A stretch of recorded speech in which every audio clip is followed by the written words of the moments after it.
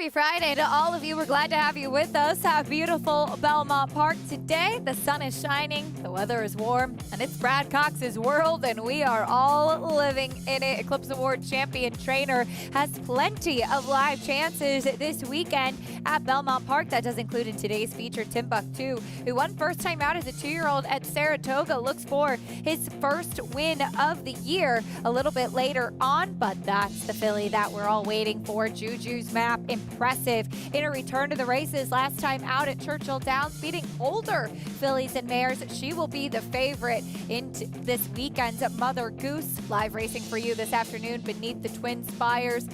A sight that is well familiar to jockey Tyler Gaffleone, leading all riders at the meet with 49 wins, as he has just been dominant on that Kentucky circuit. All that and more coming up on America's Day at the Races, brought to you by America's Best Racing. For the love of the race, visit americasbestracing.net today. Here on the third floor at beautiful Belmont Park, Big Sandy, we look over these stunning sights.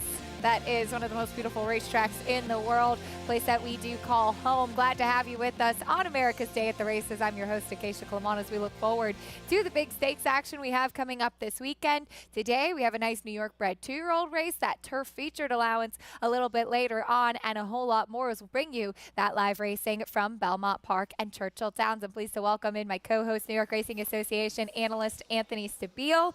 We've been spending a lot of time together this week, my friend. Lucky me. Yes. And we've been matching as a result. We have been matching, yes. Not coordinated.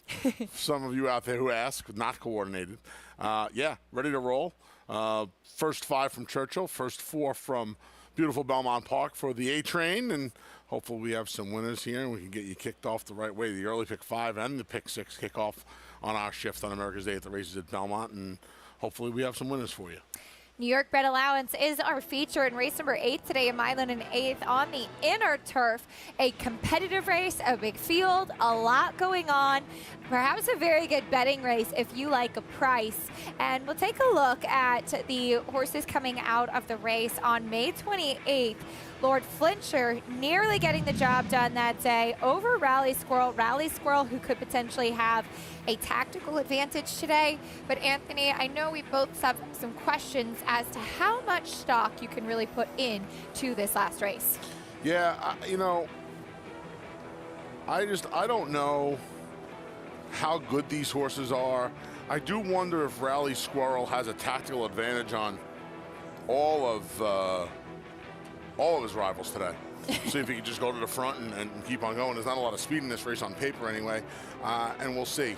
It's an unreliable bunch, but unreliable usually leads to some tote board chaos, which is always a good thing.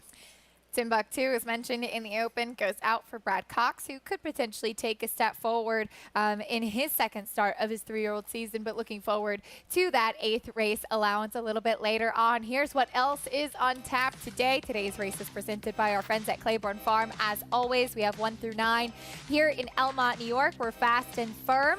That feature, and of course the start of the late pick 5 in the 5th today. Churchill Downs races 1 through 9 as well. Their featured allowance in the 8th. We'll talk about a little bit later on. Fast main track in Louisville, Kentucky, with a reminder, still no turf racing in action beneath the Twin Spires. You can join Naira Bets today, and don't forget to play all of the action on our program and a whole lot more while earning up to a $200 deposit match bonus. Sign up with promo code MATCH200 and earn up to a $200 deposit match right after your first deposit. Bet any track, anywhere, anytime, and join now at NairaBets.com to earn your $200 deposit match. Well, as you may have heard, we do have some news to share with all of our viewers here. Following a hearing report by Judge O. Peter Sherwood in April, a 3-member hearing panel has delivered a final determination in the matter of Bob Baffert. The panel has moved to suspend Bob Baffert from racing or training activities at all NYRA tracks for 365 calendar days, effective immediately. The panel's decision credits Baffert with 59 days served under the prior NYRA temporary suspension, as well as the 90-day suspension issued by the Kentucky Horse Racing Commission and reciprocally honored by the New York State Gaming Commission. Accordingly, Baffert is excluded from participating in racing or training activities at all NYRA tracks through January 25th, 2023. As addressed in the NYRA hearing rules and procedures, the decision of the hearing panel is final. We'll take a quick break here on America's Day at the Races and kick off the live racing action on our program with the New York bred maiden special weight after this. Undefeated Grade 1 winner Mastery was a multiple graded stakes winner at 2, including this victory in the Los Alamitos Cash Call Futurity. Now his progeny are bringing top dollar in the sales ring, and his first runners are hitting the track.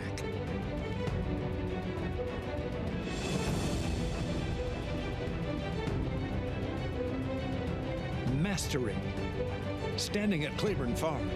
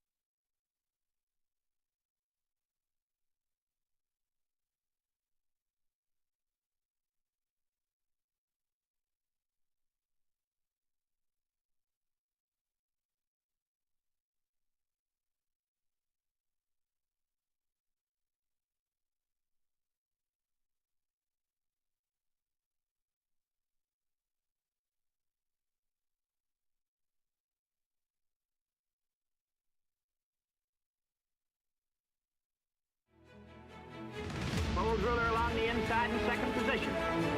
Here they come, spinning out of the turn. Sixth period now by 5 lengths. Few horses have stood in esteemed stall number 1 at Claiborne Farm, and all of them champions, legends of the sport. And down the stretch they come, unbridled takes command. Who influenced the generations that followed. Today, stall number 1 belongs to Run Happy, who is looking to create champions in the generations to come. Bold Ruler, Secretariat, Easy Goer, Unbridled, and then Run Happy. Each of those horses were North American champions at one point in their careers. All in line, and they're off. Secretariat by 7. Secretariat 8 lengths. Bentley just hand-riding him under the wire. He takes this in power by 2.5 lengths. You got to basically be a champion to live in that stall, and certainly Run Happy was. Run Happy's got him! Run Happy has won the sprint! Whoever's after Run Happy will have to make sure he was a champion as well. Hopefully Run Happy will be able to keep his name on the door and add to the list of great horses that live in that stall.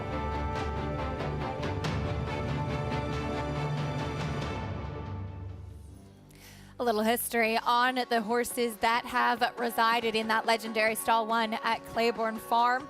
Our program, as always, brought to you by Claiborne. 100 years of doing the usual unusually well. You're watching America's Day at the Races as we get ready for the opener at Churchill Downs, our first live race on this program. Taking a look at the field right now. Anthony, as we have a $10,000 maiden claiming race to kick off the day, a mile and a 16th on the main track. Curlin Lane is currently your favorite at 8-5. Yeah, a little surprised by this, right? It's a big drop from 50 to 10,000 as they come out to onto the racetrack here. And this horse has been beaten a combined 60 lengths almost in his 3 starts. Yet he's the 6-5 favorite now. Wow. Was running for 50,000 last time out. Big drop in class. We'll see if that helps. Here's the 2, Father and Gay. Second start off the claim by Michelle Lovell. Blinkers went on to no avail last time. Going to stay at this mile and a 16th distance where she is 0 for 2.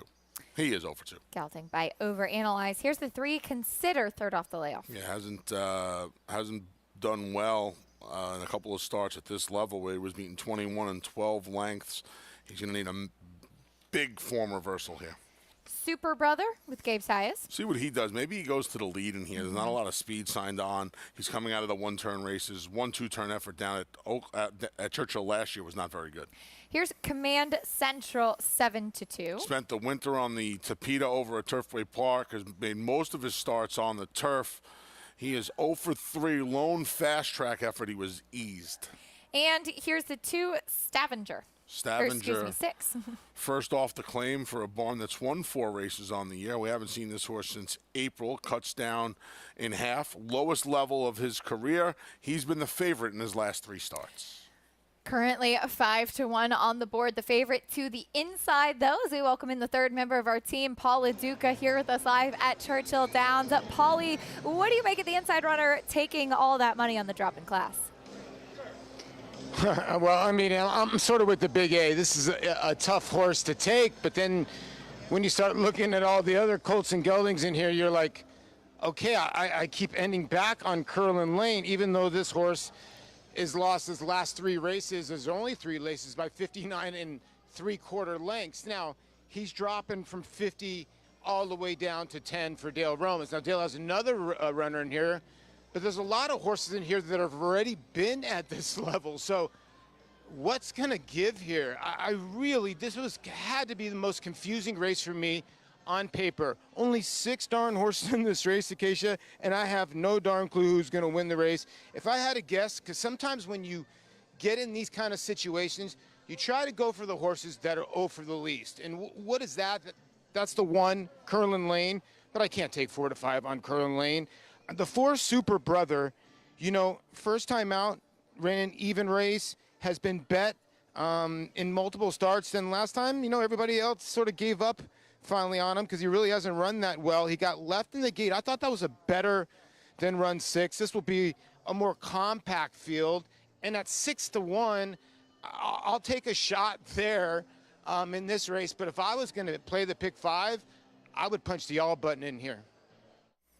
All right, Paulie, thank you. Paul brings up an interesting point about races that are at a lower level claiming race when you don't necessarily trust some of the horses that are the main contenders. The horses that usually have the least amount of excuses sometimes can really be your best bet. Unfortunately, that means that the public is spotting that, and you've got 4-5. Lesser raced horses, maybe an equipment change, maybe a tactical advantage. Yeah, you have to try and find any edge you can when there's not a lot of I can't even say there's not a lot of form to go off of. There's not a lot of positive form to go off of. That makes it a little trickier. I for one would much rather look at a bunch of first-time starters. Let's say a race here in New York, for example. I'd much rather have you or Maggie or Richie in the paddock. Do a little pedigree work, look at a workout tab, take a look at them myself. You take a stab, I'll take a stab and try and figure it out. Then handicap a race like this where I can't. So I will gravitate towards who I think is going to be the speed. And for me, that's Super Brother. I would imagine Super Brother coming out of the one-turn races that ordinarily develop a little more quickly on the front end will be the speed. My problem with him is he has one 2-turn race, and it was not very good. But that was followed by a 51-week break. So let's assume that something went amiss that day. He was the favorite that day. He was the favorite that day. He's taken money in 3 of his 4 starts.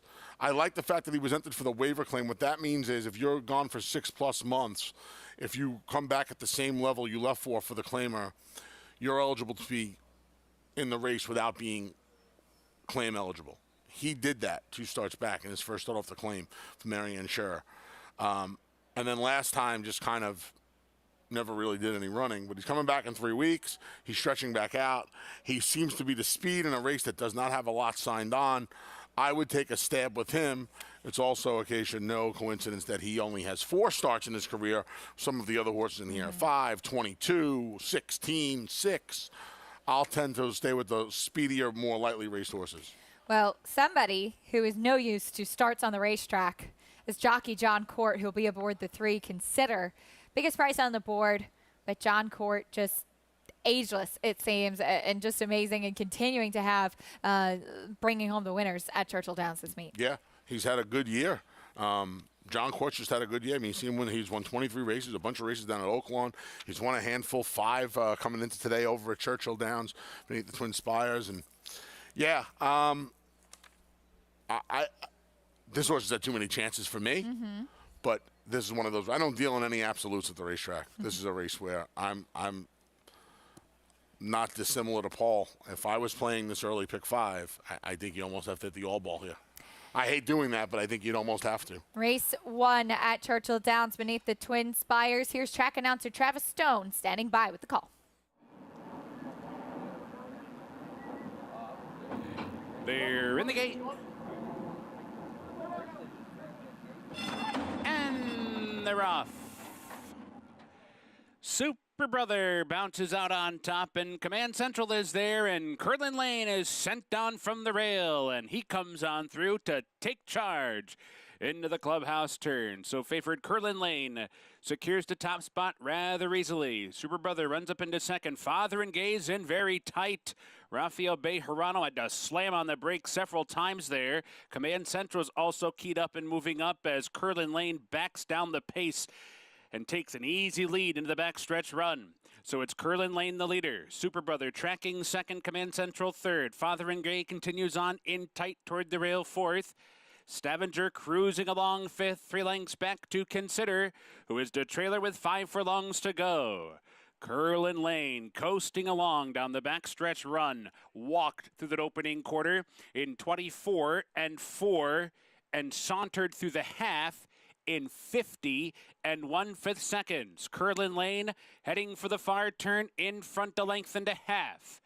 Command Central 3 wide and moving up into second. Father and Gay given more rein toward the inside. Super Brothers dropping out of it. Stavanger sent up 4 wide on the outside. Farther back it's Consider. They come for the top of the stretch, and Curlin Lane is the leader off the turn. Curlin Lane turning for home in front. Father and Gay putting in a bid. Curlin Lane fully extended now. Father and Gay trying to get by, but Curlin Lane with plenty left after those soft fractions and opens back up. Clear by 2.5. Father and Gay will have to settle for second behind wire-to-wire winner Curlin Lane, who does not disappoint at 3-5 in the opener. Father and Gay was second. Command Central third. Tight fourth there. Consider or Stavanger. You heard Travis Stone. Soft fractions for Curlin Lane, who was able to set the pace under Joe Talamo and gets the win. Best hops to drop from 50 all the way down to the bottom. Like I said, I'll take the horse that has the tactical advantage with the least amount of chances on his card. Ladies and gentlemen, I present to you Curlin Lane. I don't know how he was the speed. I guess 50 and 1 is how he was the speed. A very, very slow opening half mile in which he parlayed that into a 5-length victory. Curlin Lane and Joe Talamo with the win. As you and Paul both mentioned, sometimes the horse with the least amount of excuses gets the victory, and the son of Curlin will break his maiden in the opener at Churchill Downs. Back at Belmont Park, we'll get ready for the opener. It's a New York bred maiden special weight for Phillies and Mares, going a mile on the main track. Mrs. Boomer currently 2-1 right now, just as she was on her morning line as she makes her second start for trainer Jim Bond. Stretches out in distance. We'll talk more about her and the rest of this maiden special weight field after this break on America's Day at the Races. Stay with us as we are just getting started. The opener from Belmont Park after this.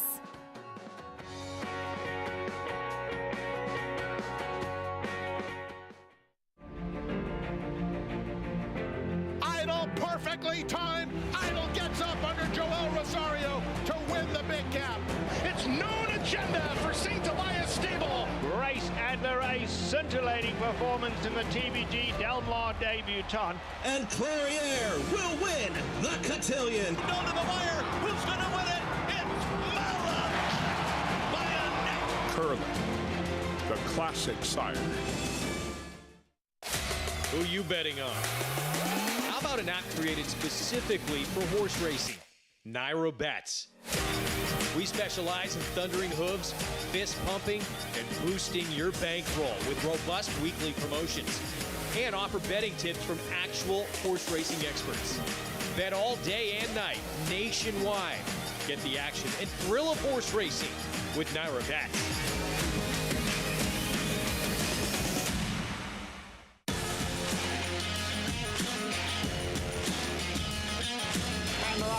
Following C, pouring it on here in the stretch. Impressive to win the Grade 2 Vosburg.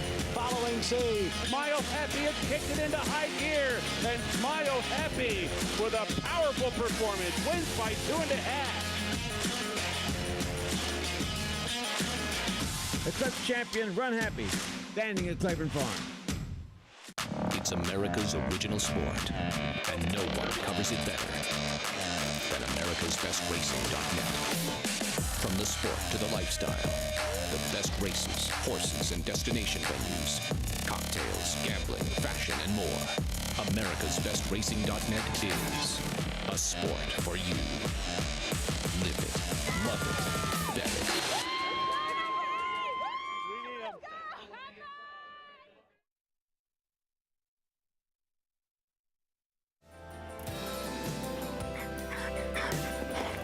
Sequel Stallion's newest sire brings a deep pedigree to stud.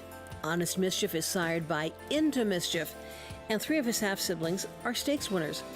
The sire of his dam is the Great Seattle Slew, and her dam is the Blue Hen Mare Tussaud, who produced quality sires Empire Maker, Chester House, and Dakarchi. Honest Mischief broke his maiden at Keeneland by 8 lengths, won a stakes at Laurel, and finished 3rd in the Grade 2 Amsterdam. Importantly, he earned a career-high buyer figure of 112, and it's that speed that Sequel expects he will pass on to his foals. Their stallion manager hopes Honest Mischief also passes along his good mind. I do think he's going to become a great stallion. You know, he has all the right aspects to it. You know, he's a very well-balanced horse. You know, he's a decent size. I think if he can pass that along, he should produce some pretty nice horses. And as always, you can check out nybreds.com for more information on the New York Thoroughbred Breeding and Development Fund. New York bred maiden special weight to kick off the day as we have the Phillies and Mares in the spotlight. Mrs. Boomer currently 2-1, 2 horses at 2-1 right now with the more experienced Bavarian Cream also taking money. Anthony, but Mrs. Boomer faced Fingal's Cave in her debut, who just ran off the screen. Yeah, she dusted the field. Fingal's Cave. And Mrs. Boomer got beat 8.5 lengths. She beat the 3rd horse by 7 lengths, though. Here's the rest of the field, starting with the 1, Lola Lola. Lola stretches out off a turf try, so goes turf to dirt. Stretches out. Took some money that day. We'll see if she can handle the main track. Here's the 2, Chasing Daylight. First-time starter by Mr. Z. Yeah. Mr. Z, more of a sprinting type early on, but then stretched out. First-time Lasix. Just cost $15,000 as a yearling occasion. We'll see what kind of performance she has first out. The second dam was actually quite good on turf, too. Here's the 3, Mrs. Boomer, still your favorite. Took money that day. It was almost was 5-2 that afternoon. Ran well. Gets a rider change to Louise Saez. Second-time improvement, usually routine. Probably puts her in the winner's circle. Pave My Way makes her first start in a fast main track. Yeah, first start in an intended dirt race as well. The blinkers come off. This daughter of Outwork. She gets Joel Rosario. Second time out off the trainer change and layoff for Orlando Noda. A lot of changes today. Here's the 5, Frosty Invasion, back on the main track. Blinkers off for this daughter of Normandy Invasion, who ran well in her 2 dirt races, intended dirt races in the wintertime. Trainer Dominic Scatino got his 500th win on the card yesterday with maiden Cagney in the opener. Big congratulations to Dom and the team. Here is a look at the co-favorite Bavarian Cream. Does lure Flavian Pratt. couple of good third-place finishes, followed by a turf effort last time out. Not sure why they sent her to the turf, but she's back to the main track. She goes a mile for the first time. She gets a rider change to Flavian Pratt, and she's your co-choice. And a horse that was second in the mud last time out here is Capital Gal. Another first-time stretch out. Her best finish was in the mud last time out. Her best effort was first time out when she ran fourth, beating less than 2 lengths.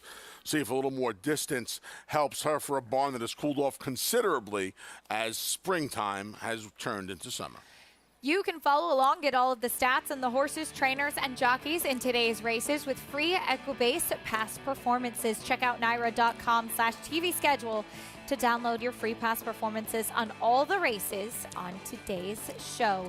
We get ready to kick off the early pick 5 here as we welcome in another member of our team, Liza Hendricks, here with us live in New York. And Liza, I want to get your thoughts on the first race. But first, as we are looking at New York breds here, we know that you are the founder and CEO of Wanamaker's online auction. Tell us a little bit about what we can expect from Wanamaker's as far as the New York breds are concerned coming up. Well, Acacia, we have an exciting new sale coming up right before the Saratoga meet. So it's an online auction for horses of racing age that are New York breds. So a great way to get involved in this lucrative New York bred program just before the exciting Saratoga meet. So be sure to check out Wanamakers.com for that sale and enter your horse as well. But moving on to the New York breds that we have here on the track for the first race. It's always interesting to take a look at the first-time starters and kind of how they're acting in the paddock and on the track once they get out there for the first time. So the number 2, Chasing Daylight, a first-time starter for Jorge Abreu, daughter of Mr. Z, who's by Malibu Moon. She was acting professional in the paddock, but a little lackadaisical. I would have liked to see her a little more awake and ready for this first opportunity to run. But on the track, you know, she seems to be waking up a little bit and getting more of her game face on. My pick, though, is going to be the number 3, Mrs. Boomer. She just looked great in the paddock. Second-time starter for the Bond Barn. Picks up Luis Saez and is stretching out to this mile distance. My only concern on paper was that they were stretching her out maybe a little too soon. You know, she ran really well over that shorter 6 furlong distance, but physically, she looks like it should be no problem. A daughter of Speightstown, and they can be pretty versatile. And, you know, she had her game face on, and she'll be my pick here today, Acacia. All right, Liza, thank you, Mrs. Boomer. Fingal's Cave, who beat her in her debut, we'll see back here in New York tomorrow. So maybe get a little bit of an inclination as to how good that race is truly. And you had mentioned this and reminded me of this too, Anthony, that there was a late scratch back in the paddock before that May 21st race that Mrs. Boomer comes out of Royal Currency, who would have taken the majority of the money that day for Charlie Baker. We saw her come back and finish and hit the board, not winning, but Charlie actually changed. He did. He didn't like how she was acting in the paddock, but it changed the dynamics of that race. Yeah, she was 2 to 5 when they scratched her. So the money, fake, wrong word, first word that comes to mind, but the money was kind of fake. With that said, they were second and third. The Fingal's Cave and this filly were second and third choices into a 2 to 5 shot. Fairly impressive. Maybe more of an indictment on the rest of the bunch since they beat them, since the winner was 15 lengths in front of the other horse that had run prior. Yeah, you know, you can say it's a little dressed up because she was a short price by default with the scratch and everything. I still think she ran really well. 9 to 5, well, when you pick a 2 to 1 shot like I did, you kind of know around here that she's more likely to be under the 2 to 1 than over the 2 to 1. But I've had enough of Bavarian. I'm sorry, I've had enough of Bavarian cream. Not actual Bavarian cream, but of this filly. You can give me all the Bavarian cream you want. That will be accepted. Critical Bavarian cream coming out of this race, out of Critical Kathy by Bayern. She went 7 furlongs on the turf last time. 2 starts back, finished 3rd. Mile distance should be fine. She's run fine. I just kind of feel like that's how she is. You know, it's a little bit of a tougher horse to take, given the fact that she's the favorite. The barn's still looking for the first win of the meet. She does love Flavien Prat, and I think that that's a big reason for the money that she's taking as well as we look at his graded stakes wins in 2022 here in New York. Just 2 grade 1s, Flightline, no big deal. Yeah. How about that? How about the ROI? You're not getting rich betting on Flavien Prat, are you? No. Wow, but, it shows that chalk player's delight, right? How about that? 3 of those horses under 1-2. Well, it's good to know that he doesn't mess things up when he's on a big favorite. It remains to be seen, doesn't it?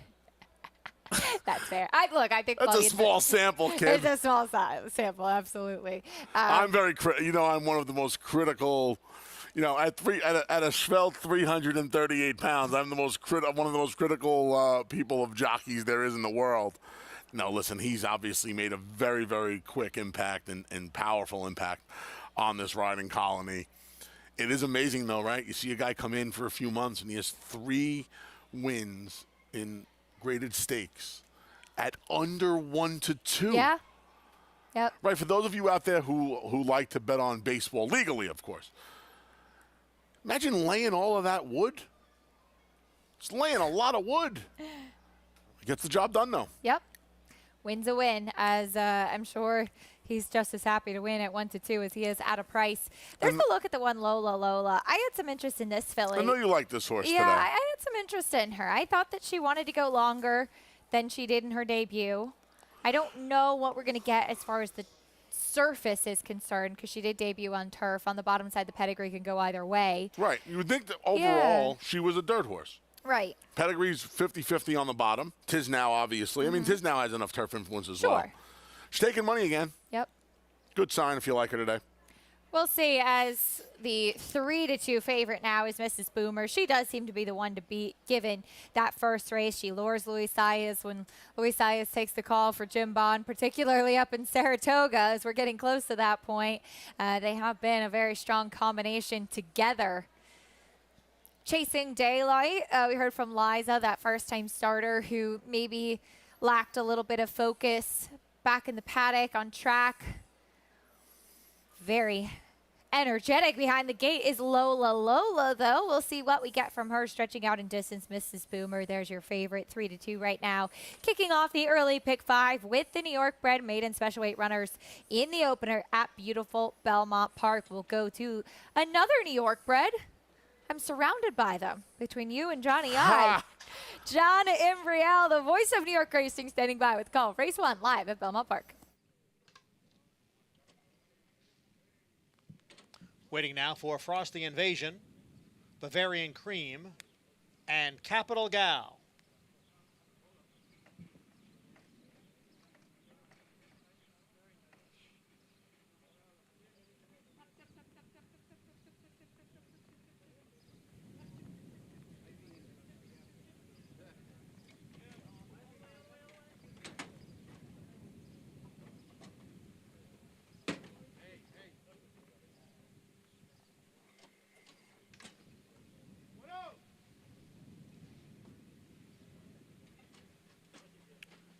We are set for the Friday opener. And they're off. Bavarian Cream away well. Chasing Daylight now moves up. And Mrs. Boomer is right there. So it is Chasing Daylight, Mrs. Boomer, Bavarian Cream, 3 of them across. Lola sits just behind down towards the rail and running in 4th. Then it's Frosty Invasion along with Capital Gal. Pave My Way is the trailer in 7th as they move up the backstretch, and it is the first-time starter.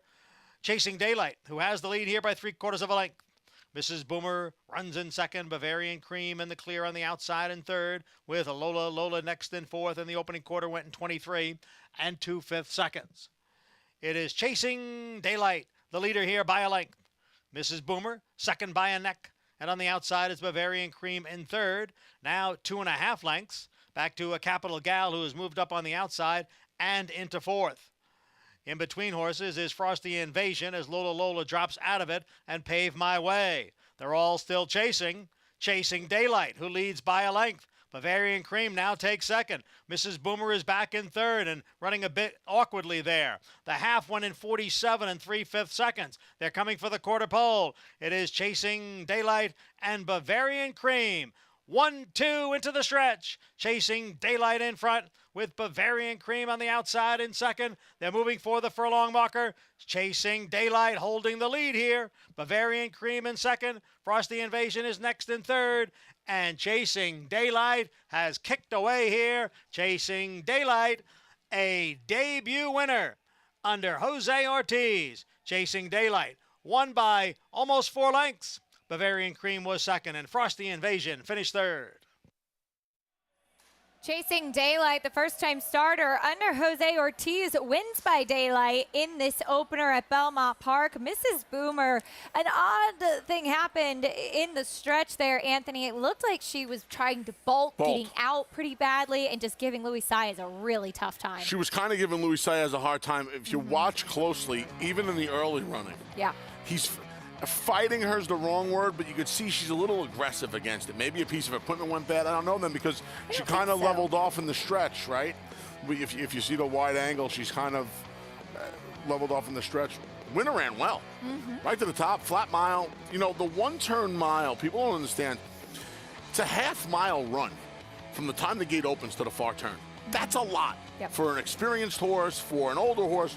This is a 3-year-old filly who's never faced a starter, broke well under Jose Ortiz, went right to the lead, and then is able to deal with a horse in Bavarian. Boy, if it's Bavarian Cream who's chasing you, you got to feel really confident. She just doesn't want to win right now. She will. She just doesn't want it right now. But this was a very nice effort. You see a little bit of a slow final time after some decent times yesterday. Not to be unexpected with a filly making her debut. Still wins by Daylight, Chasing Daylight. Nice win, nice one to find if you kicked off the day at $20 with a $20 mutual. And according to our colleague Richie Migliori, his thought was that Mrs. Boomer reacted badly to some kickback coming back in her face, and she just looked so uncomfortable there. As she, that's the perfect example of when they start climbing and running up and down instead of moving forward and trying to bolt out and get outside for Louise Saez, giving him a tough time, but very professional on the track. Was the 2 Chasing Daylight. We'll bring you prices in a bit, and we'll also talk about some tough Phillies and Mares in the Chicago at Churchill Downs. The big one, Bell's the One and Wisconsin have met 5 times before. A rivalry renewed. Introducing a stallion as top class as they come. In 22 career starts, he won or placed in 12 graded stakes, competing in 15 grade ones, earning over $1.7 million. His undisputed speed is evidenced by 7 100-plus buyer speed figures, a 3-time grade 1 winner, Raging Bull.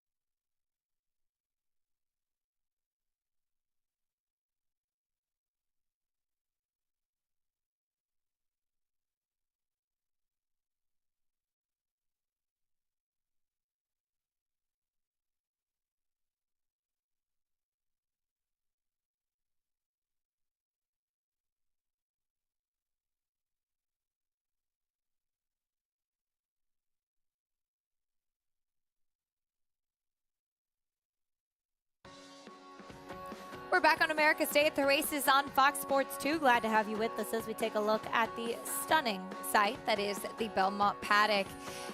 One race in the books. He went to a first-time starter, Chasing Daylight, filly by Mr. Z, who was very professional on the track for Jorge Abreu and wins at first asking under Jose Ortiz. Yeah, nice effort here. Bavarian Cream within a half length of her off the turn.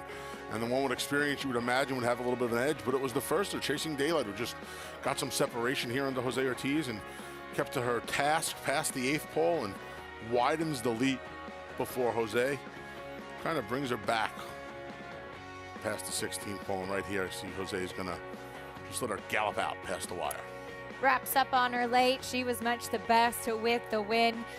Wins at first asking, New York bred filly for Jorge Abreu, as it was 2-6-5-3 Mrs. Boomer after bolting and giving Louise a tough time there in the stretch, as your favorite did check in 4th.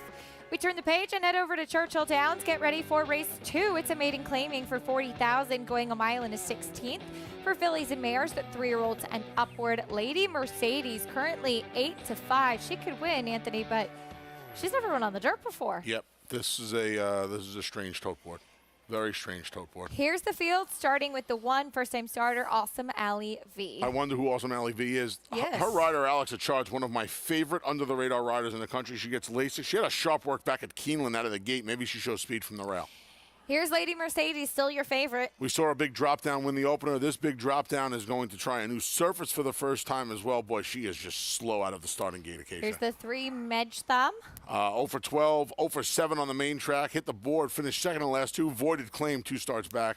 No bueno for me. Number 4, Mudari, lures Joe Rocco Jr. Another drop, another horse trying the dirt for the first time. Blinkers go on. This horse has a steady and sharp work tab on the main track. We'll see if Steve Margolis can turn things around. She's a short price. Here's another firster, Maidel Valley. By my favorite horse of all time, Tonalist, slow, steady work tab at a training farm. Francisco Arrieta had a fantastic Oaklawn Park meet. He climbs aboard this long shot at 13-1. And we saw the 7 Chopin Drive go by 6-5, though, on the number 2, Lady Mercedes. And as we mentioned at the top of the show, turf racing suspended at Churchill Downs right now. So if they wanted to run on the grass, they'd have to ship out of town. She runs on the dirt here today. Paula Duca's still with us. Polly, Lady Mercedes, your favorite? What do you make of her trying the main track? Well, I mean, she's a really tough call in here, and I'll tell you what, she's really on the smaller side. I know she's a port of entry filly out of an Awesome, again, mare, so you would think long on the turf, but she's pretty small in stature. I'm surprised they haven't sprinted her on the turf or tried to at least maybe sprint her. I don't know, but here's the deal.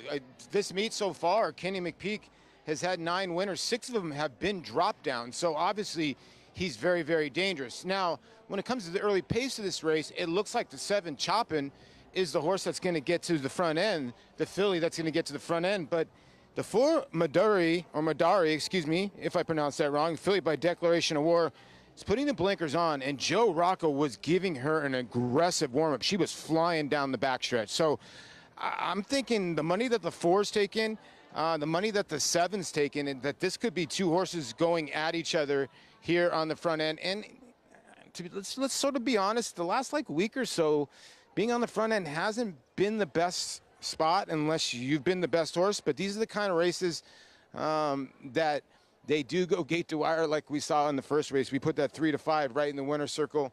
For the price, I'm going to go with the 3. I know it's a horse that's not for Anthony at 0 for 12. But the filly by Pioneer of the Nile, if you go back to those mile and a 16th races at Churchill Downs, those win this race. And there's just so many unknowns in here. I'll take a shot with a 3 in Edgar Morales.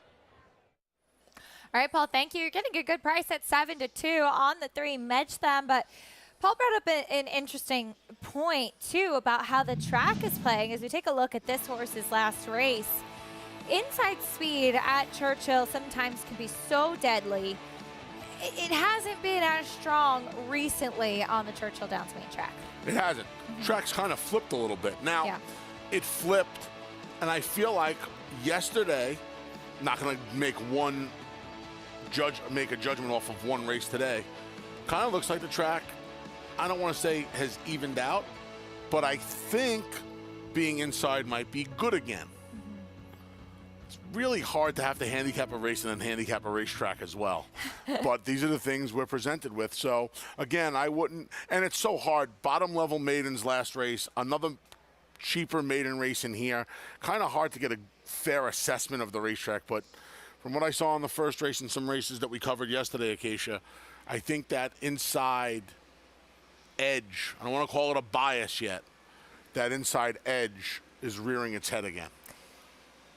You heard the stats Paul mentioned for Ken McPeak with his drop-down runners this meet at Churchill. He sends out Lady Mercedes, your favorite. We'll see if she can get it done on the main track. Here's Travis Stone with the call.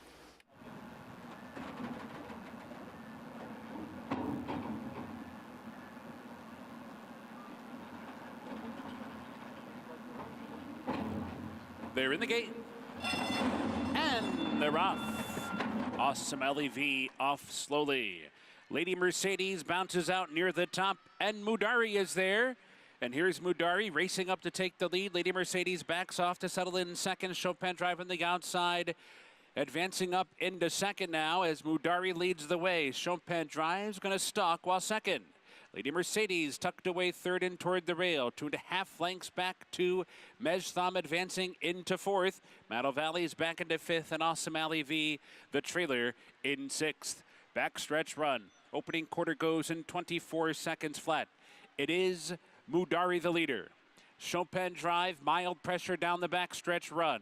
Mudari holding on to the lead, firmly held by Joe Rocco Jr. They stretch out to a length and a half. Chopin Drive is keeping up while second, 2.5 back to Lady Mercedes, who's waiting back in third and is only 3 lengths off the lead. There's 4 furlongs to go. Mejtham's advancing toward the rail fourth. Awesome Alley V is fifth, and now Matto Valley is at the back and is struggling. So round the far turn, Mudari still with the lead. Chopin Drive still second. Lady Mercedes is revving up 3 wide in third. Mejtham is right there in behind the leaders fourth. They come for the top of the stretch. Mudari down inside, turning for home. Narrow lead off the turn. Lady Mercedes revs up and kicks into high gear. Lady Mercedes has taken the lead and spurts away. Chopin Drive trying to hold second. Mejtham on the outside, closing in late. Final 16th. Lady Mercedes is clear by 3. Mejtham's trying to make it interesting down to the wire, but Lady Mercedes got the jump and wins. Lady Mercedes first, Mejtham second, Chopin Drive third, Awesome Alley V was fourth. Lady Mercedes, your favorite, another drop-down winner for trainer Kenny McPeak, is trying to log in a little bit late there, but didn't matter as she had plenty under Brian Hernandez. Yeah, and I think the other thing here, Acacia, is the fact that Ken made it his point to run this filly long in both of her starts, and distance may have been her friend as well, because this race isn't going to come back that fast. She probably didn't run any bigger fig than the one she ran on the turf, right? She was just able to handle these horses. I mean, the horse that's second, a length and a half behind her, is 0 for 12 in her career. The horse that's third is 0 for 8. None of the possibly interesting horses, the 2 firsters and the other horse who would only run on the turf, did a smidge of running. So I wouldn't, I can't imagine we're going to see Lady Mercedes in the Alabama later this summer at Saratoga. No, I don't think so. Kenny McPeak, not afraid to take a shot, but I wouldn't think so. He's very good at placing. This wouldn't be a shot. This would be a cannonball. Yes, he's very good at placing his horses as well, and put Lady Mercedes in the right spot on that drop down in class. She gets a win under Brian Hernandez Jr. in the opener at Churchill Downs, 2-3-7-1. In race 2, I should say, at Churchill Downs. Bring you prices and reactions in a bit, and we'll take a look at what's to come as far as the graded stakes action this weekend. Grade 1 winner Juju's Map returns, looking for her first graded stakes win of the year in the Mother Goose on Saturday at Belmont. It's difficult to get a sire that can upgrade your mares like this stallion can. This horse does produce runners. Very talented runners, 3-year-old runners, Derby contending runners. This horse is priced where anybody can afford to breed to him, and if you're trying to improve your mare, He's a horse that's shown he can do it. There is no younger AP Indy that moves his mares up like he does.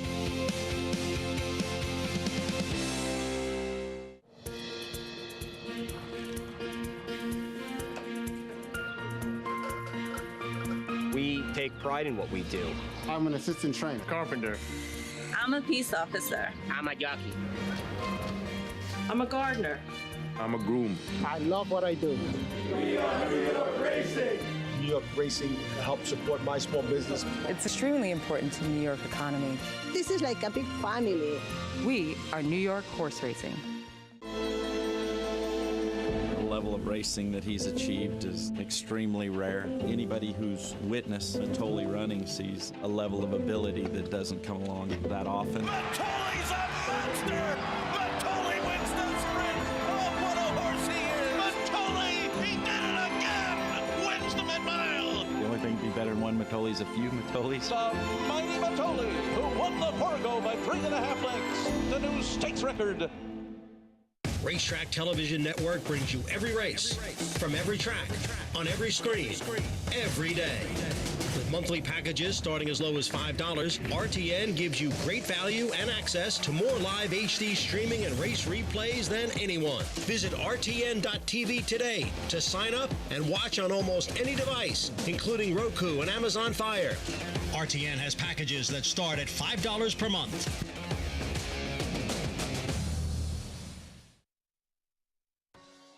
We're back on America's Day at the Races, brought to you by Naira Bet, so you can bet any track, anywhere, anytime. Get started at NairaBets.com, and don't forget to check out all of the bonuses available to our members. Lots going on this weekend. Yeah, one of those bonuses is the 5 times a week bonus. You could get ready for Saratoga with Naira Bets. The 5 times a week bonus means you opt in each Monday, play the races each weekday, and you'll get a $20 bonus on Saturday. Opt in today for next week's bonus at NairaBets.com, and make sure you play all week. And Anthony will have you covered with some selections over on Naira Bets if you're doing that 5 times a week bonus. That was quick. My chair keeps sinking. There's a lot of obvious jokes there. But I don't know, because now it's fine. I had to do it quickly. Yeah. We have another fun promotion tomorrow. Tomorrow, if you bet $75 each at Belmont, Churchill, and Thistledown, it's Ohio Derby Day.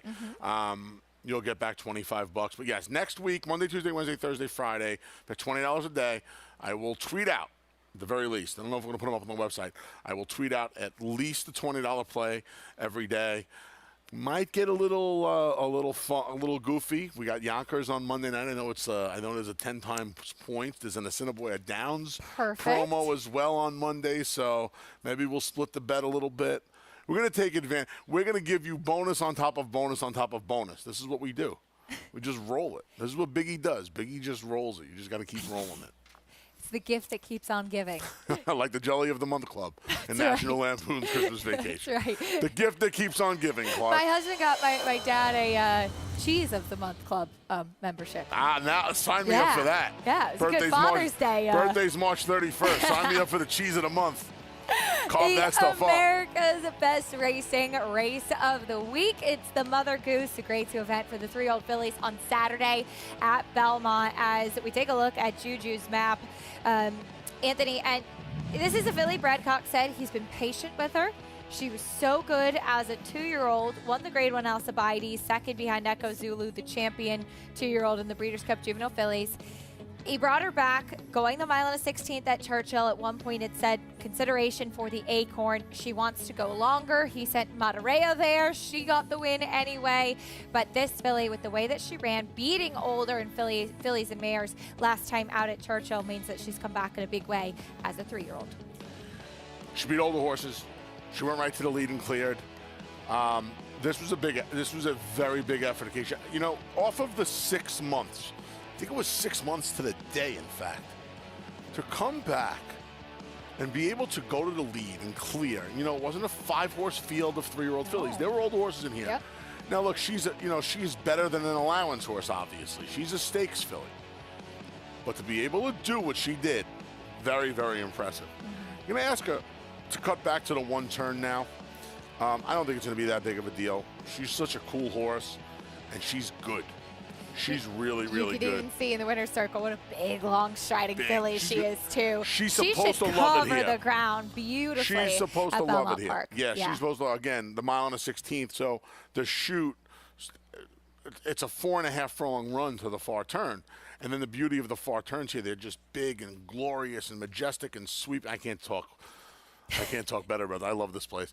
But for a filly like her, the bigger fillies, the bigger horses in general, tend to get around here a lot easier than having to deal with the sharper turns and the smaller racetracks. Bigger horses absolutely love it here. Todd Pletcher looking for his 7th win in the Mother Goose as he sends out Shahama to the inside. She ran in the Kentucky Oaks last time out. She was coming into that Kentucky Oaks and making her first start for Todd undefeated, having shown that she could handle some more distance when winning the UAE Oaks pretty impressively. Obviously, when she came here to the U.S. and into the Kentucky Oaks, she faced much tougher competition. She's another one that looks like heading back to the one-turn mile and a 16 should suit her well. Yeah, she's another one. I think she's going to love it here. The way she handled Maidan, and that, again, just kind of kept out of the clear, kept in the clear, 4 wide, not really caring to lose ground. Look, she was obviously facing inferior competition over in Dubai. She's going to come here now, and she put in a respectable effort over in the Kentucky Oaks. First start in the U.S., first start from the new barn. Now Todd Pletcher's been able to put his hands on her for a few weeks. I would imagine she's going to be a lot better when she faces the starter tomorrow afternoon. And I would imagine this place is going to be to her liking as well. Only a field of 5 as she's ready. I love these stall shots. I love getting to see the horse's personality. Only a field of 5. They're all stakes winners.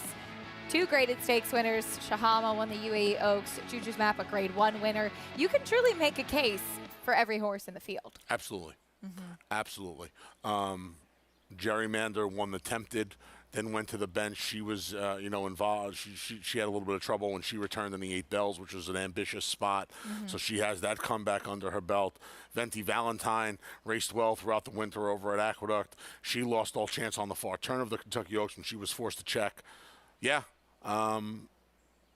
The thing is, it looks like Juju's Map and Gerrymander will be the 2 setting the pace, and then we'll see who comes a calling the last half mile or so. Should be fun. Our America's Best Racing Race of the Week, the Mother Goose on Saturday at Belmont. Back here today at Churchill Downs.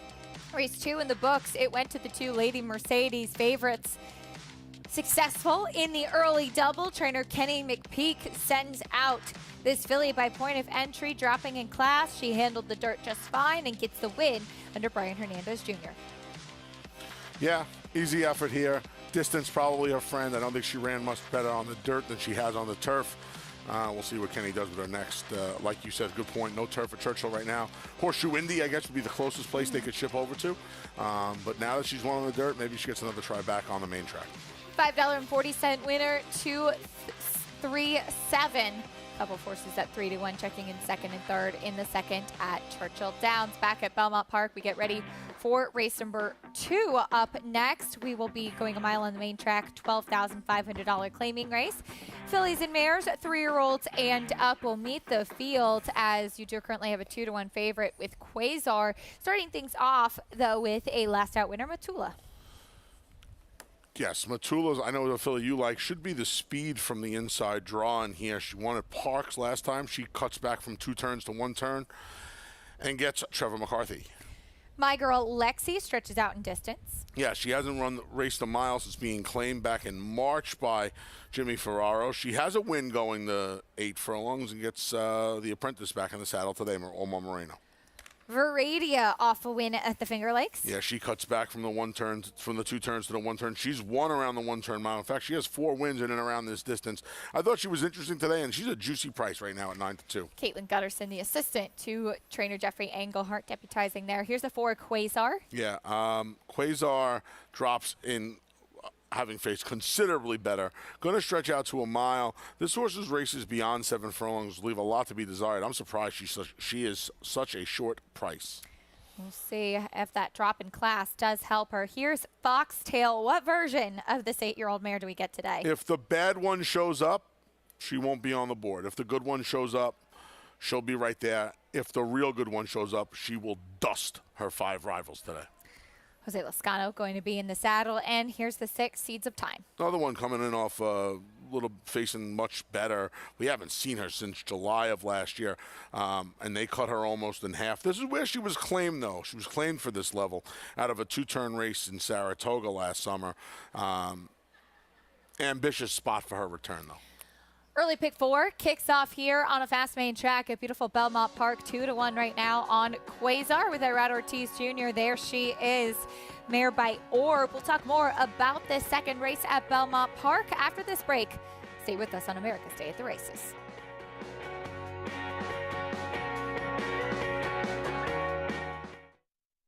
A Grade 1 winner of nearly $2 million, Silver State hails from the sire line of legendary Claiborne stallion Danzig. And his second dam is full sister to Kentucky Derby winner Monarchos. After winning the Oaklawn Handicap, Silver State defeated Knicks Go in the Grade 1 Metropolitan Handicap. On the board in 12 of 14 starts from ages 2 to 4, his career included a 6-race winning streak. Grade 1 winner Silver State, standing at Claiborne Farm.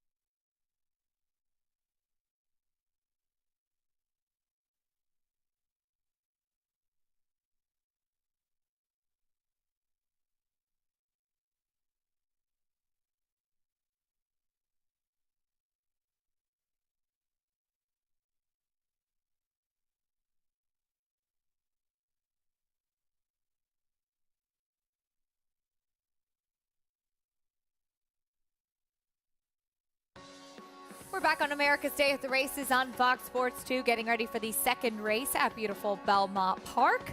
Again, we're going a mile on the main track in this $12,500 claiming race. Taking a look at the field once again, Quasar still your favorite, getting a big warm-up from Irad Ortiz. For more on these horses warming up on track, though, let's go to Liza Hendricks. Liza, what do you see from these runners in the second? Acacia, the 3 Veradia was just acting up a little bit in the paddock. She just reared a little while they were saddling her, but once they got the saddle on her, she calmed down and they were able to just keep her walking. And once she came onto the track, she was acting more professional, just got a nice warm-up, just stayed with the pony while she had that warm-up, but kind of calmed down after she was acting up in the paddock. My pick is going to be the 5 Foxtail. She's had a little bit of time off since her last effort where she just kind of faded and wasn't really on her game there. But she should be closer to the pace today, and she looked sharp and on her toes. I kept coming back to her in the paddock. Just really looked dappled out and looked healthy and had her game face on, was ready to go. So I'll land on her today, Acacia. All right, Liza, thank you. Foxtail, who ran well 2 starts back. And as we take a look at this race on March 6th, she was game behind Indian Bella, who did come back to win for 25 in her next start, while Foxtail ran terribly in that next race. Jose Lezcano asked her out of the gate to get into the game. But she is a mare, as you mentioned, Anthony, that has some very, very strong races on her card. Really strong races, and those strong races were when she was forwardly placed. Now, Matula is really the only horse she'd have to deal with early on. I would imagine Veradia hopes that Cook's up something cooks up with Matula and Foxtail and Healer and Dylan Davis, would love to just get that garden trip. You mentioned that Caitlin Gutterson, assistant to Jeffrey Engelhardt, is serving a suspension right now. I would imagine that the instructions are to break with Viridia and drop in behind whoever the speed is. If it's Matula, if it's Foxtail. In a perfect world, if you are the connection with Viridia, it's both. And they put a little pace on in front of you and knock heads a little bit. She's 5-2 right now, 2-1 on Quasar. I know that Quasar is technically dropping in class, but it's been a long time since we've seen her win before. It's been a long time since any of these fillies really have put together any kind of a resume. Quasar hasn't won since the mud back in September. And the problem is she left Juan Vasquez then. She had 3 abysmal races. She came back to Juan Vasquez on this circuit. I don't want to say she woke up. They were better than the 3 races she ran at Parks. They almost had to be. She was awful at Parks. So I think it is an illusion that she ran better here because she had to run better here. Yeah, that's a good point. I can't believe I sound like I don't like her for a penny today. I have her 4th on my Talking Horses picks because we have to give 4 picks. Yep. Believe me, if I could have picked this race, I would have wrote down 3, 5. Period. End of story. No other picks from me in here. I want the 3 or the 5. The number 1, Matula, did win last time out. That was the non-winners of 3 condition. But I think she was kind of a reflection of the Merdkan Cantermarsy barn, who really took a step forward around that time as far as picking up steam in the win column. Yeah, the barn was quiet the first 4.5 months of the year everywhere. New York, they run horses at Parks. I don't know if they ran anything in Kentucky. I know they claimed some horses out of there. A lot at Keeneland. Yeah. Barn the game's cyclical, Acacia, so the barn started to heat up a little bit, and the barn's going well. She'd have been a complete. I don't like her at all, but the way the barn's going, she has a little bit of a chance. In for race 2, here's John and Brielle with the call.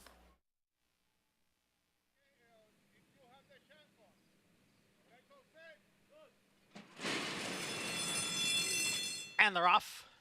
A steadying start there for number 4, Quasar, and she's at the back of the pack. Foxtail away well, Matula's down at the rail, and My Girl Lexi is up close. Now Viridia gains from 4th. Seeds of Time is in 5th, and it's 3.5 lengths. Back to slow starting Quasar in 6th. A battle up front, Matula's on the inside, and Foxtail on the outside. The 2 of them heads apart for the lead. It's 1.25 lengths to Viridia, who runs in 3rd. And then comes My Girl Lexi, opening quarter mile, 23 and 2/5 seconds. So it is Matula on the inside and Foxtail on the outside. They continue to fight it out going into the far turn. Now Foxtail takes the lead from Matula. Viridia is running in 3rd. Quasar is on the outside of My Girl Lexi.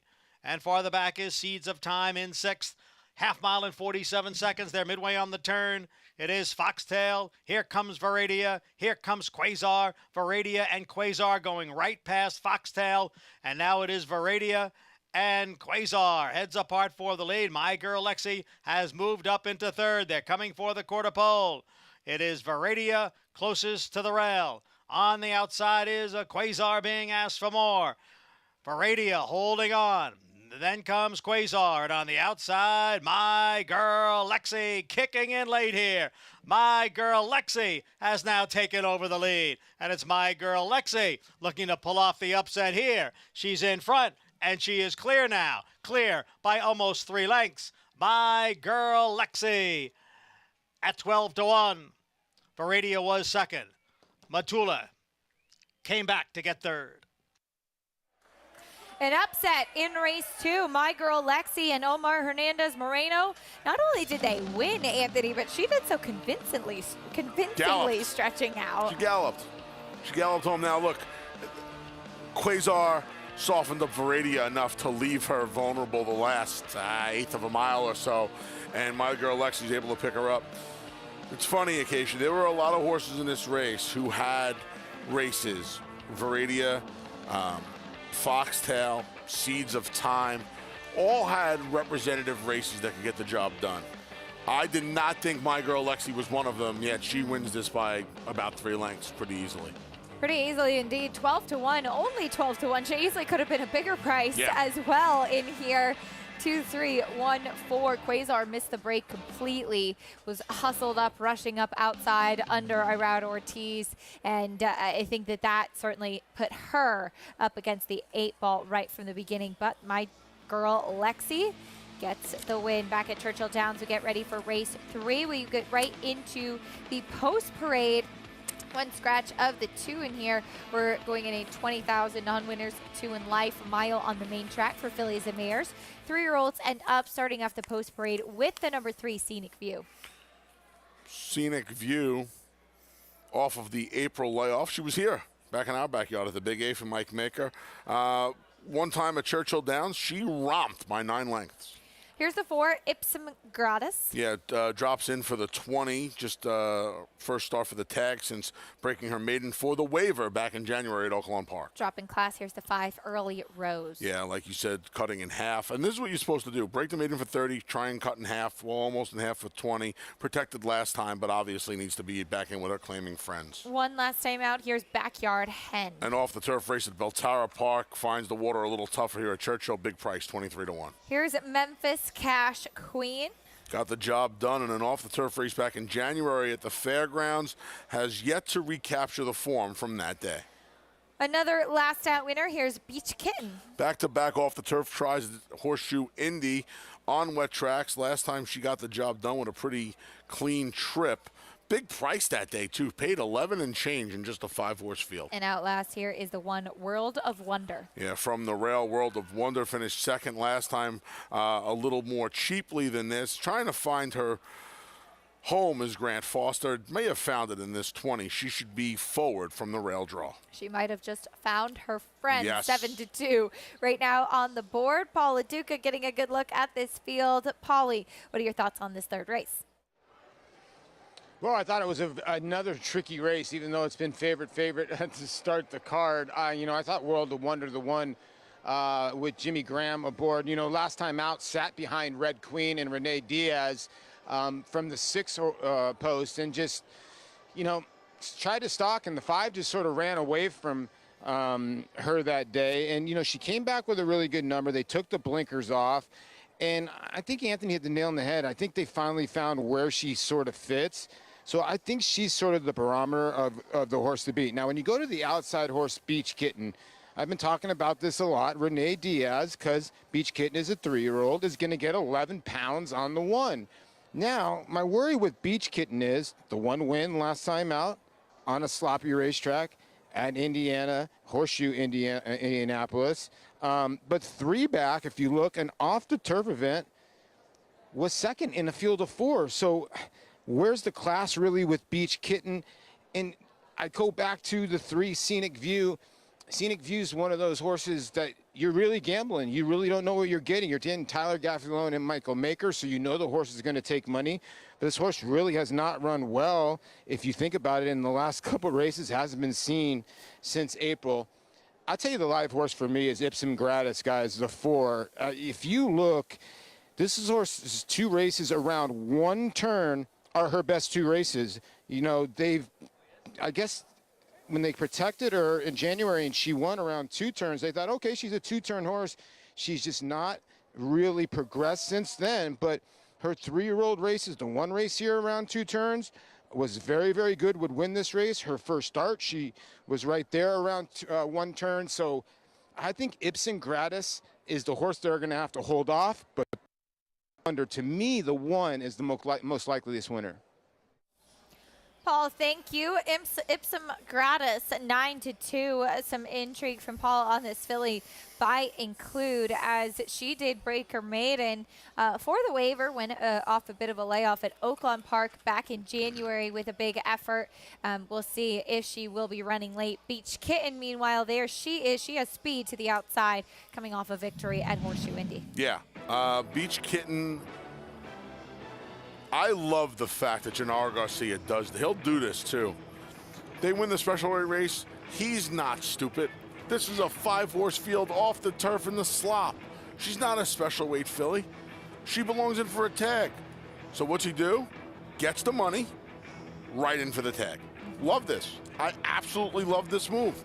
He's placing her where she can win.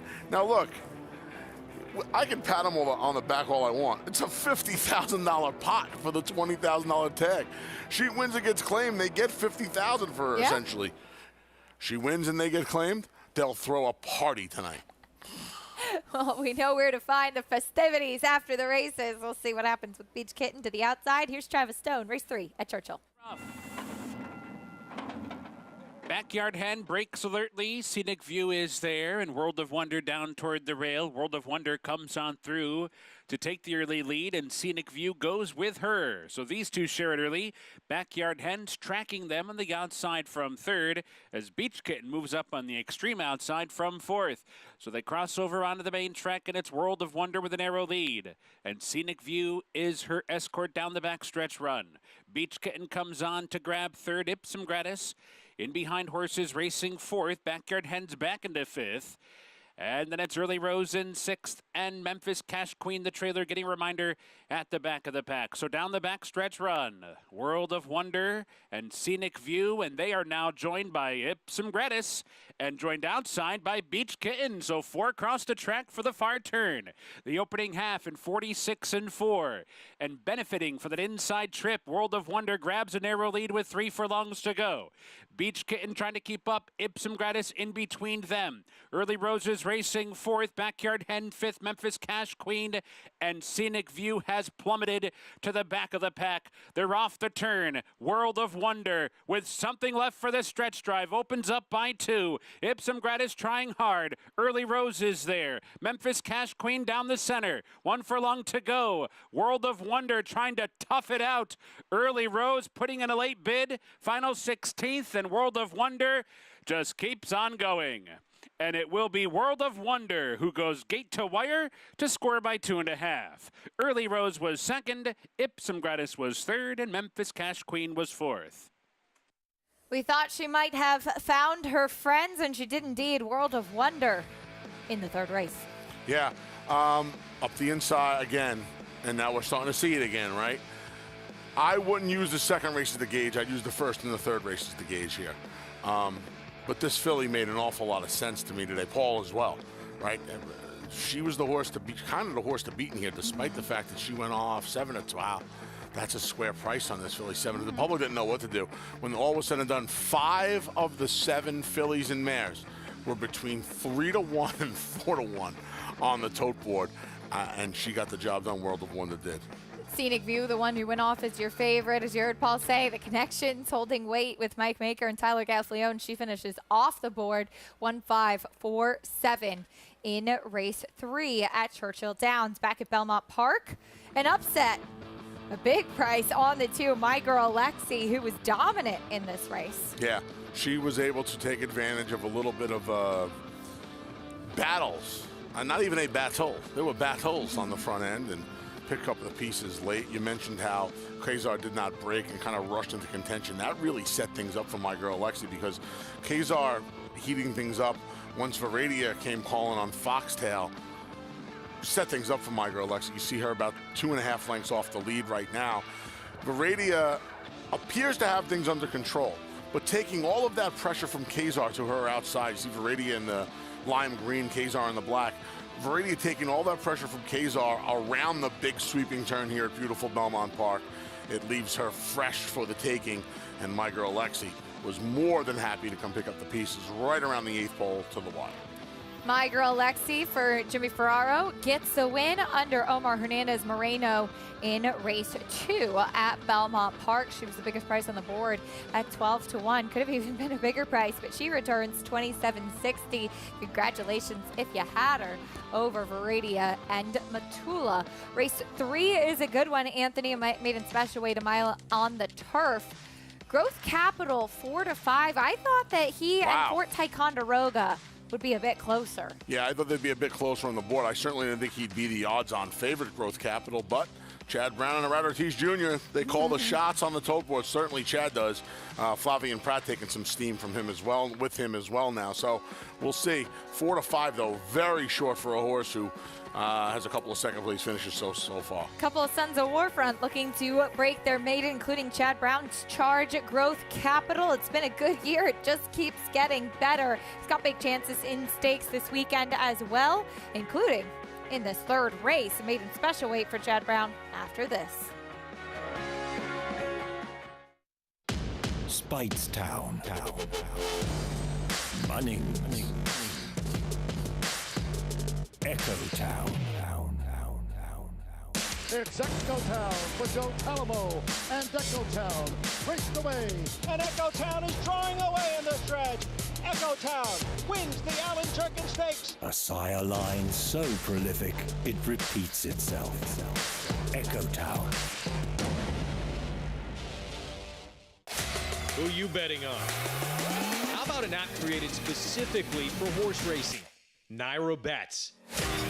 We specialize in thundering hooves, fist pumping, and boosting your bankroll with robust weekly promotions. And offer betting tips from actual horse racing experts. Bet all day and night, nationwide. Get the action and thrill of horse racing with Naira Bets. Harris Farms, proudly standing Smiling Tiger, a triple Grade 1 winner, defeating Breeders' Cup champions Dancing in Silks and Amazombie, a leading California sire with over $9.7 million in progeny earnings, with 94 winners in 2021 and graded stakes superstars like Spice Perfection. Spice Perfection wins the Grade 1 La Brea. And Tiger Dad. Smiling Tiger, a leading California sire, standing at Harris Farms. It pays to be Cal-bred. Monmouth Park's summer season rolls on with live racing action Friday through Sunday. Fridays feature a 2 p.m. first post, while weekend action begins at 12:15, kicking off the Win Early Pick 5. Home to full competitive fields and big paydays, Monmouth Park continues to prove itself as a place to profit. New for 2022, on-site customers can lock in odds with fixed odds wagering at Monmouth Park Racetrack. Welcome back to America's Day at the Races, that iconic site of the Twin Spires at Churchill Downs. As we get ready for we look back on race 3, I should say. World of Wonder in the third at Churchill gets the second win of her career off that second place finish last time out. When you see the Twin Spires, what do you think of? Kentucky Derby. Do you really? Yeah. I hear my old Kentucky home. Do you? Yeah. The iconic Yes. song for Kentucky Derby week. I think of all the... They play it at the end of every day at Racing Day at Churchill Downs. I did not know that. Yeah, they I've play only, my old Kentucky home the at only the end of times the day. I've ever actually been to Churchill are for the Derby and the Breeders' Cup. Yeah, it gets played at the end of the day every day. Oh. Steve Buttleman's version, I believe, gets played at the end of the day. Yeah, this was a nice win for World of Wonder, who worked out a good trip from her rail draw and used her speed. Jimmy Graham with a heads-up ride. $9.20 winner, 154 in the third at Churchill Downs. Back over to Belmont Park. This maiden special weight coming up next, a mile on the turf. And Growth Capital is now 3 to 5 on the board. It's crazy. This Colt by Warfront, I know he's finished second twice, Anthony, but I get that he could absolutely win in here, but that is such a short price when I think you have some really interesting other horses in this race. Yeah, this is a ridiculous price. There's a lot going on here, and there are, Smoking Heat's last race is not too far off of Growth Capital's. It's right there with it, actually. For Ticonderoga's race on the dirt last year, he was turf meant, not far off of it. So, yeah. Blinkers going on. Growth Capital had an outside post at Keeneland last time out, finished second behind wire-to-wire winner La Maquita in his debut at Gulfstream. For more, let's get a paddock report from Liza Hendricks. Guys, a tough allowance field here, and a couple coming off of a bit of a layoff. The number 2 Pivotal Mission, haven't seen him run for about a year and a half. Since October 2020, the end of his 2-year-old campaign. But he did come back into training one time last summer and then was back off of the work tab. I spoke to trainer Graham Motion yesterday, and he said that he's just had a little bit of some issues throughout his career, and they gave him a lot of time off, just really did right by the horse. But he said that he likes him, and he's always thought highly of him. He was hoping for a little bit of a softer spot to bring him back, but this race came up, and he fit in with it. So, but he looks fit here today, and like he's ready to go. And trainer Graham Motion said that he always thinks highly of him. The one, Smoke and Heat, he is stretching out for trainer Tony Dutrow. He got sort of a troubled trip last out, was pushed wide, and then just rallied up. I got to catch up with trainer Tony Dutrow, and he said that he's training really well. You know, second-time turf is hoping for a big run out of him. And on stretching out, he said that, you know, physically he thinks that he'll be able to stretch out and trains well. A son of Street Boss who tends to, you know, get more of a sprinter type, but they can be versatile. And he's a bigger type of physical, so will be able to handle the stretch out. Acacia? Liza, thank you. Smoke and Heat, he has progressively added more and more distance to his card, as we'll see if he can handle the mile today. There's a look at your favorite, though, Growth Capital. Again, had the outside post last time at Keeneland and finished second over Chasing the Crown, who did come back to win in his subsequent start. The winner kind of got the jump on him in that race, Anthony. The blinkers go on. Son of Warfront can absolutely win, but are you willing to take that short a price on what I think is a pretty fascinating race? This is crazy. This is a crazy price. I say that because Smoke and Heat's race is right there with his. Smoke and Heat's race stacks up figure-wise right with Growth Capital's both races. Here's the difference. Growth Capital's getting an equipment change. Who's to say the equipment change is going to be a positive one? What if it's a negative one? What if he doesn't react positively to the blinkers? What if they, in fact, hinder his performance? Then what? Now he has a horse that has the same kind of figures he does at 3 times the price. This doesn't make a lot of sense. I mean, he can obviously win. We both picked the race earlier today, 4-3. So we'd be fools not to think he's the horse to beat. Is he winning this race 6 times out of 10? I don't think so. Now, I obviously didn't see him at Keeneland last time out. He's there, the number 12 in the Kolarovich colors, chasing the eventual winner Double Clutch. But I did see him in his debut at Gulfstream, and he looks the most fit that he's looked coming in here in race number 3, which you would certainly expect, as the Warfronts do tend to be sometimes a little bit more of a stuffier type of individual. But he was really energetic in that first race. So I wonder if the blinkers are almost to add a little bit more focus. And he's very subdued in the paddock today, which is not what he was in his debut. Obviously, he's had a couple races under his belt now. He's come along.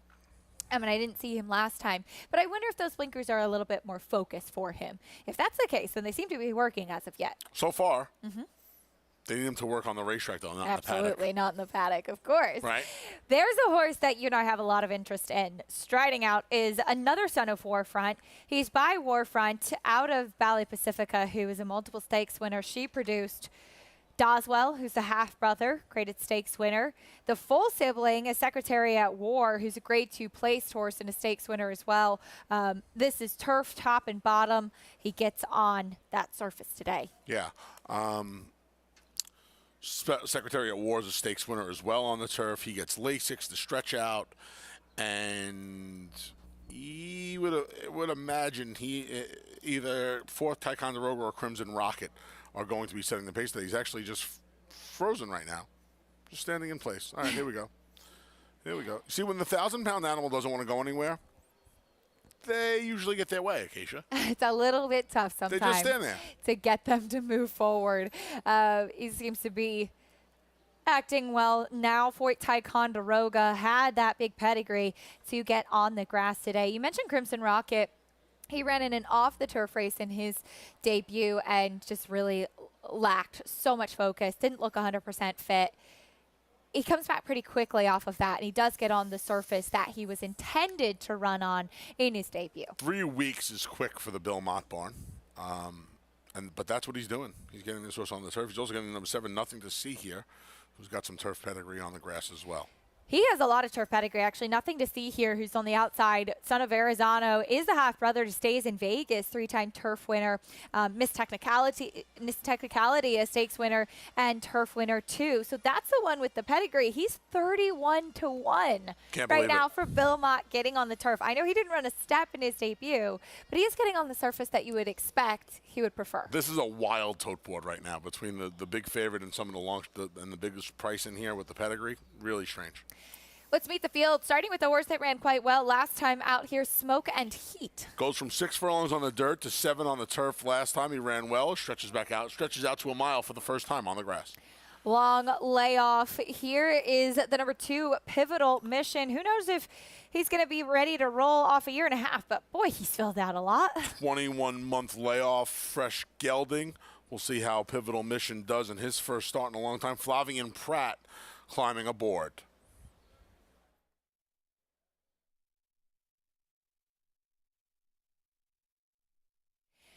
You see the post parade is underway for this third race at Belmont Park. There's your favorite growth capital. If you're just tuning in on Valley Sports, Southern California, or San Diego, we appreciate you joining us on America's Day at the Races. Acacia Clement and Anthony Stabile up here on the set with you. Anthony will continue on with the post parade. Here's the 4, Fort Ticonderoga. Yeah, brother's the secretary at Warren Doswell. A couple of nice turf winners. Gets Lasix for the first time. His first start since last July on the dirt.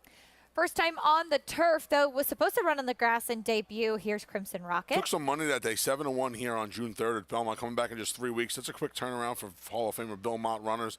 He's really good second time out, winning at 18%. Chad Brown, the other Chad Brown, so to speak. Here's Most Wanted Man. Blinkers, fresh gelding. Haven't seen him since February. Debut at Tampa against Manny Franco, who is locked and loaded in the saddle right now. What a price on this horse, huh? Didn't do much running on debut. We'll see if he improves, though. But here is the pedigree and big price on Nothing to See Here. Nothing to See Here. Son of Verrazano, like you mentioned, Acacia. Nice pedigree here. Half-sister going to Vegas has done a lot of good things on the grass. And this horse is 30-1 right now. Love some 30-1. Big price, that's for sure. As mentioned, we appreciate you tuning in. If you just turned on the channel, Valley Sports, Southern California, or San Diego, America's Day at the Races is well underway. We look forward to this third race, this maiden special weight on the turf. There's a lot going on here. While Growth Capital is such a short price, the number 6, Most Wanted Man, that was a pretty slow race down at Tampa. Merci came back to run okay in a subsequent start. Here's a trainer stat on Chad Brown with Manny Franco up in 2022. They've had tremendous success together, including the Grade 1 Manhattan with Tribhuvan. This horse would need to get a lot faster, though. A lot faster. And he didn't have any speed. Let's see if the blinkers turn him around. I'll tell you what, I don't have the numbers for this. I'd like to see the last time Chad Brown ran 2 maidens and made equipment changes to both of them in the same race. Right? Yeah. It's not something you'll never see. Also, as quickly as he has.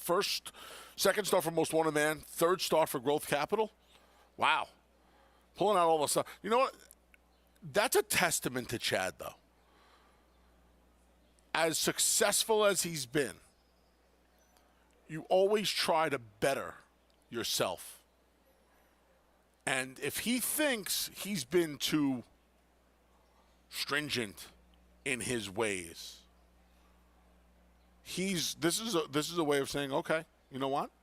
I'm going to start doing things a little bit differently, right? Because, he's widely known as a turf trainer.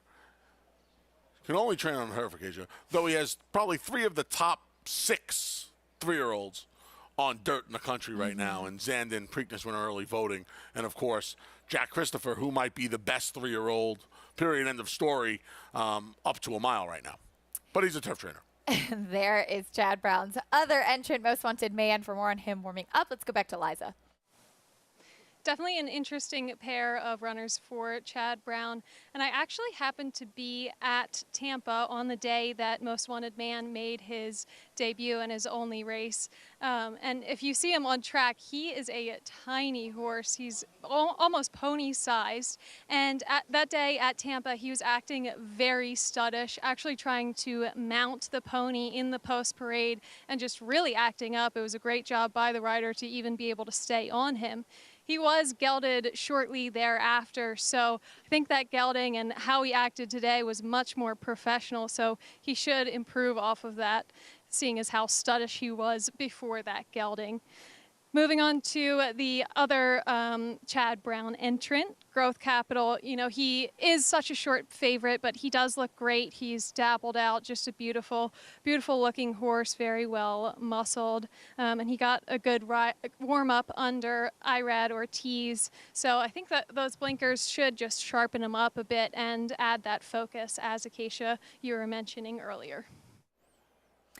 Liza, thank you. Growth Capital, blinkers on, and Most Wanted Man, blinkers on with gelding. We'll see if he can keep things together. Certainly one that was needing some focus. The number one for our Bally Sports viewers, Smoke and Heat. We haven't discussed him yet for that audience. Smoke and Heat. You brought up the point, Anthony, that his buyer speed figure last time out is right there with your current 3 to 5 favorite, and he's 6 to 1. Gets an extra 1/8 of a mile today. Looks like he should handle it, and he ran quite well to finish third in his first turf start. He really did. He really did, and he gets the inside draw now out of the chute going the mile. And you know, when you are playing these races, obviously you hear we all say the word value a lot. If there was a value play in here, it would be him. He is, with his figs right alongside the favorites, he's the value play at 6 to 1. One horse is going to pay $3.20 if he wins. The other horse is going to pay $15. It's that, you don't need me to tell you that that's value. Number 6, Most Wanted Man, even after that gelding, acting up just a little bit behind the starting gate. They load him in, waiting on nothing to see here. Turf debut for that colt by Verrazano. Here's the voice of New York Racing, John Imbriel, with this maiden special weight at Belmont.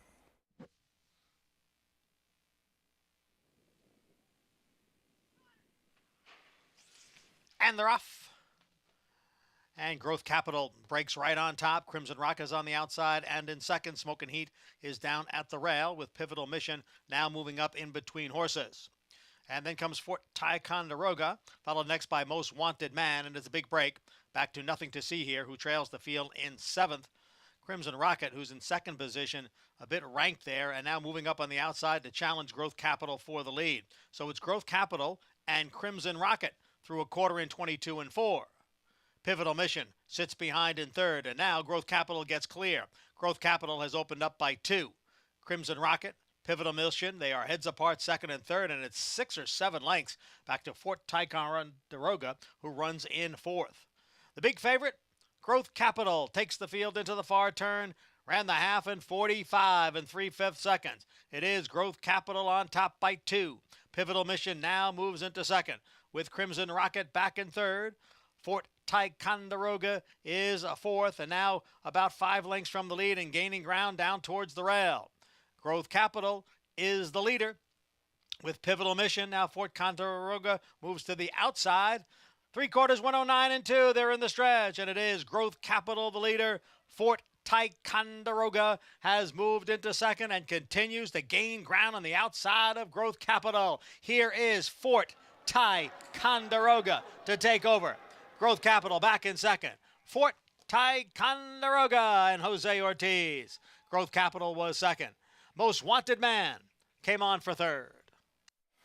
Fort Ticonderoga, I've been waiting since July 10th of 2021 for him to get on the turf, and he finally did that today. Anthony with the win over your favorite. 133 and 2 the final time. Thought he'd be a lot closer. He, in fact, came from pretty well off the pace today. 5 or 6 lengths off the lead.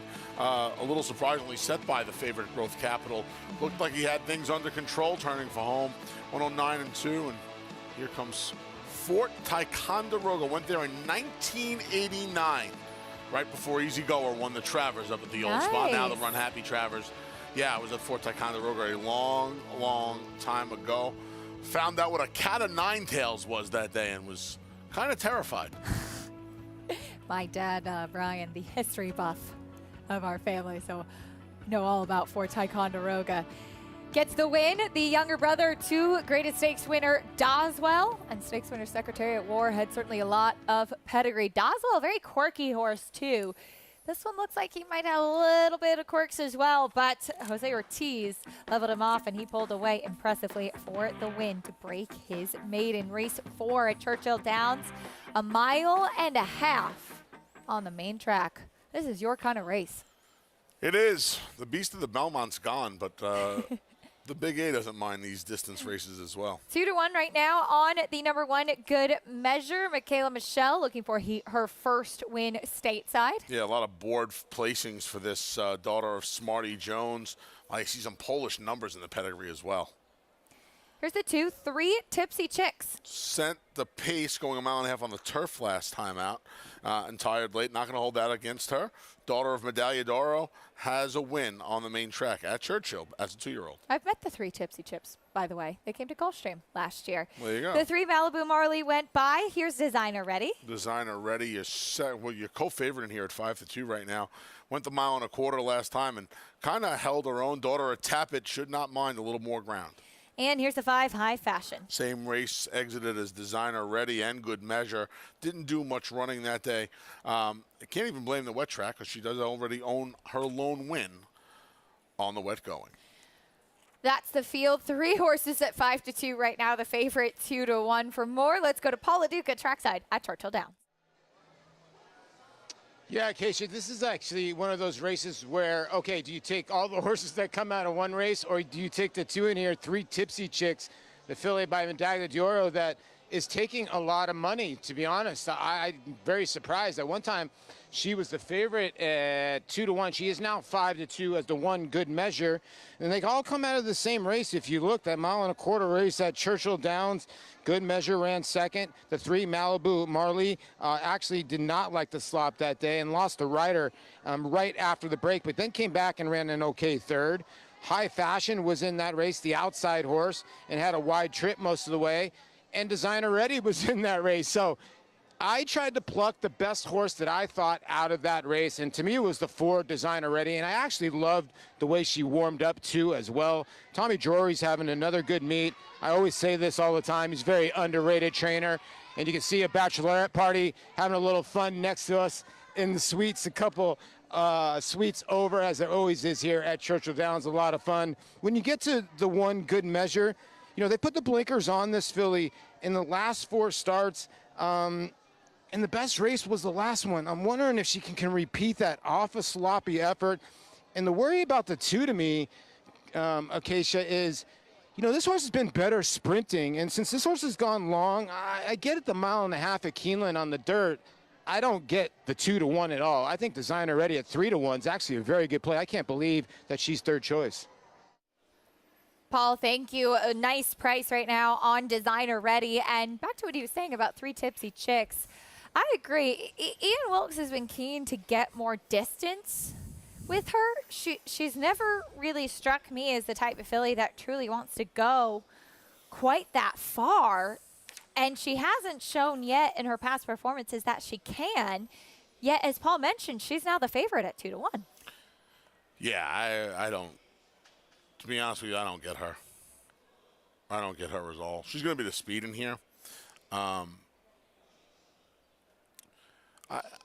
I thought this race was Good Measures, really, to lose. I don't think Good Measure really likes the off-going. I think she runs okay on it. I think her getting back to a fast track is really going to be beneficial to her. I think the blinkers more than the wet track have helped her lately. I think the 1.5 miles is going to be up her alley more than anybody else in here. I thought she was the goods today.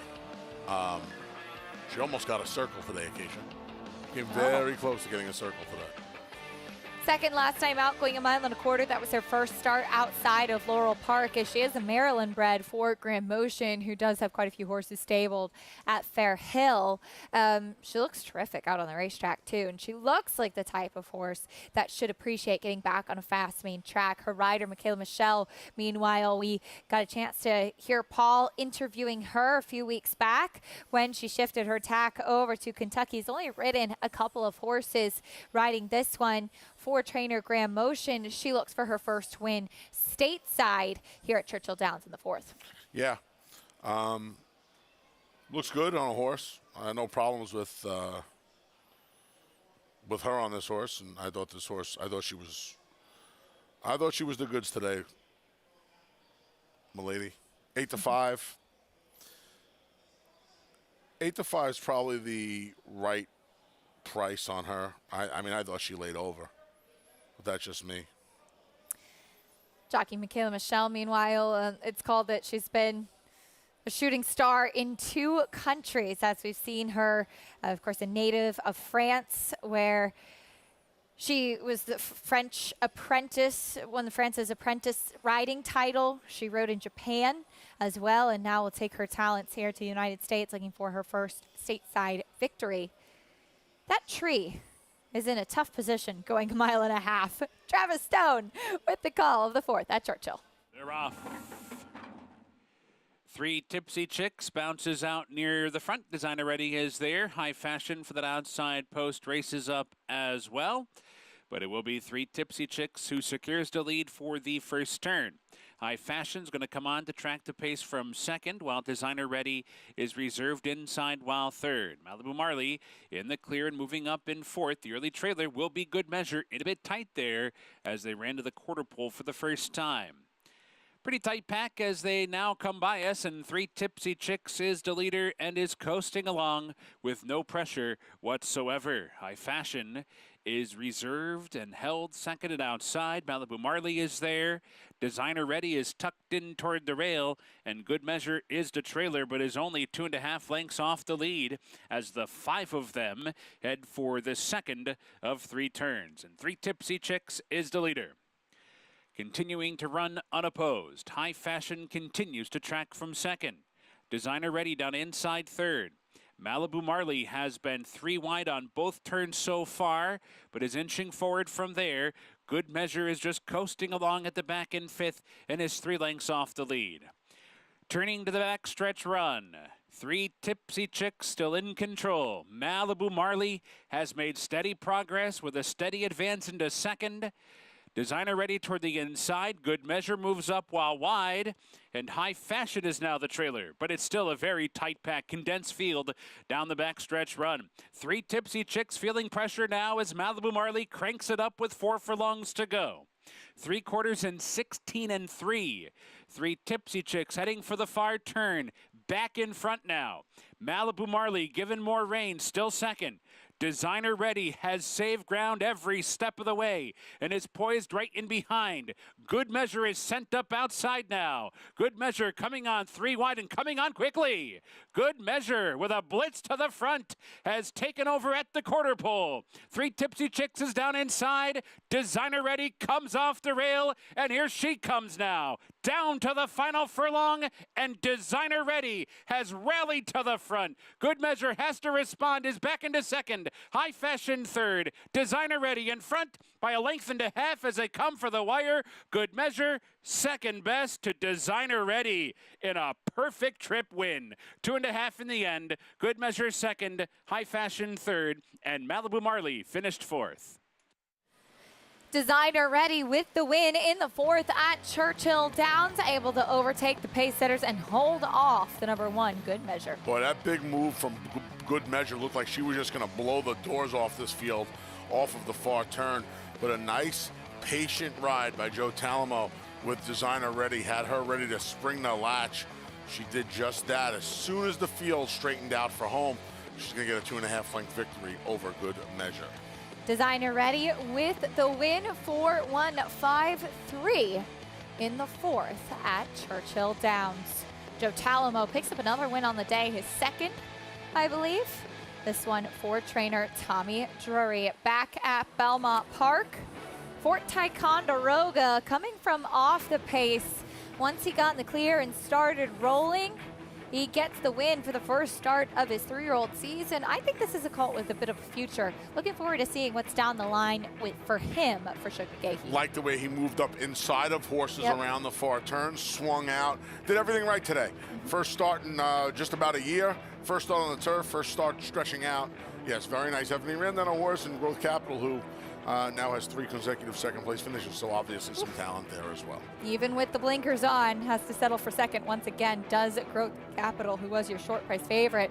You got a pretty generous price indeed on Fort Ticonderoga with that big pedigree. The half-brother to Grade 2 winner Doswell, who we know quite well on this New York circuit. Chad Brown wins 2-3. Suge McGahee with the winner. Fort Ticonderoga, $8.90 winner. Got a good price on him. Great price. Yeah. Great price, 11-1. And you know what? He finished up very, very nicely. I think a little bit more ground is going to be in Most Wanted Man's future. We'll see what he does moving forward, but it's time for me to say farewell, at least for now. Quick break, then I'll be back downstairs reporting. Doing a little bit of everything today. I'll see you tomorrow morning. Yes. Talking Horses Can't wait. with the A-Train tomorrow, but Lafitte Pinkai will be coming up on the set to take you the rest of the way here on America's Day at the Races. As we'll take a look at apprentice jockey Jose Gomez, who's had a big year so far, making a name for himself in the toughest riding colony in the world. We'll look to keep that big momentum going as we get closer and closer to summer at the Spa.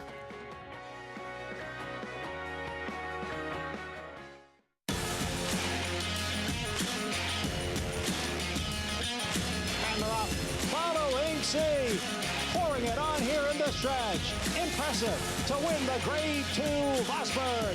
Following C, Smile Happy has kicked it into high gear, and Smile Happy with a powerful performance wins by 2.5. The Cup champion Run Happy, standing at Claiborne Farm.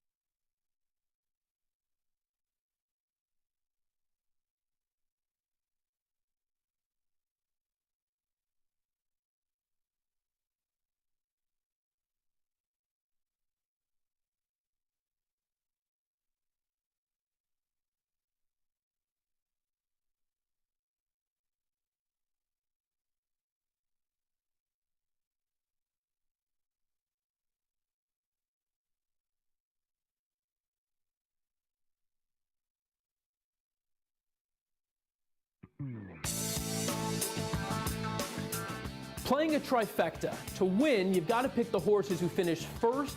The payouts are incredible. Kentucky Derby, a $2 trifecta paid more than $133,000. It's for $2. Now, they don't always pay that much, but they'll generally pay you a lot more than an exacta. Increase your chances of hitting a trifecta by boxing your horses. Remember, boxing means your horses can come in any order. So, if you like horses 3, 4, and 6, there are 6 possible combinations of those 3 horses finishing first, second, and third. You pay $1 for each combination, $6 total, and if any one of those combinations hits, you cash.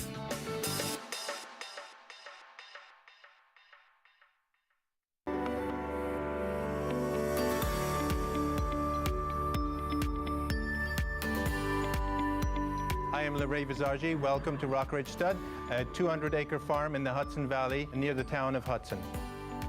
This is part of the Hudson Valley, so from this farm you can see that's Catskill Mountains, like Bell's Pond is part of the farm as well. This farm is very historic. It's been part of the Livingston estate. On this farm, many great horses were raised. Make a line and then we'll cut them out one by one, okay? I have actually gotten mares from across the country as far as California to breed to our stallions here. So we get them from all over the country to stay and breed with us. I think this place sets us apart from everybody else because we are very much hands-on. We take care of all their paperwork. We take care of their breeding. If they go to Kentucky or stay in New York, we basically accommodate all their needs. Farming is definitely, it's not for everybody, but there's a benefit in doing that. So much quality of life.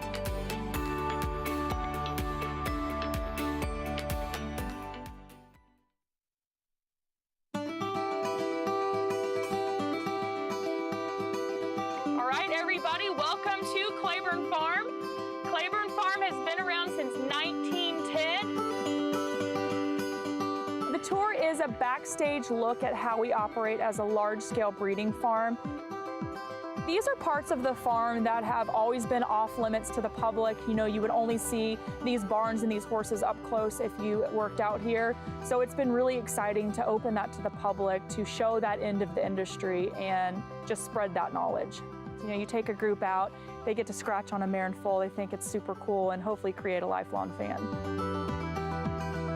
So our stallions stand from anywhere from $5,000 to $100,000. That is a stand and nurse guarantee. So that fee is not paid until the next year after the mare has had her baby, the foal stands, and everything is good. We have conceived 22 Kentucky Derby winners, 19 Preakness winners, 22 Belmont winners, and 29 Breeders' Cup winners. In addition to that, 6 of the 13 Triple Crown winners have been conceived in our breeding shed.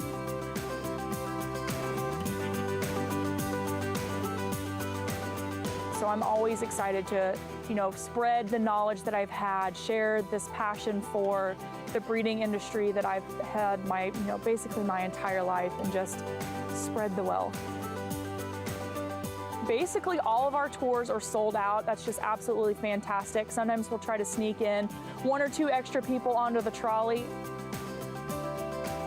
It's a yearling colt field.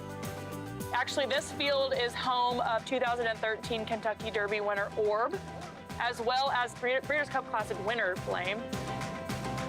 The cemetery is extremely popular. It's on both types of tours that we offer, so the trolley tour and the walking tour. People travel from all over the world to see Secretariat's grave. So it's really exciting to see people's reaction to seeing that. Secretariat, the 1973 Triple Crown winner. I just want to thank everybody for coming on this tour. This is a tour that we've been really excited about. We're really excited to open up this side of the operation to the public. I think Claiborne is just absolutely iconic when it comes to horse racing. I don't think you can think of horse racing without thinking of Secretariat and Claiborne Farm.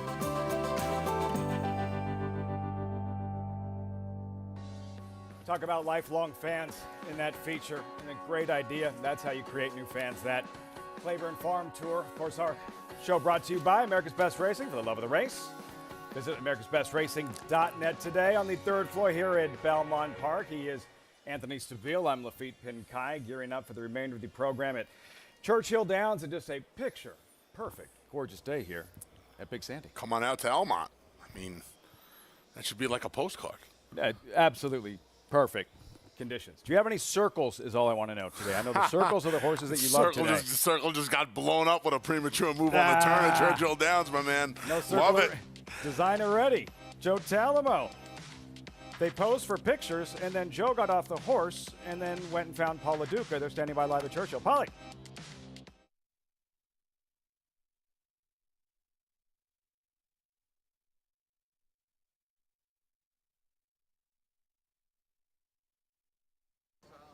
with winning rider here, Joe Talamo aboard, designer ready.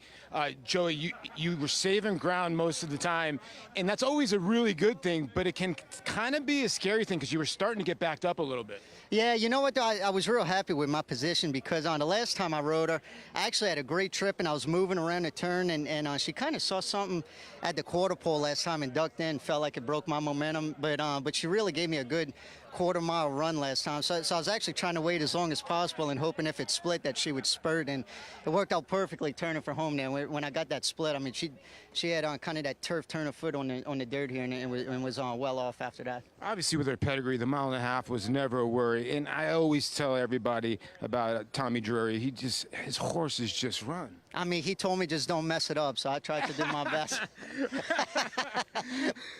Well, that's, I guess, the best advice you could get. Don't mess it up. No, absolutely. But great. I mean, such a great mare to ride again. I mean, I had a ton of horse the whole way. Just fortunate everything worked out. What'd you tell Tommy at the end? Obviously, this horse is going to stay on the dirt. Did you say anything to him? I say, yeah, distance wasn't a problem at all. Actually, she didn't really want to pull up after, which is pretty rare after going 1.5 miles like that. But I mean, she's just very smart. I mean, and you know, able to sit a good trip like that always helps. Well, you get a Cajun and a Kentuckian team up here with the 4-ball here with Joey Talamo. Was it like a casual, don't mess it up?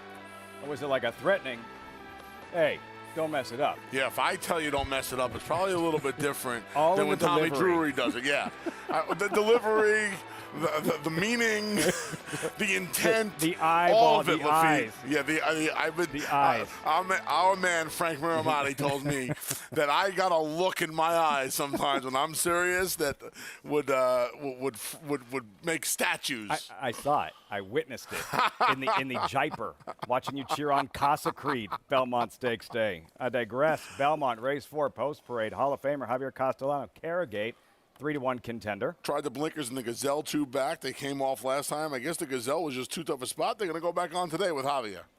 The Arrogate filly, Carragate, know-it-all Audrey, struggled in her first pair against winners. Third off a near 3-month break. Like you said, the first 2 starts against winners, not good. Gets a little more ground than the miles she had last time.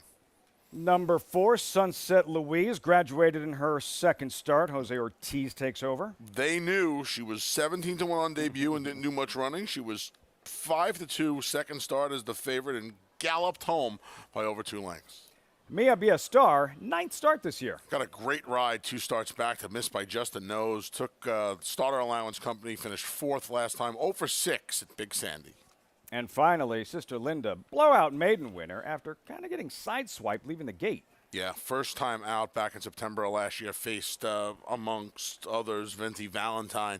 Came back and galloped by a dozen lengths in her return. 2-1, and she's the same price as the 2, Carragate. I am stunned by that defeat. See how the wagering shifts, if it does, in the next couple of minutes here. Belmont Friday. Pick 6 starts here. Post time about a minute or so. Jonathan Kinchin joining us from Saratoga. JK, this first leg of the Pick 6, it's a small-ish field, but a competitive race. What do you think?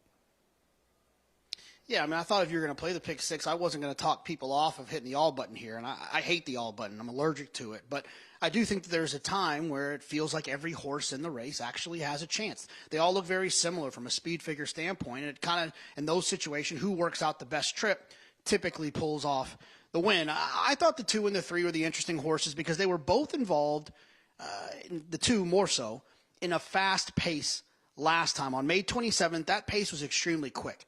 And these horses were both forwardly placed. I'm hopeful that they won't have to travel as quickly early, and they'll have a little bit left late. So I think the 2 and the 3 are the ones that make the most sense. The 2 was a little bit closer, puts the blinkers on, and feels like the type of horse in here that, if aggressively ridden, could find the front end, and that's always dangerous on dirt, finding the front end. So I'll go with the 2, Carragate, but I do think it's at least important to note that the 3, Know-It-All Audrey, was also involved close enough to that pace to get a couple of bonus points for her last effort. JK, looking at Know-It-All Audrey, would be an upset 10-1. The favorite, Carragate, 2-1 favorite. Mile and a 16th, just like tomorrow's Grade 2 Mother Goose. We check in with Liza Hendricks. Liza, you watch them warm up here as we've reached post time. What have you noticed? Well, For Sunset Louise, a lightly raced filly coming in off of a bit of a break, and she stretches out to this mile in a 16th distance, but that should be no problem for her, being a daughter of Belmont Stakes winner Tonalist. Off the break, she looks fit, a little on her toes. She's one who tended to act up a little bit earlier on in her career, actually getting scratched on the track once before, and throwing off jockey Dylan Davis in that start. But she's acting well today, was pretty professional in the paddock and acting okay here on the track. So she's definitely one to keep an eye on. The one that I'm going to land on, though, is the 2, Carragate. Agree with Jonathan. She looks great here in this spot. It really gives me a lot of confidence that the Connections wanted to try her in the Gazelle. Shows that they just have that confidence that they think she's a good horse. So she comes back to this spot, a little bit of an easier spot, and gets those blinkers back on. Lafitte? Carragate. Mentioned the Gazelle, Liza. Venti Valentine, we'll see her tomorrow in the Grade 2 Mother Goose. Couple of votes for Carragate. 9-5 Anthony. Sister Linda, who you went with. This is her maiden win. Quickly. Second career start last month. Sister Linda, there was a 1-5 favorite in this field, and believe it or not, it wasn't her. I don't base everything I do on speed figures, but she's going to inhale Royal Currency at 1-5, and she is going to win by a dozen lengths. This is a filly who ran into a bunch of nice horses in her first start back in September. Obviously, something went amiss. She came back, and she delivered in a very, very big way. I cannot believe she's 2-1 right now. I'll tell you what, she'd have been the closest thing to a circle at Belmont Park today. That confident. Yeah. And did that again. Obviously didn't affect her. Just kind of turned sideways, leaving the gate in that blowout 12-length romp. Yeah, I don't think it's going to matter here. She has that cozy outside draw. You can see how this plays out under Jose Gomez, who's closing in on 100 victories for the year. Nice. Yeah, I think they call the shots from that outside post. Pick 6 starts here. Sunset Louise, Jose Ortiz in the saddle. Distance should be no problem, as Liza mentioned. Daughter of Belmont winner Tonalist, coaxed forward. My favorite horse of all time. Tonalist? Yes. Really? I'm sitting here next to you today because Tonalist won the Cigar Mile in 2015. I'm going to have to hear more details of this story. I don't know that we have time for it right now. We don't. But I can't wait to hear that. You got it. I can't wait to hear this story. I can't wait till Sunset Louise gets in the starting gate. Yes, has 3 assistant starters, 4 actually, 1 on the shank, 3 on the rump. Yeah, she's going to go when she's ready. Yeah, we talked about this earlier. How one of the horses in the last race may have been Growth Capital. It might have been Fort Ticonderoga, who won, just kind of stood in the paddock. When a 1,000-pound animal doesn't want to go anywhere, they don't go anywhere. I remember when Fusici Pegasus came in for the Wood Memorial in 2000 for Neil Drysdale, Hall of Famer, over at the Big A, and he just stood one day on the clubhouse turn, and he stood there for about 10 minutes, like surveying the land. I still can't decide if he was like the craziest horse I ever saw or like the smartest horse I ever saw. Probably both. Probably both. We go together. Ended that streak of upsets in the Derby, the favorite to win the Derby in 2000. He did. And still now, Sister Linda to the outside. Anthony's top selection. A little washy today. So handicapper, how much does that actually bother you? It's a warm enough day where it doesn't bother me that much. She's in the gate. Johnny I with the call. Pick 6 time from Belmont Race 4.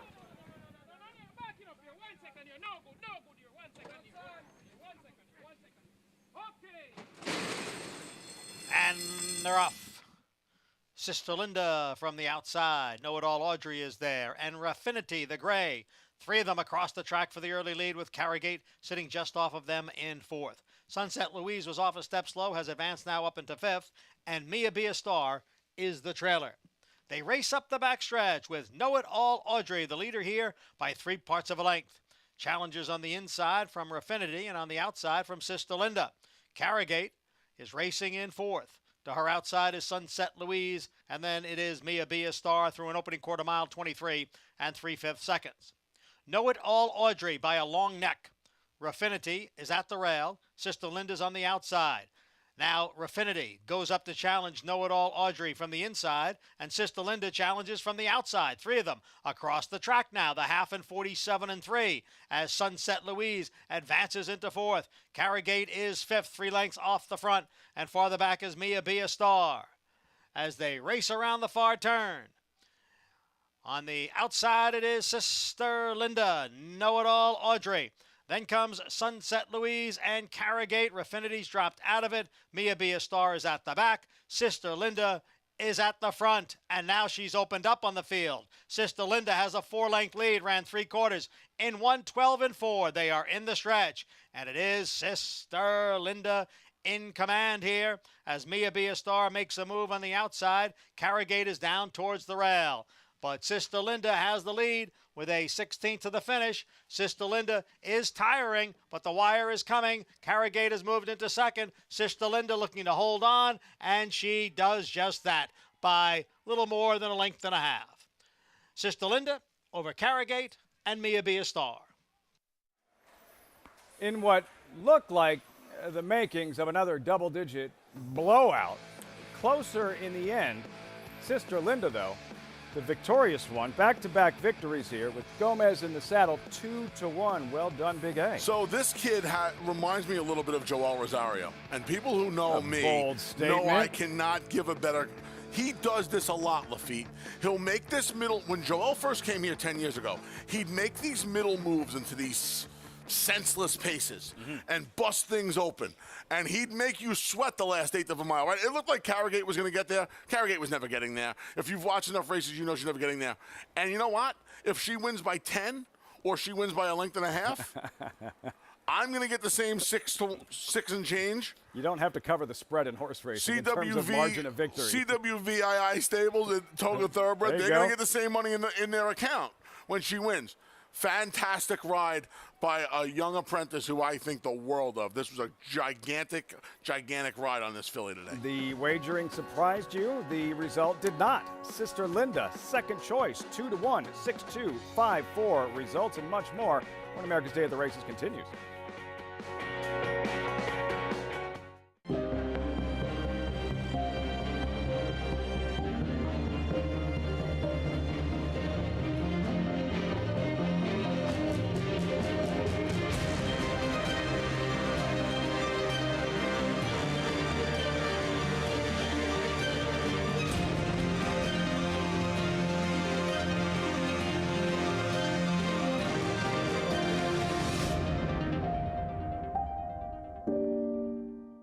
How do you become the gold standard in racing partnerships?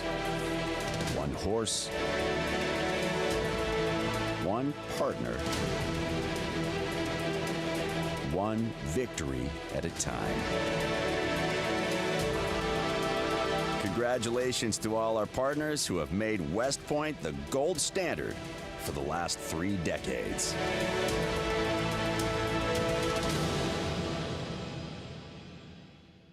The momentum continues for War Dancer. Following a triumphant Saratoga meet as the #1 second crop sire, his progeny have posted 14 more wins in 2022, like Pop the Bubbly. And it's going to be Pop the Bubbly. You Should Be Dancing. On the outside, You Should Be Dancing, the winner. And Fun While It Lasted in an 8-length blowout. Final furlong, it's Fun While It Lasted until the 16th lap has 8 lengths on them. Now with $3 million in progeny earnings on dirt and turf going long and short, War Dancer is a sire on fire. Join the momentum today at wardancerstud.com. Racetrack Television Network brings you every race, from every track, on every screen, every day. With monthly packages starting as low as $5, RTN gives you great value and access to more live HD streaming and race replays than anyone. Visit RTN.tv today to sign up and watch on almost any device, including Roku and Amazon Fire. RTN has packages that start at $5 per month.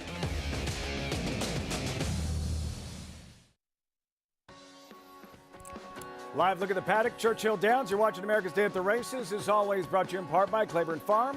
100 years doing the usual, unusually well. 5th race, Churchill. 1 Spire. Updated odds, $32,000 claimer, 6 furlong sprint, Phillies and Mares. Coming up in just a minute, this is the kind of interview that really helps with the handicapping. Polly, bachelorette party time at Churchill. It is absolutely bachelorette party time. I have not looked at this race one time at all, because how could you actually look at this race? I am with bride-to-be. Sammy. Maid of honor. Morgan. And Cameron. And Cameron. Okay, so we got, when are you getting married? August 13th, 2022. What's your soon-to-be husband doing right now? He might be in a combine. He actually farms, provides for America. So shout out to all the farmers.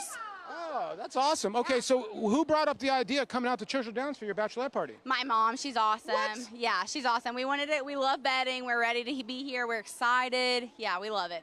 Mom. Gina. Is she the one that gives all the winners? She's won a couple times today. So yeah, she's here. She's here for it. Okay, Lafitte, so the hunch play, we've already talked about this with the bride-to-be. It's got to be cherished. Cherished because, yeah. The mare, the sire's name is Congrats, right? Congrats. Marriage is something to be cherished, so we're here for it. Horse cherished, we're betting on it. A wonderful bachelorette party here, Lafitte. I mean, would you rather pick horses or, I mean, really, do I have a tough job? By the way, where'd you guys all go to school? We are Marshall! Somewhere Chad Pennington and Randy Moss are smiling, Lafitte. Georgia. Keep yourself in the best of company, your horses in the worst of company at the track. Since I haven't brought it up yet today, do you think the ladies know that LaDuca was in a 2-2 a week ago on Saturday night at Churchill Downs? I have to bring it up every day. Well, this is it. The week moratorium's up. I can't get the image out of my head. I can't Paulie get in the tutu. I can't either. With the halo. With the halo. Yes, with the halo. I mean, he looked like he was ready to head out to a Saturday night in the city. Unreal. What we got here? Well, there's Cherish, the hunch play. What do you think here? I First after the claim, owned and trained by Steve Asmussen. So well spent would be the hunch play on a wedding, wouldn't it? The ring, the dress, the wedding, the booze, the band. Second time off the layoff. Second time off the claim for Steve Asmussen. Kept this horse at the same level. Last time this horse ran was in the allowance portion of the program. That was almost 2 months ago, Lafitte. I know that the best hops to drop, and this horse is in the straight 32 now. But I thought Girl's a Bullet, the number 2, who's bumping up in class here for Tommy Vance. Ran this horse off the claim last time and made a little bit of a middle move. Didn't have the cleanest of trips. First time beneath the Twin Spires. 5-1, draws the rail now with the scratch of the one. I thought this horse had a little bit of a long shot look at 5-1. I'm going to try Girl's a Bullet. Girl's a Bullet. You have to kind of pull for Cherished and the bride-to-be, though, don't you? I guess. If they're firing, I do. I mean, yeah. They're firing. You think they're firing? If they're firing, then I hope they win. I hope she wins for her. But I fired a little bit of a bullet on Girl's a Bullet, so I got to kind of protect Big A Enterprises here as well. Going well based on the 4th race at Belmont Park. It is. If that trend continues, Cherished, loaded. We're ready to go. Travis Stone with the call. It's post-time race 5 live, Churchill Downs. Waiting for Hypernova. They're in the gate, and they're off. Hypernova breaks alertly. Off we go. Off well toward the rail, then Cherished comes up on through 2. And down inside is Girl's a Bullet racing 4th. But it's Hypernova from that outside post to the lead. Cherished is going to try and back off to track the pace from 2nd. Well Spent is on the move, racing up as Cherished is in tight toward the rail. Had to slam on the brakes a few times there. Tyler Gaffleone with a tough time in the opening quarter mile. Cherished in tight. It's Hypernova, the leader, heading for the far turn. Well Spent running in 2nd. Cherished is now settled down toward the rail 3rd. Larimar comes on to grab 4th. Off we go 5th, and Girl's a Bullet is at the back in 6th. 3 furlongs from the wire. 22 4 was the opening quarter mile. And Well Spent is ratcheting up the pressure on Hypernova. And Larimar looms on the outside 3rd. Cherished is back into 4th as they come off the turn. Well Spent the leader. Riding with confidence is David Cohen. And now shaking up 4, 5 in front just like that. Well Spent turned on the afterburners at the 8th pole. Larimar left behind in 2nd. Girl's a Bullet is 3rd. Everyone chasing Well Spent, who was well meant. Wins by 6 on the wire. Larimar, off we go, and Girl's a Bullet. The mare you thought should have been the hunch play for the Bachelorette party. Well Spent, making it look all too easy at Churchill Downs. Yeah, got a nice. There was a lot going on behind her, Lafitte. David Cohen gave her a good job. Did a good job just keeping her out of all of the trouble. Girls a bullet steadied at one point. Off we go steadied at one point. I think Cherish caused a little of trouble. She doesn't not going to matter. Cherish is going to finish last here in the field of 6. But the winner, well spent, well meant, and romped while being cut in half by Diodoro and David Cohen. Because she had that sharp win in her Yep. 2022 debut, a non-factor in her last pair, but this crew she handled with ease. Prop uncocked, hand ride to the wire, well spent. 5-2 at post time. Yeah, pretty easy win for this daughter of Hampton Court. The 6th victory of her career. Those results coming up shortly. We're going to say goodbye to Anthony. Before we do so, do you love anybody the rest of the afternoon? I don't really. No, I know you're looking for. I don't know. I don't want you to I know you're looking for a circle, man. Oh, actually, you know what? Miss Alacrity in the 6th race. I think it's 9s and 8s with Show Me the Honey. If Show Me the Honey had a little bit of a better effort off the layoff last year, I would have went to her. But Miss Alacrity should be able to boss him around on the front end. Should be around 2-1. Maybe we'll make get some more 2-1, Lafitte. That's coming up a little bit later on at Belmont Park. Anthony stepping aside. The Mig joining me here on the set as our coverage continues here on America's Day at the Races. Horses are in the paddock. 14 minutes out. Race number 5. Time for the late pick 5 here at Belmont. We'll be right back.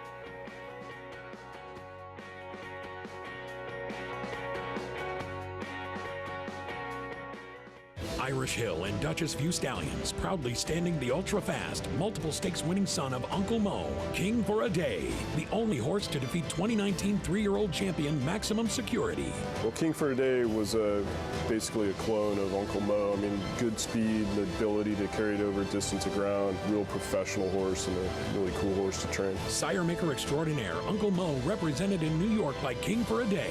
Visit ihdvstallions.com to book your mare today.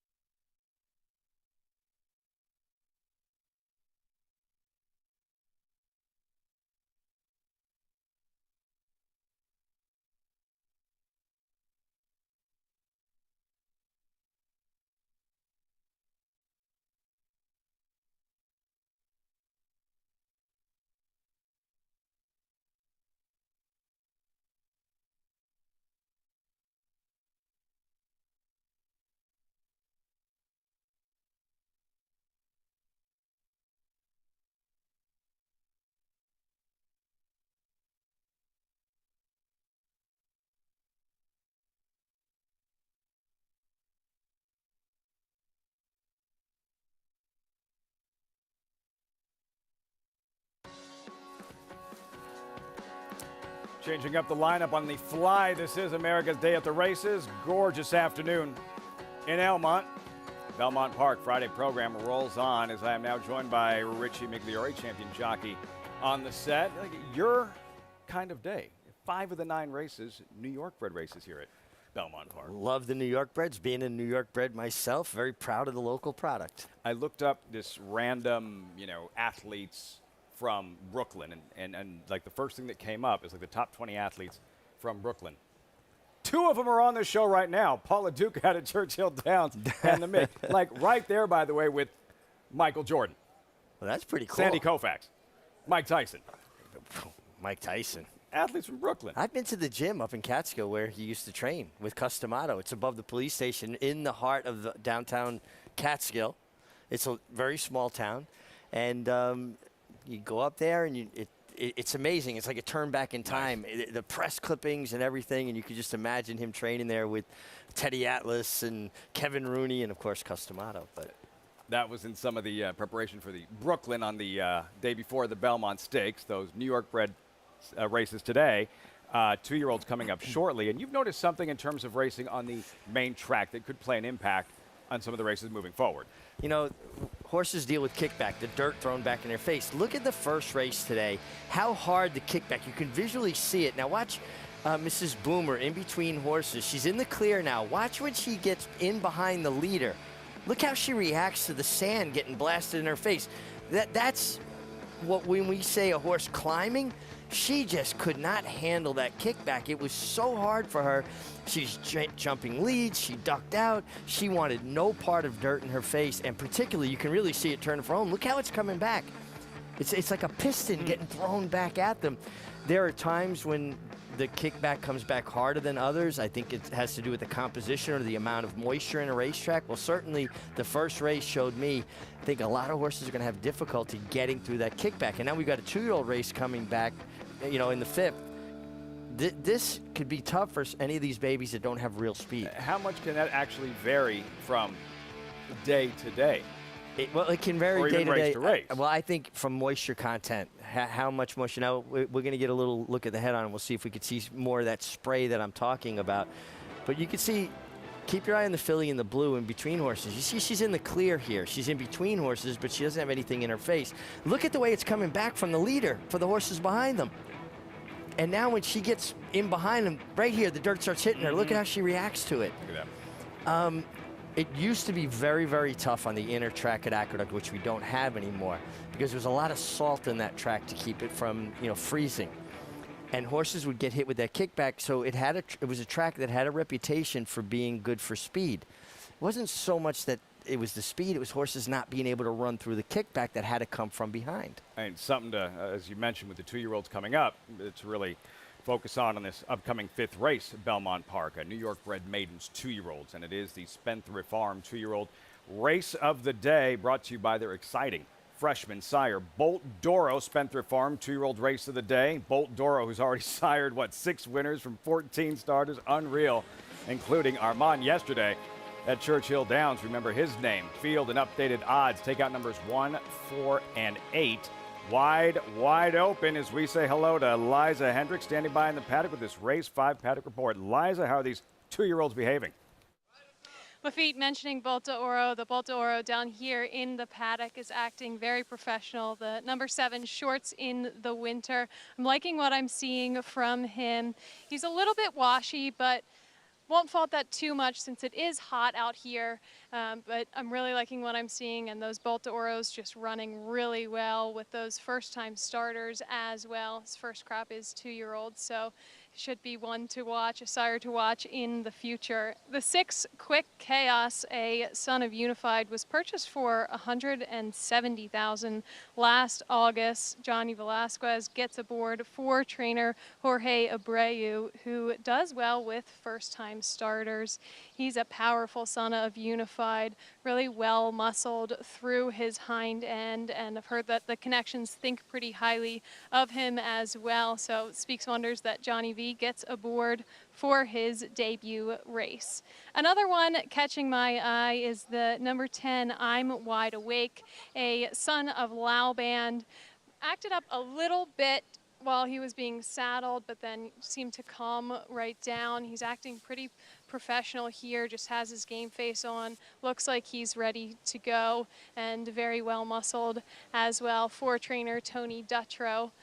So one to watch as well, and see how he behaves out on the track, since he was acting up a little bit here in the paddock while he was being saddled. Lafitte. Liza, thanks so much. As you look at Quick Chaos, and could be the start of a very productive weekend for trainer Jorge Abreu. Tomorrow's Mother Goose, here's why. Historic event, grade 2, compact field of 5, talented field of 5. 3-year-old fillies running a mile and 16th, and Abreu trains the New York Red filly, number 2, Venti Valentine, Richie 5-1 on the morning line. She didn't do much in the Kentucky Oaks, rough trip, but good filly, quick filly, not afraid to fight. This is the Gazelle at Aqueduct, Richie. Venti Valentine battling bravely on the lead.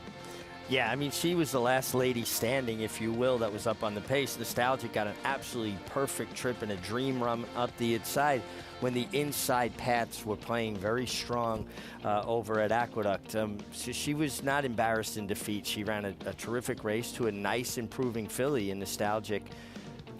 The Kentucky Oaks put a line through it. Every other one of her races, she lets them know she's present. That's what Abreu said. Just ignore the Oaks. Mother Goose highlighting the stakes racing this weekend. Belmont, 8th race tomorrow. Wild Applause, 3-year-old fillies on grass is early race 3. Sunday, Dancing Renee.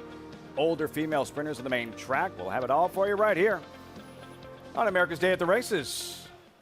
Right on time. Post parade. Flavien Prat, D's Speedster at 8-1. Yeah, from a mare that just really has not produced yet, but this filly's taking a little bit of money, and you get Flavien Prat. Cam Duke, Camerota Racing, first-time starter. Have to a horse named Hush of the Storm.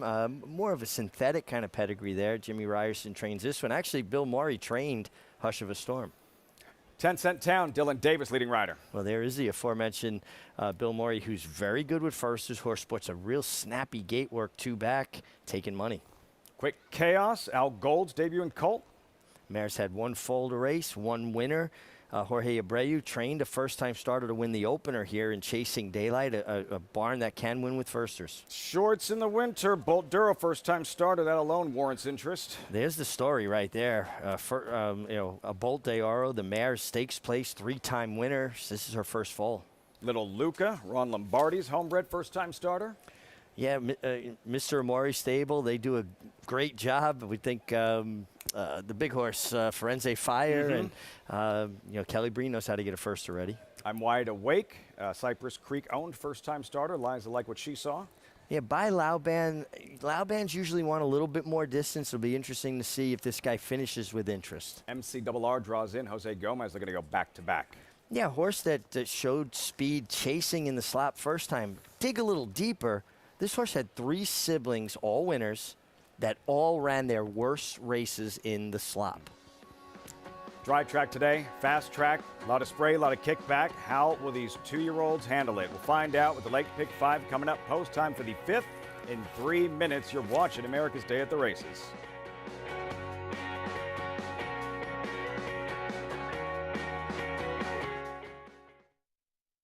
Spun to Run.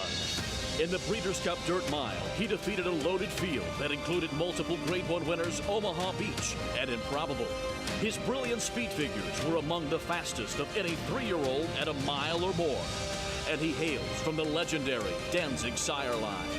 Multiple graded stakes winner, millionaire, Breeders' Cup champion, Spun to Run, standing at Gateway. Who you betting on? How about an app created specifically for horse racing? Naira Bets.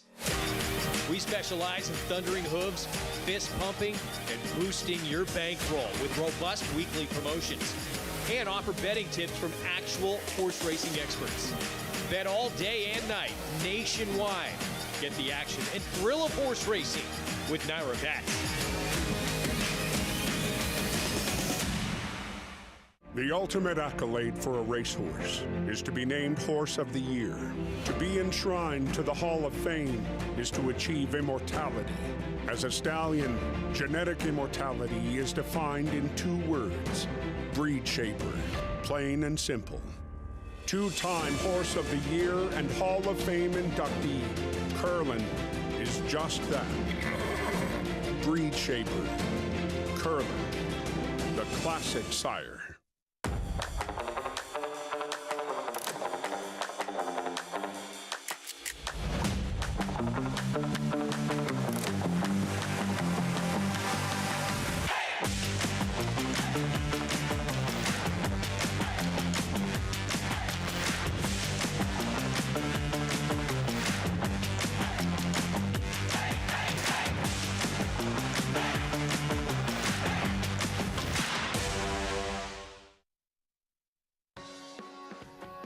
Pick 5-time Belmont. Fire up that Naira Bets account. Don't have one? Sign up today. Play the action on our program and more while earning up to a $200 deposit match bonus. Sign up with promo code MATCH200. Earn up to a $200 deposit match after your first deposit. Bet any track, anywhere, anytime. Join now at NyraBets.com to earn your $200 deposit match. JK, what are we doing in this first leg of the late pick 5 at Belmont? Well, there's a couple things you can do when it comes to races like this that have a bunch of first-time starters. You can look at a bunch of stats, which can lead you down the right path. You can look at pedigrees, what the mom and the dad did. Do they run early? Do they have speed? You can look at the trainers, obviously, that we talked about, ties in with the stats. And you can look at workouts. Those are all the main things that you can do to make informed decisions when it comes to these first-time starters. But the other thing you can do is just listen to people say that they like the 6, right? I don't know. I've heard they like the 6 a lot in this spot. One thing I will tell you is that Jorge Abreu does extremely well with first-time starters, 20% in his career, even better with horses that are bet at the rate that this horse is being bet, horses that are taking money, not just 12-to-1 shots, 15-to-1 shots, but horses that are bet like they are. He even has an even better percentage. You get a Hall of Famer in Johnny Velasquez. The tote board suggests that this horse is live as well. So we'll have to see. I've heard a lot of horses that can quote-unquote run, and they don't pick up their feet. I'm interested to see how the 6 runs. Like I said, I trust the trainer when it comes to statistics leading into horses that will run first time out. But a horse that snuck in off the AE for Rudy Rodriguez, it sounds like our friend Liza has some thoughts about the 11. Jonathan, yes, the 11 MCRR is the lone horse with experience, one run under his belt.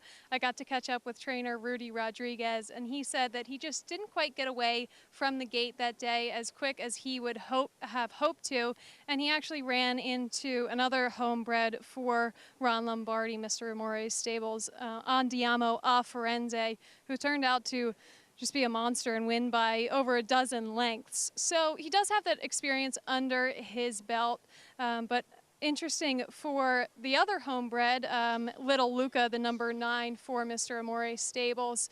He was just acting a bit studdish in the paddock, really keyed up, and then when he came out onto the track, Jose Ortiz just had to take him away from the pony just because he was acting up and acting pretty studdish here today. Lafitte. Little Luca, Liza, there he is, and Jose Ortiz, see what he does in his debut, 8-to-1. Currently, Richie, you went with 10 Cent Town, who has emerged as the favorite, 2-to-1 at post time. There he is. I really liked what I saw from him warming up. Very shifty, handy-looking colt.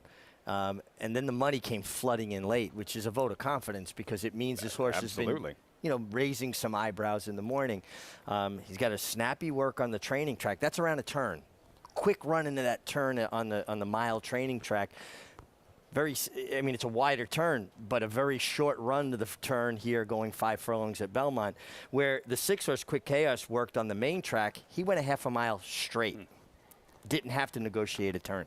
And today, we know speed always dangerous on dirt, perhaps even more so as you illustrated earlier, especially with the 2-year-olds and the spray we're seeing on the main track here at Belmont today. Yeah, something to keep an eye on, especially if a horse doesn't break too well and they back out. This could create betting opportunities going forward if you see a horse run with interest after having to deal with that kickback early. New York bred 2-year-old, Spendthrift Farm, 2-year-old race of the day, start of the pick 5. John Embrial standing by.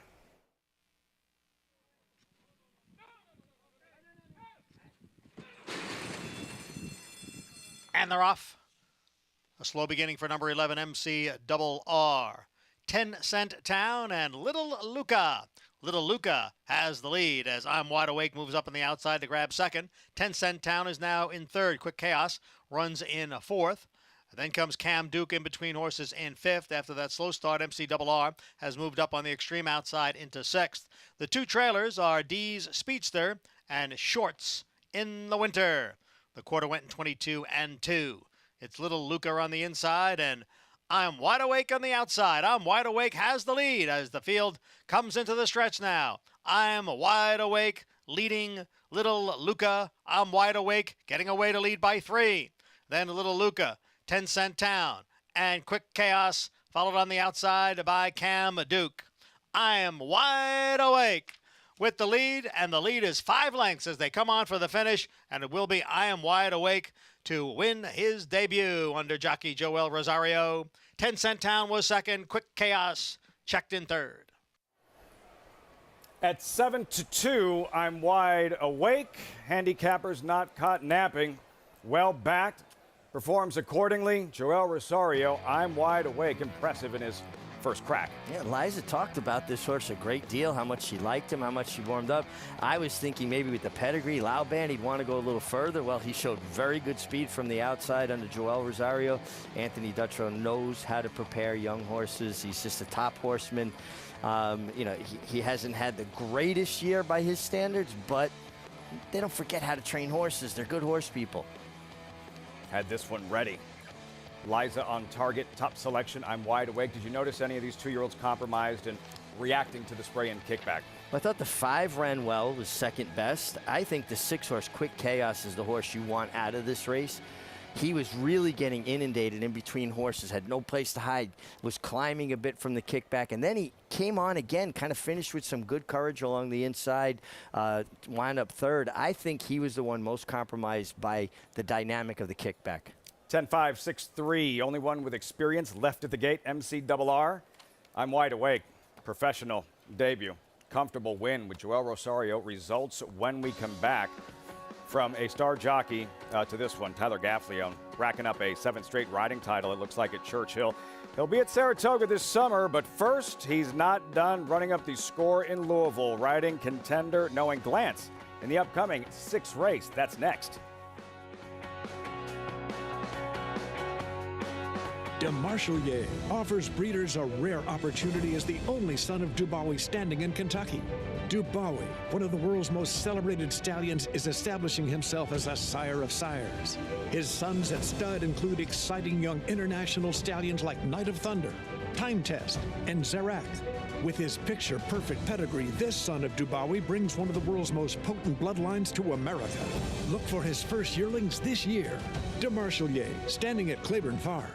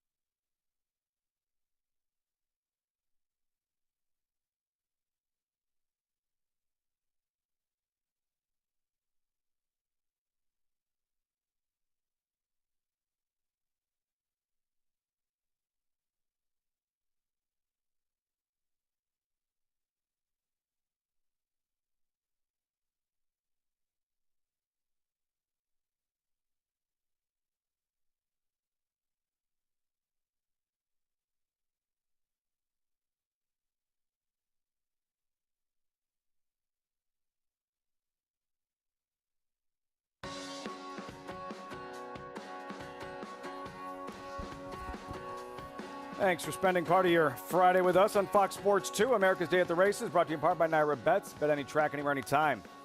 Get started at NairaBets.com. Check out the bonuses available to all members. Hopefully you had I'm Wide Awake at 970, Joel Rosario. Sharp win. Sharp win, broke well, was well prepared, an intelligent colt, put himself in the game. And then you see Melissa Cohen now, an assistant to Anthony Dutrow, was assistant to Rick Violet for many years, and now then with Jonathan Thomas, now with Anthony. And I was teasing him the other day. I said, that's the best horse you've claimed in your barn, because she's an extremely hard worker and a terrific horsewoman. Colt just got a couple little underhanded reminders from Joel. Then Joel takes this look back. I got to get Joel a rear view mirror, I think. One of those things, is that a Mig pet peeve? the checking to see if anybody's coming? I'm not big about looking back only because I wasn't good at it. Yeah, fair enough. Fair enough. He is good at it. Pretty much good at anything in the saddle. Superstar rider, I'm wide awake, spendthrift 2-year-old, race of the day. One to keep an eye on moving forward in this fifth race at Belmont Park. I'm wide awake, first leg of the late pick 5 back at Churchill. Race 6, as you can tell, post-parade brewing, $50,000 claiming sprint, 3/4 of a mile, 3-year-old fillies. $60,000 purse, the favorite towards the outside. And Shared Future, currently 8-5 for Steve Asmussen. You'll see her in the post-parade. There's Sweet Annabella, 11-1 with Joe Rocco Jr. Yeah, some speed from the inside. Broke maiden for 50. Inside speed has been pretty good at Churchill Downs, but is she as quick as some of her rivals? I crossed my heart. You gotta love the name. By practical joke out of my hopeful heart. Very clever. I love clever names. Filly broke her maiden for 20. Moves up to the $50,000 levels, taking money too.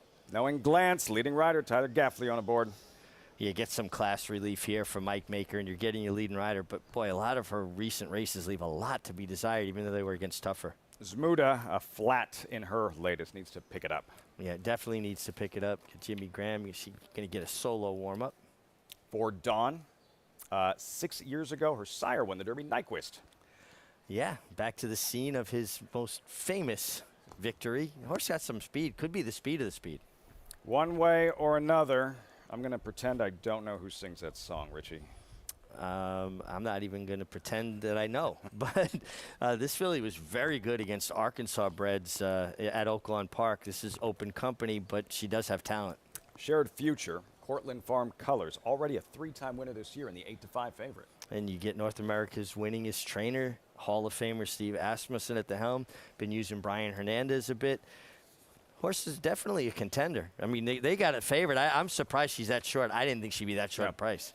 6-5, 2 minutes out, 3-year-old fillies, 6th at Churchill, started the late pick 4. Another look at Knowing Glance.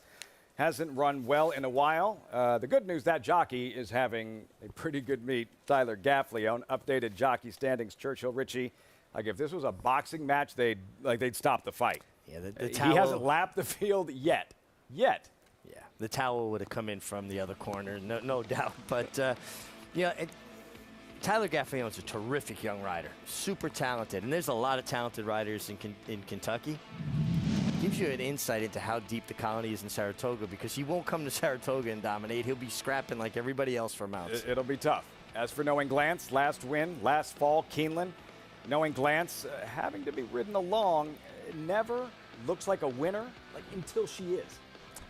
Yeah, it looks like one of those proverbial bicycle horses. If you're not pedaling, she's not running. I mean, Tyler Gaffleon, who is on her again today, was all over her. And she wasn't a horse that, like, you're asking for her best. He was demanding her best before she finally and almost reluctantly said, okay, I'll go ahead and do this. She just did not look like the most eager dance partner. And since then, just hasn't lifted her feet. 4 races off the board in each of those, defeated like a combined 67 lengths. Perhaps the class drop will wake her up, and the presence of star jockey Tyler Gaffleon. Polly, what do you think? 6th race with a minute out. What'd you come up with?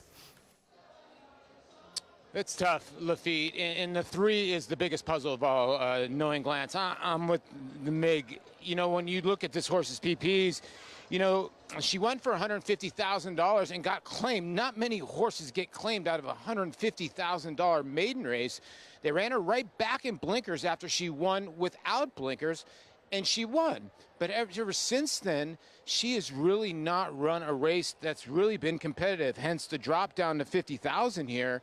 And so she's a tough proposition to back because you really don't know what you're getting. Now, when you look at the favorite on the outside, you're getting Shared Future. If you draw the line through that Delta Rounds muddy race, this horse has not really done much wrong. 3 for 10 lifetime. She's a 3-year-old filly in here that has tactical speed. Now, her last couple of races, she's found herself a lot farther back than when she's at Delta. And even when she was at Belmont as a 2-year-old, she's got some 2-year-old numbers that are not that bad as well. So I thought she was the horse to hold off. A lot of money going towards the 6 in here, one way or another.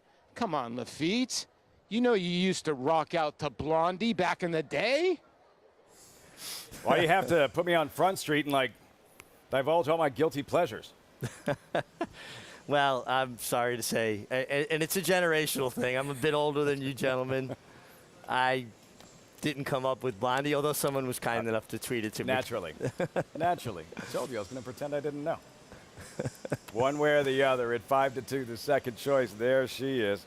Joe Talamo seeking a second win on the afternoon. But, yeah, Shared Future, you touched on this earlier when we first queued up the odds for the race, and that this does, I get it, Steve Asmussen, Brian Hernandez. She's a absolute contender, but 6-5 does feel short. Feels short, but she is consistent. She runs pretty much the same race every time. But watching this earlier Churchill card, even when horses have rallied, they've rallied inside, not outside. All right. So I think that it's important to recognize that Churchill, there are times when there's just a strong inside flow to the track. So considering where she's drawn and how she's run her best races in the past, what would you do with Shared Future if you're Brian Hernandez? Well, I think you're going to get outfooted enough where you should be able to find your way. You've got to just say, I'm going to take my shot and get down to the inside and hope that you can work out a trip and pick your way along. Top rider, Brian Hernandez in the Cortland blue, still teal, we'll call it. Travis Stone with the call, post time for the 6th Churchill Downs. Shared Future. They're in the gate. And they're off.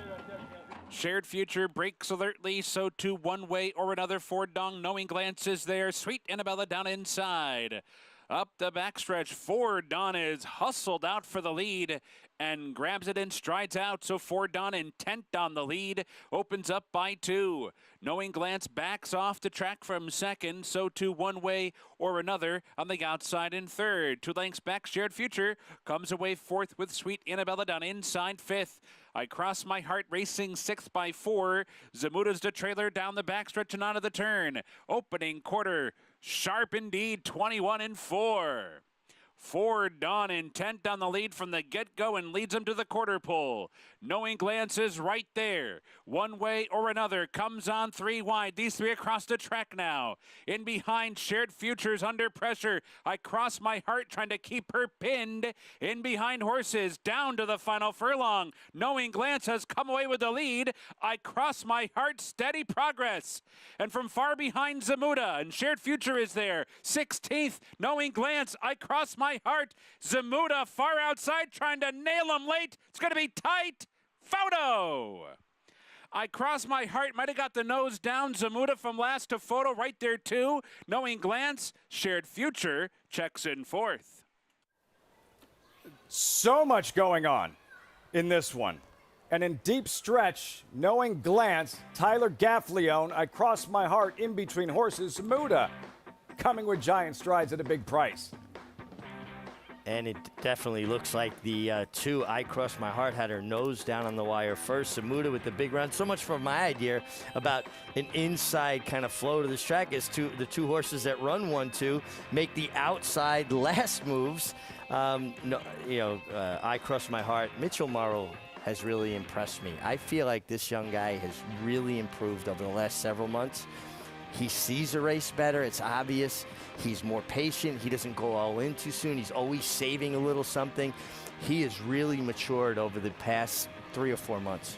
Mitchell Merle, I Cross My Heart. Zamuda looked like concern out there in the 94 Classic trying to run down Tabasco Cat. And that Breeders' Cup Classic comes up just short. I Cross My Heart. And you noticed also with Knowing Glance in the favorite with Shared Future, who got race-ridden a little bit with Brian Hernandez as he was trying to mount a rally. Yeah, he did what I would have done, too. He dropped to the inside, and then when he decided he was going to come out, the winner already had first run on him. And then they made some contact. If he was going to make that move, he had to do it a few steps sooner before that horse basically got the drop on him. I Cross My Heart at Churchill. Horses in the paddock 6 race. Belmont. More New York breds. What to do with that filly? Alacrity, quick and talented, yes. World-class connections, yes. But the results just haven't been there lately. Union Rags, proving Lane's End's tried and true stallion making formula. A formula that leads to success for our partners and our stallions. He's a leader in his sire crop by graded stakes winners and grade 1 winners. He's a commercial standout with multiple million-dollar sales and a 6-figure yearling average. And with 4 full books bred at 50 and 60,000, he has even more exciting progeny in the pipeline. Union Rags, a stallion that stands above the rest. Now more than ever, it's time to get with the program because New York Reds start with an advantage. New York Reds run for serious green at Belmont and Saratoga. New York bred maidens run for up to $75,000 and allowance horses for up to $85,000. And serious New York bred owners can collect awards of up to $20,000 per horse per race in open company. So get back with the program. Seriously.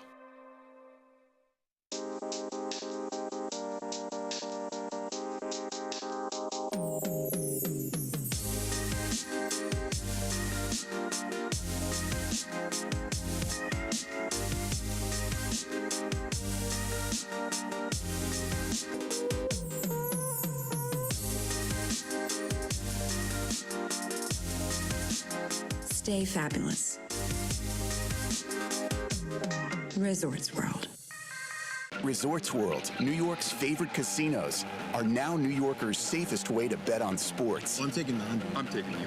It's on. Introducing Resorts World Bet. Download the app today.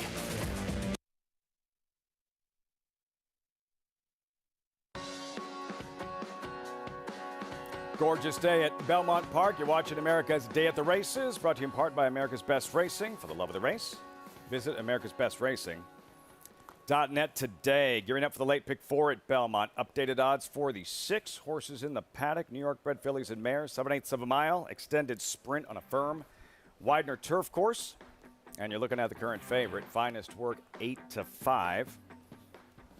As we say hello to the tireless Acacia Clement, standing by in the paddock with this Race 6 paddock report. Acacia, Alacrity, what do we do with this filly? We know she's talented, she knows she's quick, but really just hasn't been producing in her last few. She hasn't, Liffy. She's definitely a bit of an enigma, Miss Alacrity is, as she was precocious, as often Leslie Ward's runners are. She did win a stake on the turf sprinting. She has to go the 7 furlongs today, which is something that I have a bit of a question of. Now, she could potentially be the controlling speed in here, and sometimes it will be easier to kind of stretch that speed a little bit, but she's compact, she's stout, she carries her condition, and her best races have come at 5 furlongs. It's a certainly different animal than what she's facing here, going the 7/8. Looking at her last race on the Tapeta, albeit in stakes company at Woodbine last time out, she did duel on the front end, but just wasn't able to sustain that speed. I'm not sold on her. She could potentially be the one to wire the field, but a horse that I do think got a good trip last time, but is obviously in good form, is the one Finest Work. She does come off of that win, going the 7 furlongs. She looks like a tried and true 7 furlong turf horse. This is her distance. She's super fit coming out of that effort. One thing that is a concern is that George Weaver's barn has cooled down a little bit here at this Belmont stand. So you wonder, did she kind of win when the barn was going well? Is she going to be able to repeat that effort? Physically, I like what I'm seeing from her. The number 8, and that is Show Me the Honey, filly by War Dancer, whose progeny love these New York turf courses. She's fit coming back off the layoff in that she's not carrying any excess weight. I would like to see her a little bit stronger, strengthening up in her hindquarters and across that top line, which will come with racing. She's been really touting herself beautifully here around the paddock, though, and she is one that did win first time out. Liffy? Show Me the Honey, Acacia. 2 for 3 on this Belmont turf course. 6 race late pick 4 Belmont. Meantime, back at Churchill. Good ride. Mitchell Merle rounding the far turn, Richie. The favorite to his inside. Going to keep him pretty boxed in right when the real running starts. Right. Brian Hernandez now decides, you know what, I want to get out from behind these horses. He's already got momentum on him. He's already got a neck on him. It's hard to push your way out of a spot once that other horse has that first run on you. And, that would have been one of those situations where if you wanted to take that tact, about 3 strides earlier, come out, now he's forced to rally outside of you. crafty ride. Mitchell Merle, I Crossed My Heart, 1260. Late Flying Zmuda, completing the exacta, Knowing Glance. Exciting sixth race at Churchill Downs. I Crossed My Heart for Brian Lynch. Practical Joke Philly, second lifetime victory. Much more coming up from Churchill Downs. Post-parade Belmont, we start with Pure Boat and Jose Lascano. Yeah, leaving the post parade early. Some horses just do better when they get out away from the other horses, away from the hubbub of the grandstand, and that's normal for her. They usually break the post parade early with her. Finest Work, favorite, never started from the rail. Flavia Pratt back aboard. Yeah, relentless rally last time off the layoff, and if she can improve off of that start, there's two schools of thought. They can go one way or the other, get better or regress a little. Handicappers expecting the former. Social Whirl, she needs to break clean, stumbled in her latest. Yeah, and a lot of it is because she gets a little bit worked up at the gate, and she'll tend to kind of lunge away from there. But first time trying 7/8 could be a help for her. Courageous Dinah, her last win, like the week before Vino Rosso won the Breeders' Cup Classic. Yeah, it's been a while and a lot of breaks. She seems to run 2 or 3 times and then heads back to the shelf. Number 8, Show Me the Honey, 5-1, Kendrick Carmouche. Coming off the bench from Michelle Nevin, who's having a real strong Belmont meeting. To me, usually our horses do better after they get a race under their belt. Show Me the Honey. Contender towards the outside. Acacia touched on in the paddock. There she is, Miss Alacrity. World-class connections, John Velasquez, Wesley Ward. Yeah, the world-traveling Miss Alacrity. She's run at Belmont, Monmouth, Santa Anita, Aqueduct, Woodbine. Now she gets back to Belmont. Wesley Ward is not afraid of shipping horses around, and her best races certainly make her a major contender. Late pick 4 coming up, 5 minutes out till the 6th, and a heads up. Saturday contests are back at Naira Bets. You show off your handicapping skills. $300 online live money contest on Saturdays featuring racing from Belmont. You win cash prizes and seats in the next week's $300 contest. Registration ends at 5 today. You have about an hour and a half. What time is it? 3:29. Hour and a half. Visit NYRA.com/contest to learn more. Let's get back to Finest Work. Richie, trained by George Weaver, only runner in the race, having won her last race. And this is how she did it. Mid-May, right here with Flavia and Pratt, you'll see Finest Work. And it showed me a lot in this effort, in this victory, Richie. Well, she really did. And this is one of the reasons why Flavia Pratt is as successful and as good a rider as he is. He'll fight the inside. He'll be patient. He understands how important it is to save ground, not to get out in the clear too soon and make that premature move. Look how he's able to put his shoulder on the horse just outside of him, make enough room without bothering that horse. It was just that perfect fine line that you ride, and she kept finding. That was as good a turf ride as you're going to see. Really good. And a brave effort, JK. Splitting horses, fighting traffic, showing conviction, hard-fought win. Finest Work, and for that reason, based on that effort, the 7-5 favorite. What do you think? Yeah, look, I mean, I think she deserves to be. She obviously is a new horse since she switched to George Weaver's barn. And if you watch the show, there's no secret. I'm a huge fan of George Weaver. We talked about it on Cart Talk in the inaugural Cart Talk. At Saratoga, George Weaver has the highest, if not one of the highest, ROIs of any trainer you can think of that has a legitimate amount of starts. Think of all the good ones. George has a higher ROI. So when George gets a horse going in the right direction, I trust that George will keep that horse going in the right direction. I like the inside draw for a wonderful turf rider like Flavia Pratt. Sometimes it can be a little bit of a setback getting drawn down towards the inside if you have a rider who maybe lacks a little confidence, lacks a little decision making. But when you get someone like Flavia down on the inside, I think you're going to save some ground on that turn, and he'll make all the right moves. So I look for Finest Work to kind of show back up and run that same race that she did first time out for George Weaver. The other one that I'll mention is the 8, Show Me the Honey.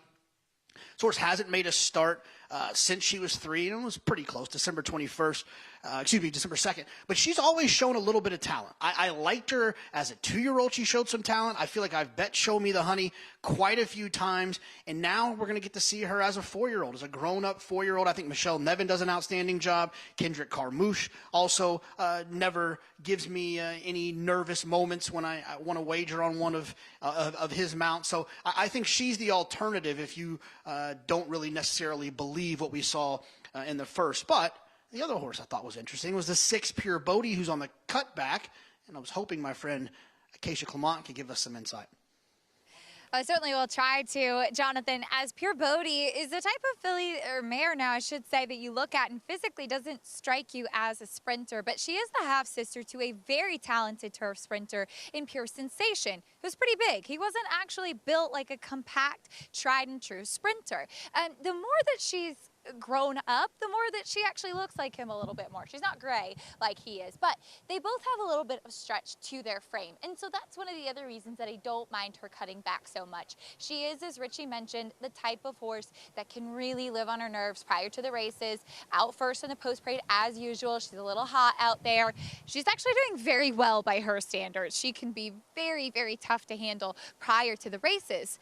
An attitude that typically you would think of a little bit more of a really sharp turf sprinter. So demeanor, pedigree suggests that going shorter should actually suit her quite well. She's intriguing and maybe the second fastest early to Miss Alacrity. We'll see what her jockey Jose Lascano opts to do as far as those pace tactics are concerned, Lafitte. I was just a fan, Richie. Pure Sensation, Disco Rico, graded stakes race back east on grass. You knew one of them would be there. Yeah, absolutely. And sprints.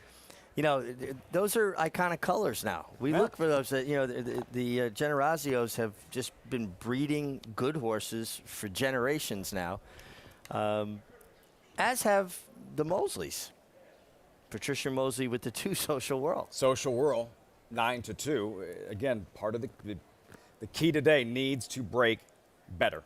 Again, that stumble in her last start. Well, I think she needed that start. She was probably a little fresh, a little more nervous energy going on.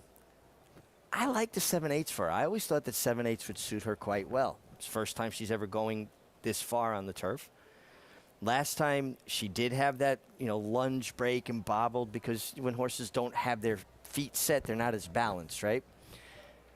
They school them in the mornings because of things like that. Yeah. Also, with a start under their belt and kind of shaking off that ring rust, they usually act a little bit better, a little more professional the next time. I just thought at a better price, she was worth a swing, because speed figure-wise, she's not that far off of your favorite.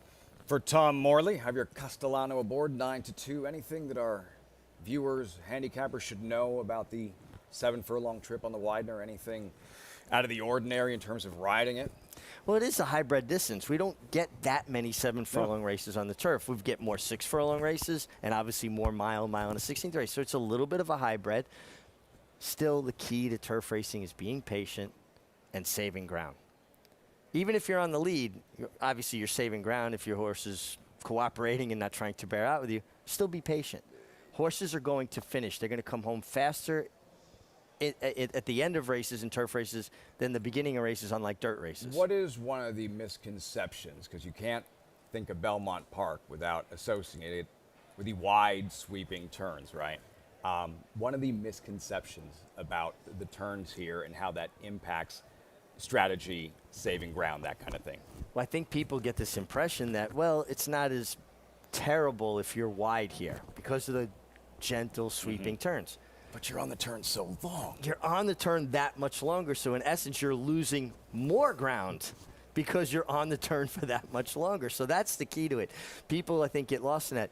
You may see a horse make that last run on the outside, but go back and watch the replay and see when he or she finally tipped out to the clear. Most of the time, they've saved all the ground until they've made the last corner. Stone closers that have won Belmont Stakes, and it's typically a galloper's race.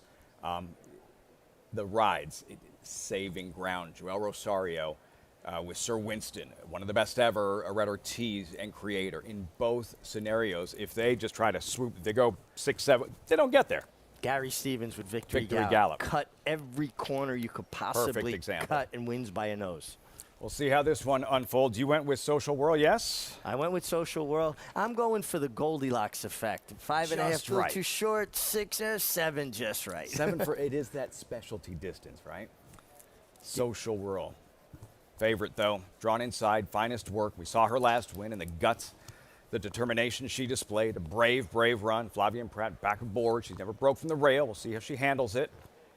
Pure Bodie, Pure Sensations half-sister moves forward. We're all set. Johnny I standing by. Late pick 4-time Belmont Park, the 6th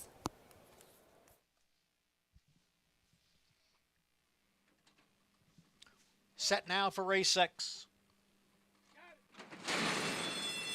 And they're off.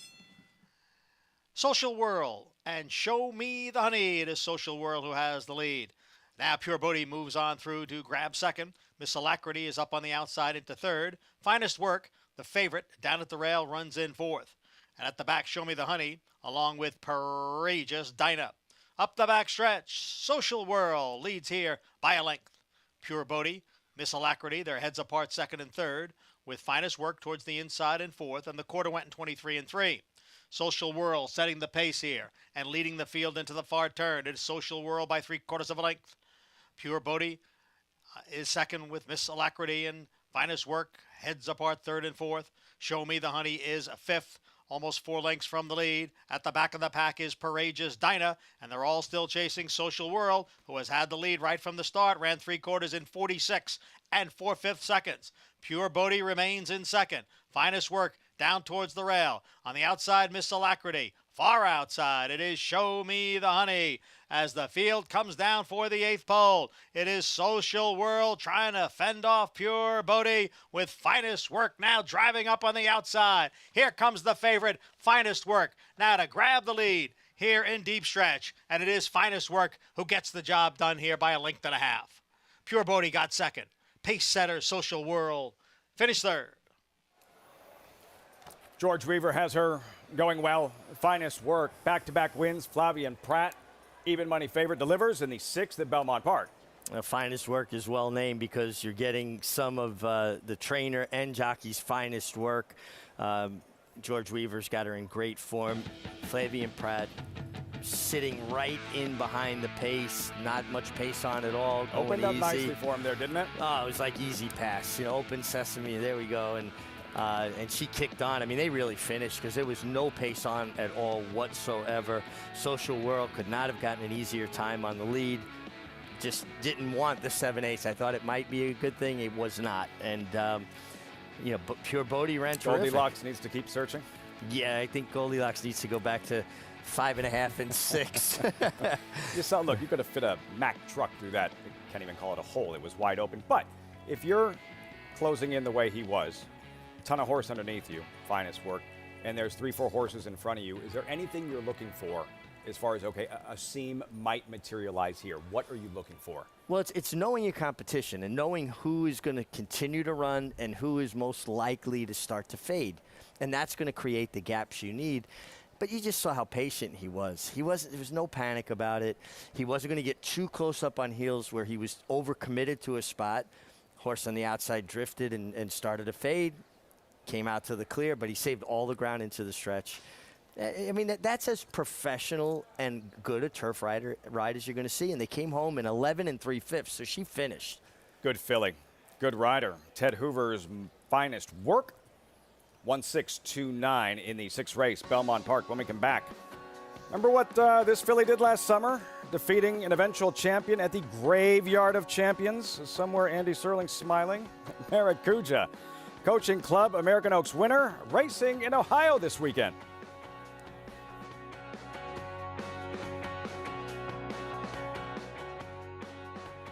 The breeding industry is governed by one principle.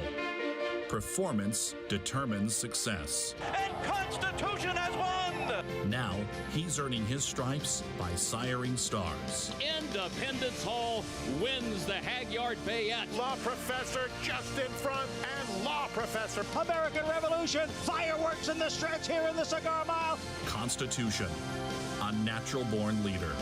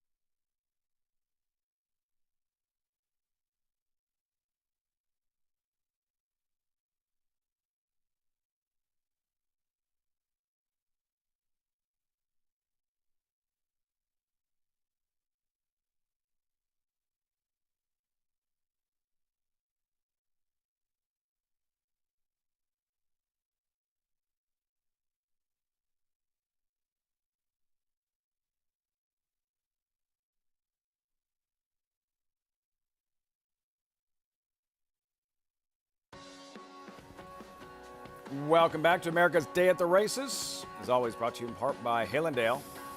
Adelapa. Exciting sixth race here, an exciting filly, finest work, back-to-back wins. For George Weaver, Flavian Pratt, Ted Hoover winning owner. That's what we were talking about. It looks at this stage like, okay, she might have some traffic. Where is she going to navigate? And one horse goes on, another one tires, and she has a massive lane to run through. Yeah, and again, just not overcommitting to one spot, hedging, knows he's got a lot of horses, sat in there in hand, saved all the ground. You know, and not only are you watching what everybody else is doing, you're listening. Johnny Velasquez was all in on Miss Electricity on the outside of him. He's already smooching at her. He's already asking her for her best. He knows she's going to stop. Okay, I'll wait, park here. When he drops away a little more, I got my opportunity to come out and finest work at $4. Got a perfect trip, but she's in very good form. What would you do in order to encourage as far as kind of a verbal cue? I couldn't make the noises I made when I was riding because I sounded like the devil himself. Possessed Richie Migliori. 387,000 plus in the pool. I'm wide awake. Impressive 2-year-old earlier. Finest work. The favorite, $4. 3 left in the late Big 5 sequence here. Belmont Park. Back to Churchill Downs. Race 7, lucrative maiden race. $120,000 purse. You racing a lot of maiden races during your career with $120,000 purses, Richie? Never. $120,000 maiden race. When I started riding, a $100,000 purse was a huge deal. Big stake. And it was a stake, a big stake. 100 grander. We have one here, and these are maidens. Tim Tao kicks off the post parade, 27-1. Eric Reed, we know that guy. He knows how to win long races at Churchill.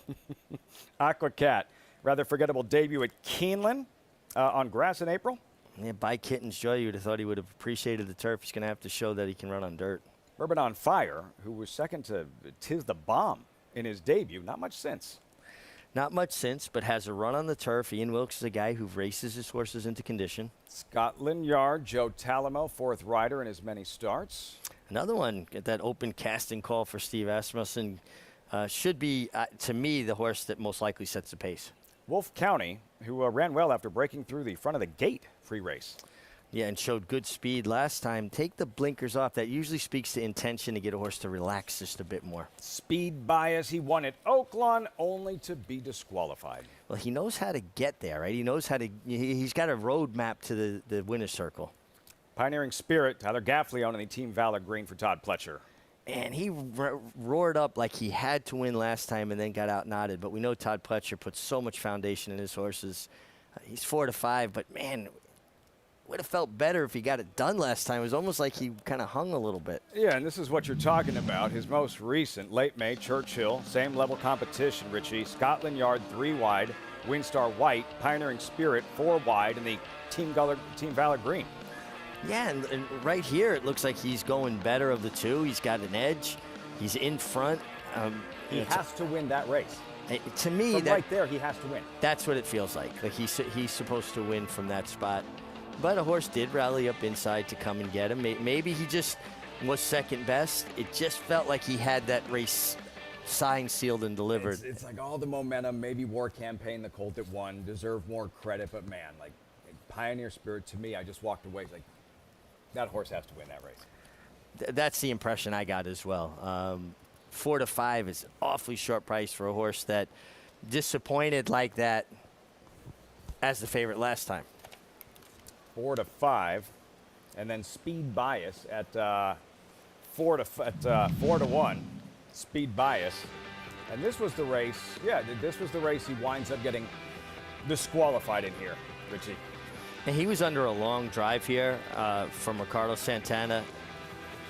And he switched back to his right hand here. And when he did, horse reacted negatively to it. And he jumped back to his left lead and basically broadsided the horse inside of him, the eventual, winner rider special. I would think that Ricardo Santana Jr., who rides him back, learned from that mistake, and he would be reluctant to go back to his right-handed crop again.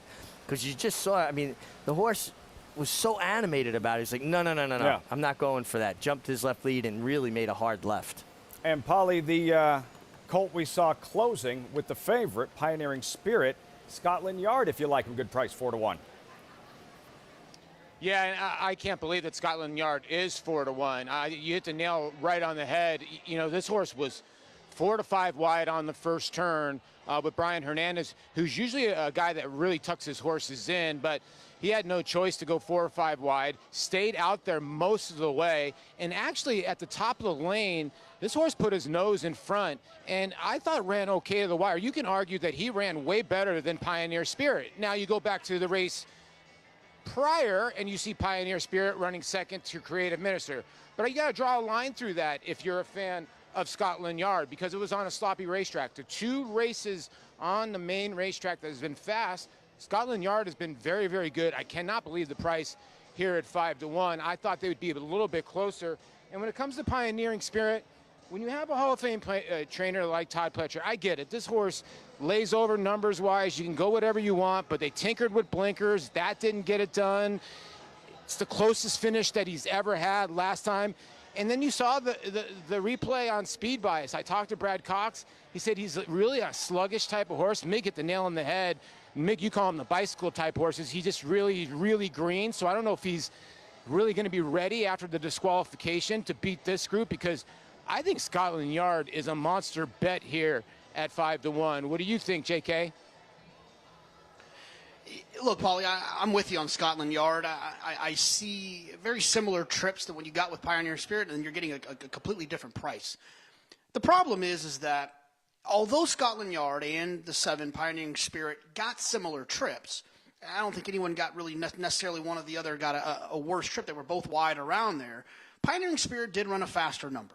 So I understand why the money is going towards Pioneering Spirit. The problem is that the difference in their races was not a big enough gap for that big of a discrepancy in the price. And then you throw in the mix the 6 Speed Bias. It's another horse that from a speed figure standpoint, he's right there, especially for a lightly raced horse. Another little step forward for Brad Cox, Ricardo Santana. Speed Bias is suddenly right there in the mix. If I'm picking the most likely winner, I'm not going to surprise you here. I think the 7 is the most likely winner. I just think the 7's a poor wager.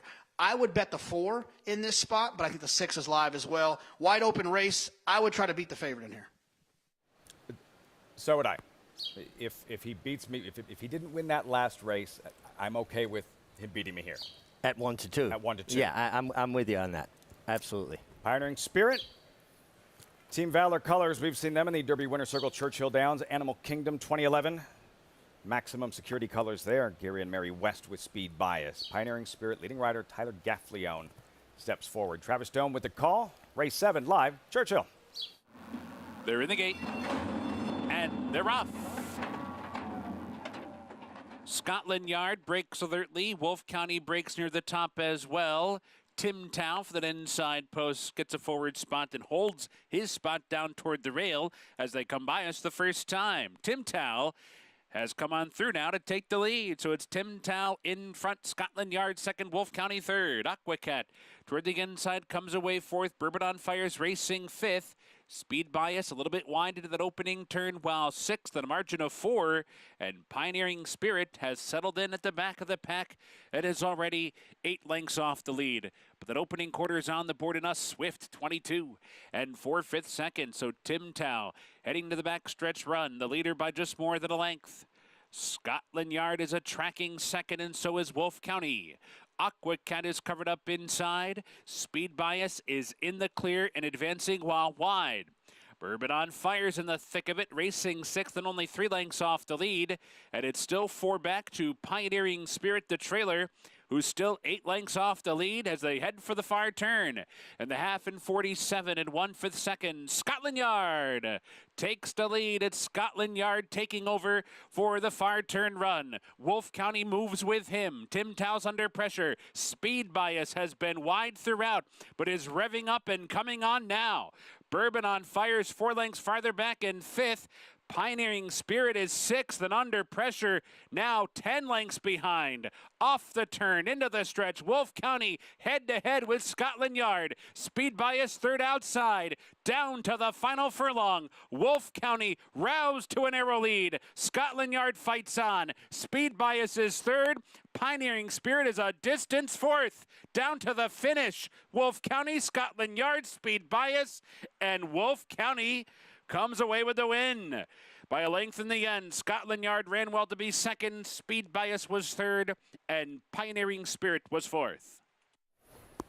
Almost won his last race after breaking through the front of the starting gate pre-race. No such problems today. Wolf County and Julian Leperoux for Kenny McPeak in the 7th race at Churchill Downs, closing at 9-1.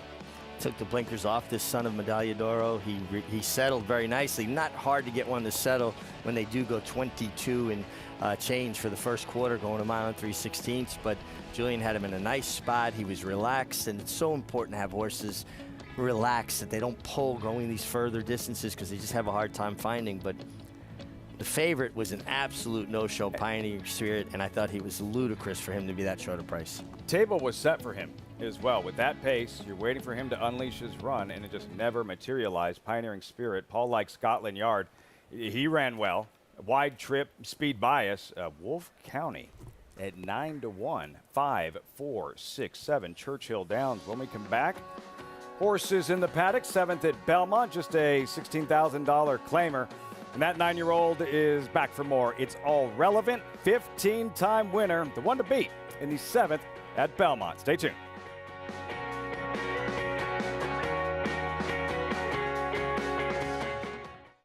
Racetrack Television Network brings you every race, from every track, on every screen, every day. With monthly packages starting as low as $5, RTN gives you great value and access to more live HD streaming and race replays than anyone. Visit RTN.tv today to sign up and watch on almost any device, including Roku and Amazon Fire. RTN has packages that start at $5 per month.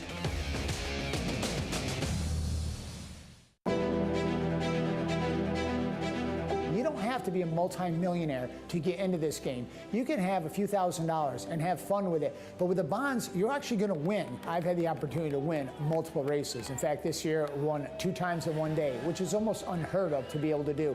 This is going to happen with them. You will get into the winner's circle in Saratoga. You will walk that horse in, and you will stand there, look at the crowd, and the bonds will take you there and get you into that winner's circle, and it won't cost you a lot of money.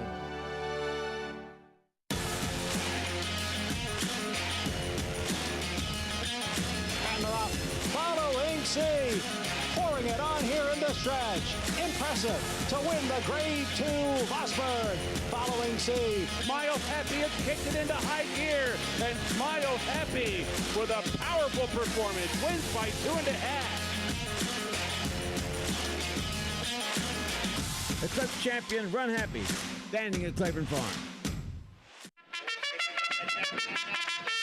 Monmouth Park's 50-cent Win Early Pick 5 is one of the country's earliest Pick 5s, making it the perfect way to get your wagering day started.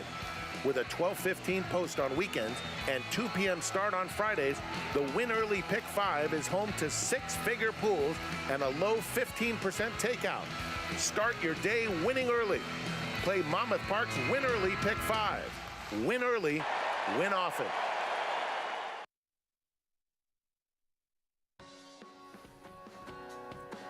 You're watching America's Day at the Races. As always, brought to you in part by Claiborne Farm. 100 years doing the usual, unusually well. Gorgeous scenics from Claiborne. Picture perfect day for thoroughbred racing here at Belmont Park. Horses in the paddock for the 7th. $16,000 claimers, mile and a 16th. How can you not love that guy? It's all relevant, Richie. 9-year-old, 38th lifetime start. He's knocked down 15 of those. Earned over $500,000, and he is a relentless kind of horse. He has speed, and he just maintains his stride, runs with his head out and down. Very difficult horse to ride for a rider. The kind of horse that'll really wear you out. When a horse runs with their head down, it kind of stretches you out. But that's how he's comfortable, and it's certainly effective. That's like AP Indy Anteater action right there. But you prefer it than a horse that has his head way up in the air. right? Oh, absolutely. They're going to cover more ground, and AP Indy is his maternal grandsire. There you go. You see? It's all relevant. Acacia, the 9-year-old, what are you seeing? Yeah, just that head carriage that you guys were talking about. I remember speaking to Dylan Davis when he won on this horse 2 starts back, and he said that he'd actually gotten a little bit better even than what he used to be. He was the type of horse that always has carried his head really, really low. He doesn't do that at the walk. It's once he kind of gets into a gallop. So that's something apprentice jockey Jose Gomez, who's handled all the other hurdles that have been thrown at him here in New York, needs to be aware of. And this is a horse that I really liked cutting back 2 starts back when he got that win at the 7 furlongs. He's a little bit more of a small and stout type of individual, but this is one turn. He has speed. You let him gallop and get into a rhythm, and that's where he does his best running. The key will be the 3 Auburn Hills as far as that pace is concerned, Lafitte. Auburn Hills 3-1. Erad Ortiz, big afternoon yesterday. It's all relevant 7-5. These are just $16,000 claimers. The cross-country pick 5 sequence, no $16,000 claimers. The stakes racing all over the country. Belmont, Monmouth, Churchill, Thistle Down with the Mother Goose 3-year-old fillies. The Goldwood at Monmouth, Lady Jacqueline Maracuja, Thistle Down. The Chicago Grade 3 in name only, Grade 1 type talent, Ohio Derby. Several horses exiting the Kentucky Derby. But the Lady Jacqueline, Richie, and Maracuja pulled off one of the biggest upsets last summer at Saratoga over Malathat, the coaching club American Oaks. Field of 10, mile and an eighth. Maracuja towards the outside. 4-1 if you like her with Kendrick Harmouche. Grade 1 winner, and she's not even your morning line favorite. 4-1. Yeah. She needs to, can she reach back and find this stuff to pull off an upset over a champion? Clariere in between horses. Malathat working on the inside. Malathat took on like a relay team. And a brilliant ride, Ricardo Santana and Maracuja picking off the Kentucky Oaks winner in the shadow of the wire. Yeah, just a relentless rally here. I think she got a lot of things go her way because Malathat kind of put in a position that she's not as comfortable with making the pace in a race that appeared somewhat paceless. She was in very good form at this moment for Rob Atras. Came back with a comeback win that she had to work maybe harder than anticipated for. And then threw in I thought a flat effort in the Apple Blossom. What are you expecting from her? Well, I think she's going to get pace to run at, and she's shown that she wants to be more of a closing type. Exciting stuff, all part of the cross-country Pick 5 sequence. Meantime, post-parade, race 7 Belmont, Peruvian Boy and Dylan Davis. Coming off of freshening, dropping in class for a guy who just won the last race, George Weaver. Auburn Hills, Acacia mentioned, could be the key to the race here. Erad Ortiz aboard. Yeah, Auburn Hills has some speed. It depends on if he decides to use it or not. He's got It's All Relevant outside of him, who is a confirmed front runner. And he's a horse that likes the bit in his mouth. Even though he runs with his head out and down, you're better off kind of keeping him a little bit of contact, keep him a little bit more balanced. Jose Gomez has one on him. Trying for a 16th career victory and what would be a 5th here at Belmont Park. Number 5, O'Shea, can you see? A 7-year-old gelding, 49th career start. Yeah, and just not a horse with a tremendous amount of speed, and he fell into a pretty tough $16,000 claimer here. 12-1, 11-1, Mr. Winston. Aqueduct has been kinder to him than Belmont. Yeah, no doubt, but I think he's another one that could have a say in how this He's race revved up. Potentially, yeah, and you could see when a horse fighting the bit the way he is, kind of turning his head and shaking it. He's shown high speed at times, and he's another horse that could have a say in how the race shapes up. Direct Order, 6-year-old, is an 11-time winner. 4 of those here at Belmont Park. Yeah, and he's a relentless kind of grinding style that he'd love to see a couple horses take early shots at It's All Relevant. Whether it's playing this race here or the cross-country Pick 5 tomorrow, need to have you join us here at Naira Bets and play all the action on our program. More while earning up to a $200 deposit match bonus. Sign up with promo code MATCH200. Earn up to a $200 deposit match after your first deposit. Bet any track, anywhere, anytime. Join now, NairaBets.com to earn your $200 deposit match. JK, are we trusting the 9-year-old here? It's all relevant. 6-5, 5 minutes to go. Yeah, I'm going to trust the 9-year-old. He's run 37 times. He's won 15 times. He understands how to do his job. And I think if you look at the last race, there's some excuses that you can kind of look at to have a better feeling for why It's All Relevant ran the way that he did last time. Well, he's facing tougher, a $40,000 claimer. The other thing is that race completely fell apart.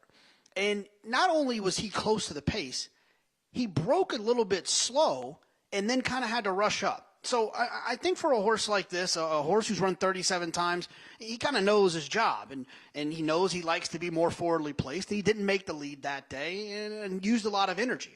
I think we'll see the real It's All Relevant here today. That'll be my top choice and the horse I think that will win, but I do think the 8 direct order does make a little bit of sense. This horse was wide last time, and I think that still, you got to look at geometry when it comes to these situations. When you're looking at the speed figures, this horse had a faster figure prior to the last race, and maybe that was what kind of took a little bit of the starch away from direct order. If you're looking for an alternative, I would look towards the outside with the 8. But like I said, I think the 4 is the most likely winner. And then the horse that you also got to keep an eye on in here is the 3, Auburn Hills. This horse that's switching to Orlando Noda, and we've seen the Noda barn get hot at times and on the trainer change, and I'm very curious to hear what Acacia has to say about the 3 Auburn Hills on the racetrack. And I thought I was going to like him better out on the racetrack, Jonathan. He is a horse that I think will be forwardly placed. One thing I've noticed about the horses coming out of the Noda barn is that they typically carry really, really good condition, that they have a lot of substance, have a lot of good weight to them. And this guy, he is a big, leggy type of horse, as he always has been. He's just lacking a little bit of muscle across his flank and just a little bit more substance that I would have liked to see, especially knowing what we typically see coming out of the barn. He's dappled out from head to toe. He's been forward, he's been sharp, and again, the fact that he is such a big leggy type, the 1.16 I think does suit him well, not to mention the drop in class. I think he holds the key to the race as far as what Irad Ortiz does decide to do, as he is pretty sharp out there. The number 2, Peruvian Boy, was where I landed. I liked him better, I think, with the presence of Lil Commissioner, who promised to be forward as well. But the more I see him, the more I actually do like him. I think that he's the type of horse who, stretching back out in distance, I wonder if this is a little bit of a stretch for him. That's my one concern. He was relatively switched off back in the paddock, but perked up a lot out on the track, had a great warm-up. Hopefully the sign of finest work winning in the last race is the sign that the barn is picking up some steam as well. And I thought that he, who's one that doesn't need to be too far off of it, Dylan Davis picking up the mount, can kind of sit in that catbird seat. At a price, the 6, Mr. Winston, as you guys mentioned, he was pretty revved up in that warm-up. He's a horse that back at the start of the year used to be wearing cheek pieces. They've fooled around with the equipment. They've settled on these pretty closed-in blinkers with him, and that seems to be working for Antonio Arriaga. This horse has been fired up. He looks ready to roll. He also looks like he doesn't want to run this far, so I wonder if he will just be a little bit more aggressive early on and see if he's maybe not able to sustain that speed, Lafitte. Lots to look for early on, Acacia, in terms of pace and how this thing unfolds. 1.16 Richie, it's an unorthodox 1.16 even the way the horses make their way to the starting gate, and the same distance in what we'll be seeing before tomorrow's Mother Goose and 3-year-old fillies. Yeah, they go through that gap there by the Outrider shed, and they go onto the training track, and they come up the chute. What used to be part of the old 1.25 chute that started in the middle of the training track, which they did away with many years ago, but they still run a 1-turn 1.125 at Belmont in the dirt, obviously a 1-turn 1.16. Usually the race heats up in the middle because that long run down the backstretch, horses pick up momentum. Is it easier to, if you're talking about nursing a horse on the lead, is it easier to do so in a 2-turn route or a 1-turn 1.16 like we have here? Without a doubt, a 2-turn route, because you're going to jump out, run to the first turn, and then everything moderates. That turn almost takes them back off the bridle. So once you've established that position into the first turn, you're going to get a chance to get a breather. The 1-turn, it starts picking up. So you'll see sometimes they'll go the first quarter in 23 and change or 24, and the next quarter in 22 and change because they really pick up a lot of speed down the backstretch. Listen, I'm a big It's All Relevant fan. I like him a lot. I know he's hickory. He's tough. He's dropped into the 16 level, but he's a horse that's gone up and down as he's done well physically. He goes up the ladder. Sometimes he regresses a little. They go down the ladder. But we've seen this pattern with him over time. So I'm not taking it as a negative he's dropping a 16. Bad race, they're taking a base on balls, if you will, right? But you went direct order. I'm on direct order. Direct order has beaten It's All Relevant. I mean, he got an incredibly fast pace to run at him that day, but I got a feeling that this thing could heat up a lot in the middle, and with that outside post, and direct order's a horse that when he runs a big race, His next race, usually he regresses because he puts so much into it. Well, he's had enough time to recover now. I think you get his best race, and at 9-2, I'm taking a little chance. I don't have any big illusions that he's going to beat It's All Relevant again, but if things shape up properly, he's the one I give the best chance to. It's All Relevant in 6-5. O'Shea, Can You See? As Acacia mentioned, maybe the key to the race, Auburn Hills by Palace Malice. 18 years since the Malice at the Palace. Not the NBA's finest moment. Auburn Hills, how aggressively will he be ridden by Red Ortiz first after the claim? Orlando Noda. Mig's top selection, direct order is in. Johnny I standing by. Post-time race 7 Belmont.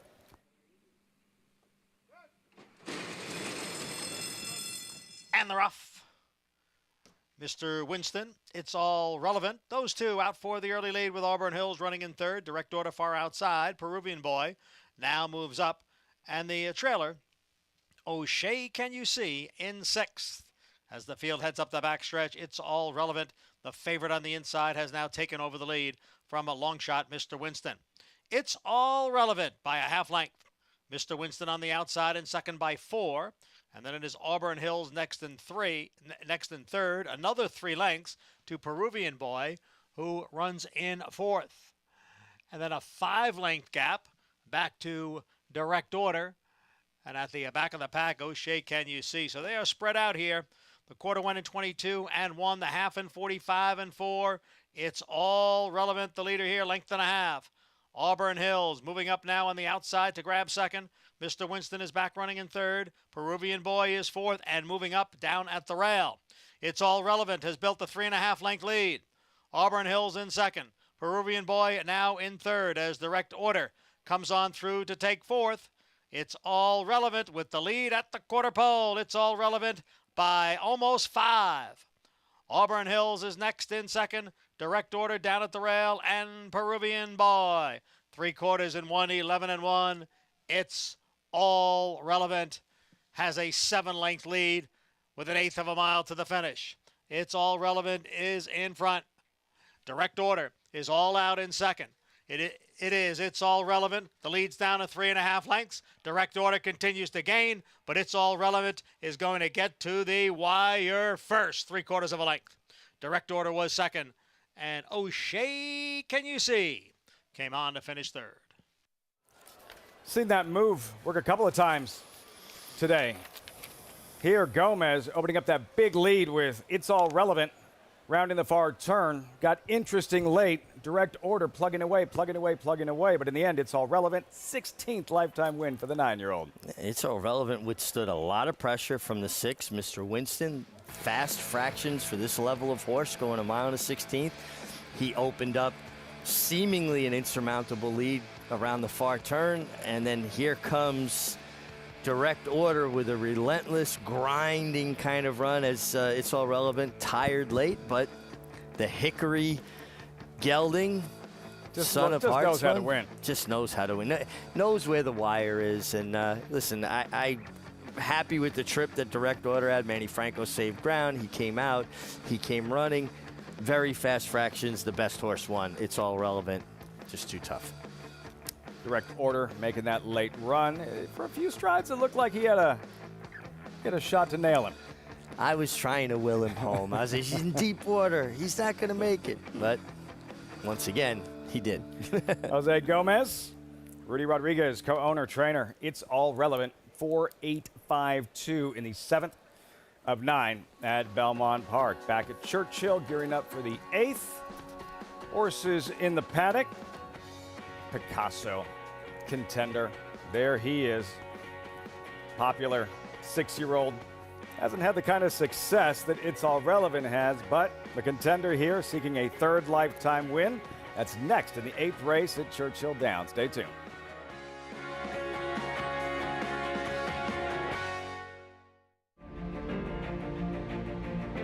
Idol perfectly timed. Idol gets up under Joel Rosario to win the big gap.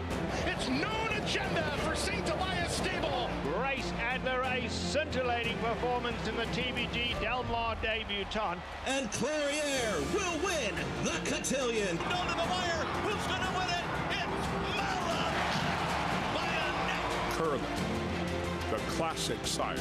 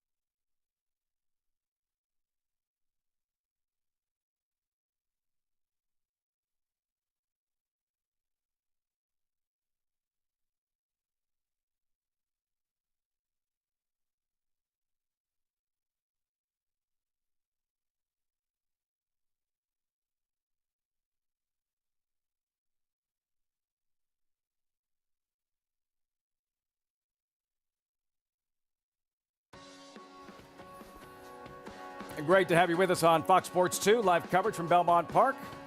America's Day at the Race is brought to you in part by Naira Bets, but any track, anywhere, anytime with Naira Bets. Get started at NairaBets.com. Check out the bonuses available to all members. Smiling Jose Gomez entering the winner's circle. It's all relevant, builds that big cushion, that big lead, and holds on by about 3/4 of a length. Jose Gomez has got to be considered a overwhelming short price favorite to be the Eclipse Award winning apprentice this year, and he has the apprenticeship all the way through the end of the year, so he has plenty of time to continue to pad his statistics. He could feel he's getting a little desperate late. He's a kid that tries to stay with hands and heels, but went to the crop late to try to preserve the victory, and it's all relevant with his 16th score. Gotta love it. Just one of those horses that, is the heart and soul of our game. 420 as your favorite, holds off direct order.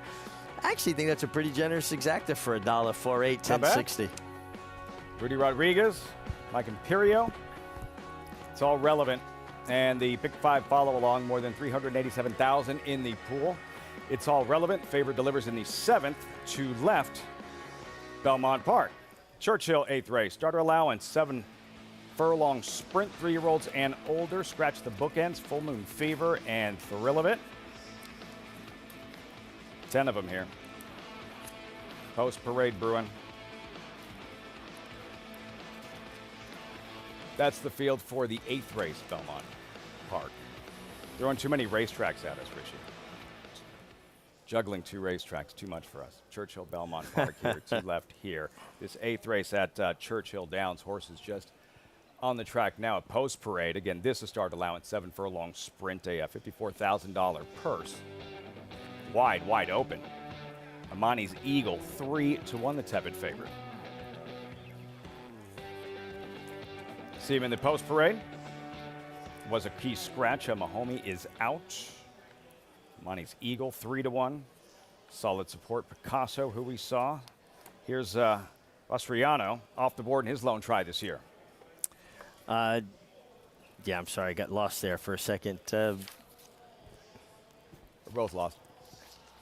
Lafitte, I don't know what I did here. I got the wrong paper. Sorry.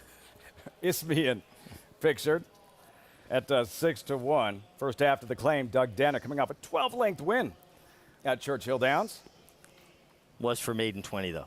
Was for maiden 20. Edgar Morales, by the way, make the rider on Eli here. Son of Keen Ice, as was the Derby winner Rich Strike. Getting back to dirt. Best races have been on synthetic. Tough for Travis Stone to picture during the running of the race. Picasso. Picasso makes a lot of sense in this spot. This is for horses that have run for $20,000 claimant tag. 2 starts back, he did. He won. He was claimed. He ran well for 50. This is a good spot. Amani's Eagle, the tepid choice. Yeah, horse that certainly should be involved. Was claimed for 20 last time. Protonic Power has settled down now. Was really acting up in the paddock moments ago. Yeah, ran a nice race last time. I mean, figure-wise, going a mile and 3/16, I think the turn back certainly is well in order. And Thrive, Florent Giroux, you see the Eclipse Thoroughbred colors, a winner last out at Santa Anita. Yeah, and ships in. We've seen a lot of horses kind of make that pilgrimage from Southern California to the Kentucky circuit. Paulie, we're lost up here. Hopefully you'll be able to lock in on a winner in this upcoming 8th race at Churchill Downs. What do you think? Sorry, guys. I was trying to get plugged in there for a little bit, and I lost my earpiece for you. I thought this was an interesting race in here. And when you look at the body of the field, it looks like the outside horse is going to have the speed. There's not really a lot of pace signed on here. Now, do you want the front end today? It's sort of been mixed match. It's kind of been, seems like the older, more established horses have been able to pass horses. It seems like the younger horses, or maybe the lower level horses, have been able to hold on the front end. But, you know, when I look at the 2 in here for Douglas Danner, this is a horse that won by 12 lengths here at Churchill Downs. Out of the Fausto Gutierrez Barnes, and Fausto has another runner in here as well, and that is going to be the 7, Protonic Power. And I actually love this horse today, the 7. The 6 in here, Amani's Eagle, is going to be tough. That's just the bottom line. This is a horse that ran very, very well last time out. I know it was Rene Diaz, so you're going to get 7 more pounds with Mitch Morel. And Mitchell's been riding very, very well, and Amani's Eagle might take the initiative. If there's a lot of pace in here, I've been waiting for Platonic Power to cut back in distance. You get Ricardo Santana.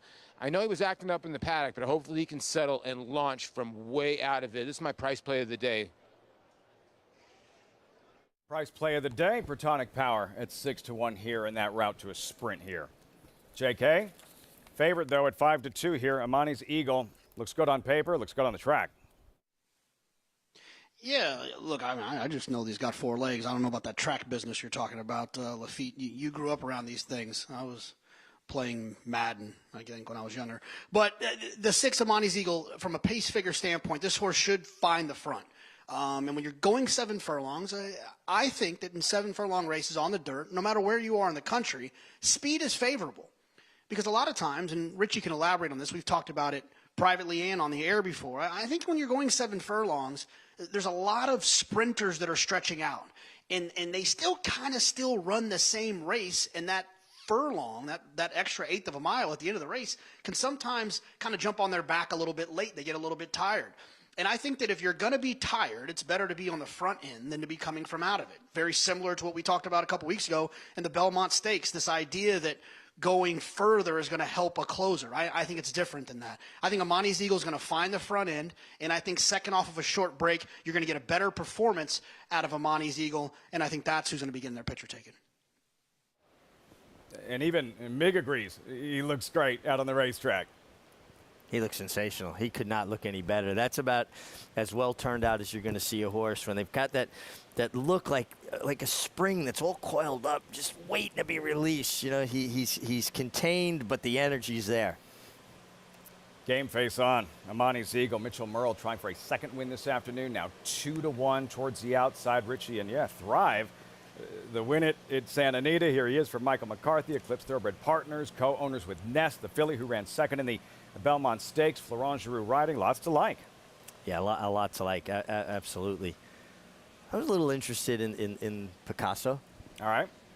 You know, Will Walden, Elliot Walden's son, early in his training career, claimed this horse for 20 off a winning effort going a mile and a 16th. Runs the horse back 6 furlongs against a tough, hard-hitting $50,000 group of claimers. They went 21-1. This horse was chasing the pace. Did well to be third, beating 4.5 lengths. Now he's back in a condition for horses that have run for that $20,000 level going 7 furlongs. So you've got the foundation of the mile and a 16th race. Mm-hmm. You've got him a little bit sharper from the sprint race, and you get to go 7/8 against the group. To me, the race runs between the 4 Picasso and the 6 Amani's Eagle. Picasso 7-2, Amani's Eagle 2-1. The conditions of the race you touched on. Why was this specific race created? Why these horses? Well, when you have claiming horses, sometimes people are reluctant to put them in for a claiming price that they'll be competitive at because they run the risk of somebody putting in the claim slip for them. They lose their horse goes home with somebody else. This gives these people an opportunity to protect their horse, protect their investment, race the horse with the knowledge clear-headedly that horse is going to still come home to my barn tonight. And for those that qualify, Amani's Eagle, the favorite at post time, 9-5, all set for the 8th at Churchill Downs. Travis Stone standing by.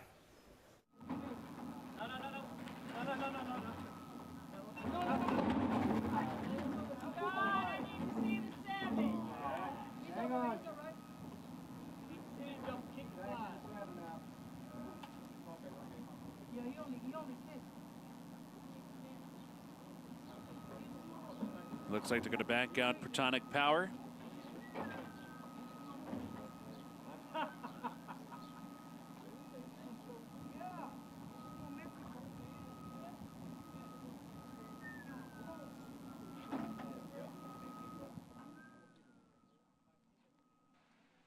And Platonic Power goes back in. Ready. And they're off. Amani's Eagle with an alert beginning. Picasso showing some speed as well. Vasariano and Thrive on the far outside. Up the chute they go, and Picasso punches through to take the lead. But on the outside, Thrive is there, and between them, it's Amani's Eagle. 3-ply battle down the back stretch, and they've gone 4 clear of Vasariano. Isthmian comes away 5th and toward the rail. Eli 6th. Protonic Power is the trailer in 7th through an opening quarter in 23-1. Heading for the far turn, Picasso comes out through to take a clear lead. Half a length in front of Amani's Eagle in 2nd. Thrive is 3 wide, keeping pace with them. 3rd, still 5. Back to Vasariano in 4th. The rest with work to do. Picasso steps on it now. Builds a 2-length lead for the run to the quarter pole. Amani's Eagles in a full outdrive 2nd. Thrive is outside while 3rd. Vasariano in 4th. Protonic Power switched outside to try and run up into 5th with Isthmian. But 1st is Picasso with a 5-length lead and 1 furlong to go. Amani's Eagle in a battle with Vasariano. Protonic Power, Isthmian trying to close in late, but it's way too late to catch Picasso, who was sharp in here. Wins by 4 on the wire. Vasariano 2nd. Amani's Eagle, Isthmian, and Protonic Power. Race looked competitive on paper. This was a mismatch in the end. Picasso, right here, hits another gear and puts this field away. 3rd lifetime win for the 6-year-old Tappet. Well, he was certainly sharp coming off that 6 furlong race for 50 last time because he showed improved speed. Again, I go back to the Mount of 16th race with Foundation. I love when I see that kind of blend of stamina and speed come together. And just a really good job by Will Walden placing this horse. This was a perfect spot for this horse. That he claimed for 20, protected today. He'll get another chance to run him back, and Picasso dominated this group. Now 2 of 3 of his last 3. Amani's Eagle, the favorite, 9-5 at post time. Any excuses? What'd you notice? I don't think there are any excuses at all. I think sometimes when a horse gets put in a position where they're trying hard to get to another horse, and another horse leaves them, it just kind of pulls the heart away from them. He's like, man, I'm digging in, I'm giving everything I have, and this horse just left me. Yeah. I ran track a little bit as a kid in junior high school, and I remember trying so hard, and this kid started stepping away from me. I just collapsed. Yeah. Forget it. Gone. Picasso. Too quick for them today at 4-1-6-2. Picasso 7-2 at post time at Churchill Downs. The 8th race at Belmont. Horses in the paddock. Wide open. Rally Squirrel, the current favorite, at 4-1. That's next on America's Day at the Races.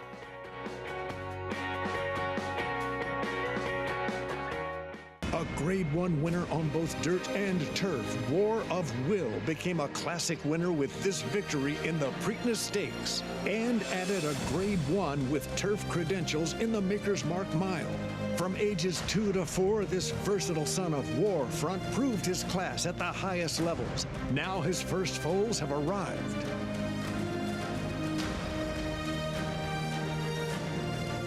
War of Will, standing at Claiborne Farm. Who you betting on? How about an app created specifically for horse racing? Nairo Bets. We specialize in thundering hooves, fist pumping, and boosting your bankroll with robust weekly promotions. And offer betting tips from actual horse racing experts. Bet all day and night, nationwide. Get the action and thrill of horse racing with Nairo Bets.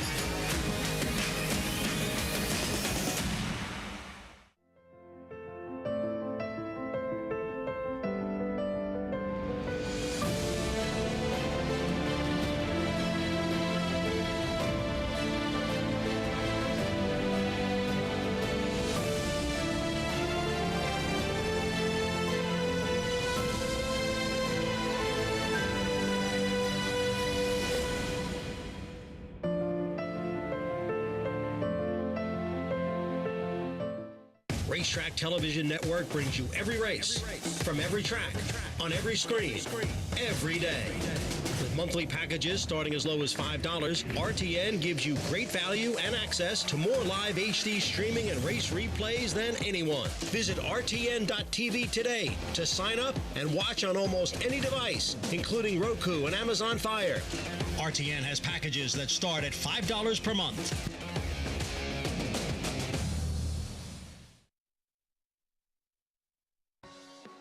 Welcome back to America's Day at the Races, brought to you by America's Best Racing. For the love of the race, go to americasbestracing.net today in the paddock for this 8th race. And we're about to get the call, or we've gotten the call for riders up. So go quickly through them, starting with one of the shorter price ones, and that's Meseta. Is this going to be the day for a horse that has been intriguing in the last couple? Certainly looked to be a major player last time out, had a tight hold off the pace setter. Just not much finish to him last time out. He's a horse that I've really liked and I think has come along. He does look stronger now, third off the layoff. He's dappled out from head to toe. I just wonder if we really can trust him in this spot. He may, I think, be the horse to beat. The number 3, Agent Creed, is a horse that I've been waiting to see come back. I've always felt like he wants to go long on the turf. I love the 9 furlongs for him. Michelle Hemingway has had some live runners here in New York. He looks fit enough off the bench. I do think that he will tuck up a little bit after this start, but he's such a big, solid type of horse that typically carries his condition from race to race. I don't think he was necessarily blocked last time out in that race, but thought he had a little bit of a trip throughout, and maybe just one who wasn't the most comfortable down inside. Intrigued with Louise taking the call with him off the layoff. The horse that actually probably looked the best in this race, though, was Linda Rice's other horse, the 11, Mo Danson. And this is where the notes come in handy, because when I was in the paddock for the New York Stallion Series last time out, I said, looks like longer, has a turf hoof, looks best, but I'm not sure this is the right spot. This is the right spot for Mo Danson. He looks like a turf horse. He's so big. He's so solid. He will love going the 9 furlongs. He is one that does carry his condition from race to race, but at a big price, I'm really intrigued by him. We'll see if he's good enough to compete with these. Lafitte? 26-1. Mo Danson. See how he handles the added ground. 8th race, Belmont. Post parade coming up. Meantime, Churchill Picasso. The first horse that comes to mind when you see those roan types, Richie? Well, now Tappet, no doubt. I mean, he is by Tappet, too. So, you know, he's really kind of stamped a generation of horses. Super stallion. Yeah, Picasso at 960 just was very good, well placed by Will Walden. Nice to see him getting some success in the training ranks. You struck me as a Vigors fan. Oh, I loved Vigors. Vigors was cool. He was awesome. We're going to get off topic. Darryl McClark, right? Parades, yes. The Cavaliers, 7-1 Peruvian. Check that, number 2. Meseta, who you like as well as Acacia. I like him very much. Love his inside draw. Very short run of the first turn, going a mile and 1/8. If he works out a good trip under Eric Cancel, 7-1, I think is very generous. Agent Creed, see how he handles this mile and 1/8. Louise Saez does ride for the first time. Yeah, coming off of a layoff, had lost any semblance of speed last year. Let's see if he, being fresh, he can put himself a little bit closer. Frontline Dancer graduated in his second start.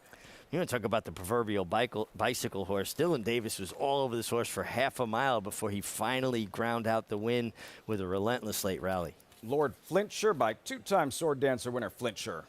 Yeah, certainly, you know, major player here.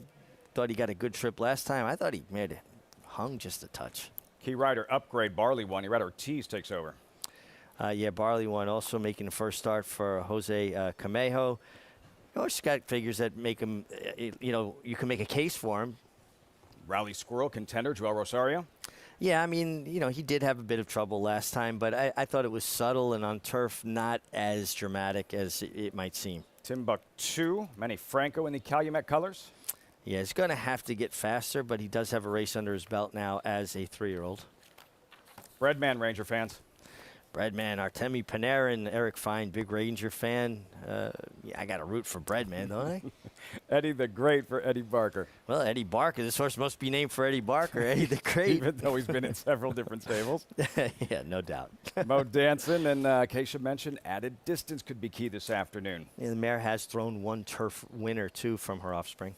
Boss making boss moves, the Leoban offspring, side by side. Yeah, another one that has some turf pedigree. The mare ran well on turf, has thrown a turf winner in Barley 1.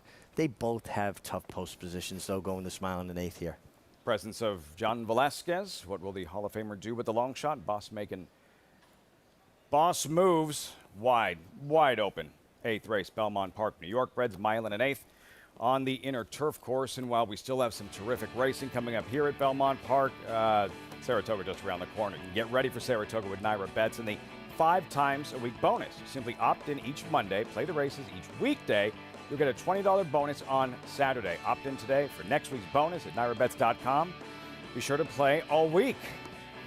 3 weeks from yesterday, Richie. 3 weeks from yesterday, opening day Saratoga. Almost there. It feels like this entire spring, and well, now we're into summer, has flown by. Lord Flintshire, 4-1, who is the tepid choice. And you mentioned it looks like there's more trouble than perhaps he actually encountered in that second-place finish where he just missed back on the 28th of May. What did you see? Yeah, you're going to see, like, Rally Squirrel here. Now, Lord Flincher's making his move on the outside. Rally Squirrel had to come out over heels, but he didn't really take up. He didn't check up. He had to alter course slightly. And one thing we've seen, and you can go back to watch Yes's previous race before yesterday, how horses can accelerate on turf even when they have some trouble, that they're able to catch their stride. This horse just kind of ran unevenly, didn't he? No. I didn't see some big, rally that, oh my gosh, that little bit of trouble cost him so much. How much of a different, that was a mile and a 16th, the mile and an 1/8 distance for Lord Flintshire and Rally Squirrel. Well, I think Rally Squirrel is that grinding type. Lord Flintshire might have a bit more turn of foot. So maybe out of the two, maybe the 7 Rally Squirrel appreciates the mile and an 1/8 a little bit more. It's just interesting. This race is run so differently than the races out of the mile and a 16th on the main turf, even though it's only 110 yards different. Much slower paces going the mile and an 1/8.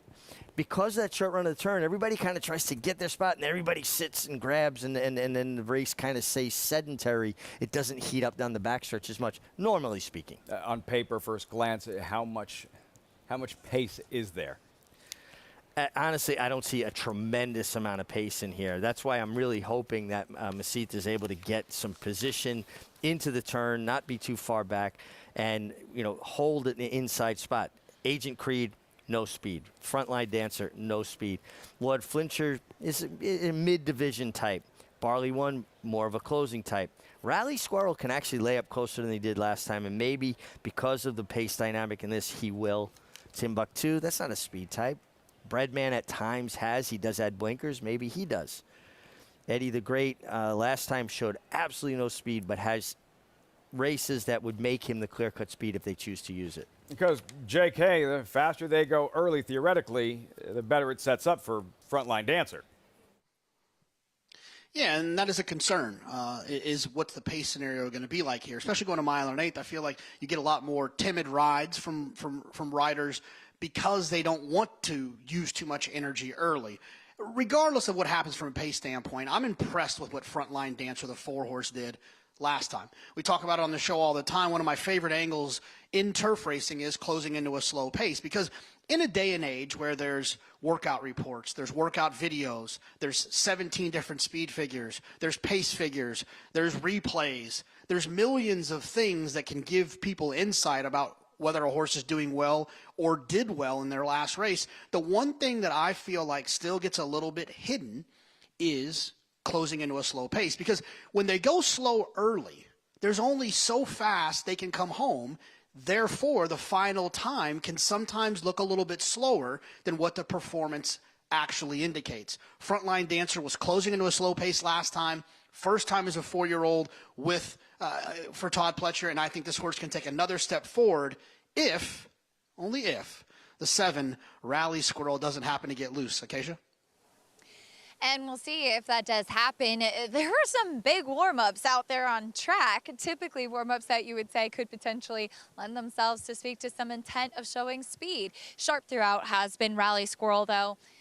He's fine. He certainly could be a player in here. I did feel like out of that last race, the trouble was subtle, as Richie had mentioned. I also felt that he and Lord Flintshire were perhaps dressed up a bit out of that race and made to look perhaps a little bit better than they are, especially given what they're facing here. Rally Squirrel's this big, burly type of individual. doesn't strike me as one who wants to go a mile in an eighth. But again, he has some early foot that could potentially help that cause. The number 8, Timbuktu, he should be fine with the distance. He's such a big, tall son of Munnings. Typically, you're used to seeing them be a little bit more smaller and compact. There's so much length, so much stretch to him. He's grown a lot since I first saw him as a 2-year-old. I was surprised because he was pretty sharp out on track. Manny Franco takes a lot of his horses away from the pony and gives them a big warm-up. He purposely kept this one with the pony. He wasn't doing anything naughty. I just wish I could have seen him get a big gallop out there on the track because he's on his toes in here today, Lafitte. See what Manny Franco does, Acacia, with the Timbuktu early on. Calumet, Brad Cox, Human Element intact, 8-1. Richie Masita, 7-1, who you've been a big fan of since he was a 2-year-old. I thought his second race was sensational. He made this huge sweeping run around the far turn and just drowned a field of maidens. All of his turf races are good. He's got one race bad on his form. It was 7 furlongs in the dirt. They took a chance in the Stallion Stakes because he is by Japan, who stands in the state of New York. I think there's a lot to like. He's got to work out a trip. What do you want to see Cancel do? I hope he gets that coveted pocket trip. I hope he's, 4th, 5th in the pocket, saving ground, and then find live cover and work out the trip. Wide open, 8th race here. These New York bred races in 5 of the 9 today at Belmont Park. Final check of the toe board reading 5-2 on number 5 here. Lord Flintshire, the favorite in the 8th at Belmont Park. Here's John Ambrial. Mo Danson and Boss making boss moves.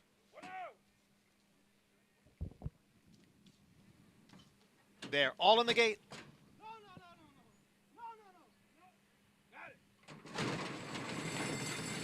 And they're off. From the inside, there goes Masita, who's out for the early lead. Rally Squirrel was away well, but it is Masita from that inside post who has the early advantage. Rally Squirrel races in second. And then comes Barley One next in third. Timbuktu is on the outside in fourth. Lord Flintshire is next in fifth. And then it is Mo Danson running in sixth. Down on the inside is Agent Creed in seventh. Frontline Dancer on the outside in eighth. Boss Making Boss Moves is ninth. Breadman racing in 10th. And the early trailer as they go up the back stretch is Eddie the Great in 11th. The quarter 23 and 4. Masita leads by a little more than 2. Rally Squirrel gives chase in second with Timbuktu. Third by a head. Barley One is down at the rail and in fourth. A break of 2 to Lord Flintshire, who's in fifth, 5 lengths from the front.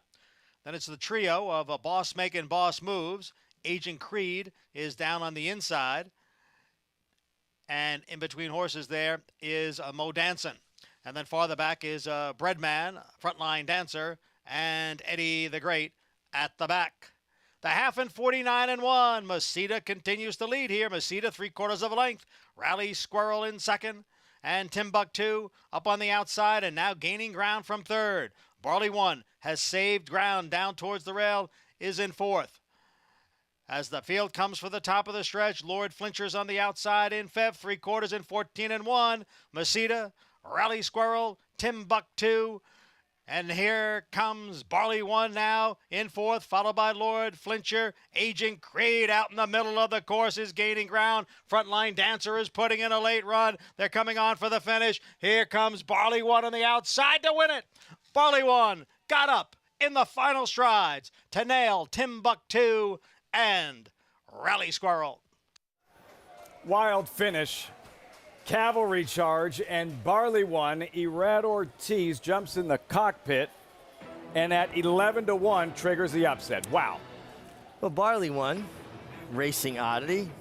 His half-brother, Boss Making Boss, moves in here. He said, "Here, little bro, hold my beer, watch this." And Barley One, under a very strong ride by Irad Ortiz, gets up in the shadow of the wire, making his first start for Jose Camejo. Any one of 6 or 7 horses could have won turning for home. Like the Grand National inside the final 16th. Rally Squirrel pokes the net in front with Manny Franco. Outside, Barley One. Timbuktu in his 3rd career start. Keisha mentioned his behavior pre-race, acting like he was sitting on a big one. He does everything but win, and a fired up Irad Ortiz pumped up after triggering the upset. Now here's a guy that's won Grade 1s, Breeders' Cups, Belmont Stakes. Look how pumped up he is over this A other than on a Friday at Belmont Park. Like he just won the Belmont again. It's Rad Ortiz. When you feel like you've contributed to a victory, that's the emotion. Timed it just right. By a Derby winner, Animal Kingdom, Barley won, Phoenix Stable, Jose Conejo. Rad Ortiz, 11-1 upset. Barley won in the 8th race at Belmont Park. From this long-distance turf race to a thriller of a sprint tomorrow at Churchill Downs, the Chicago Wisconsin dual winning colors winner. She's going to lock up with a mare she's very familiar with in Bell's the One. They will meet for the 6th time Bell's the One Grade 1 winner, the Chicago, tomorrow at Churchill.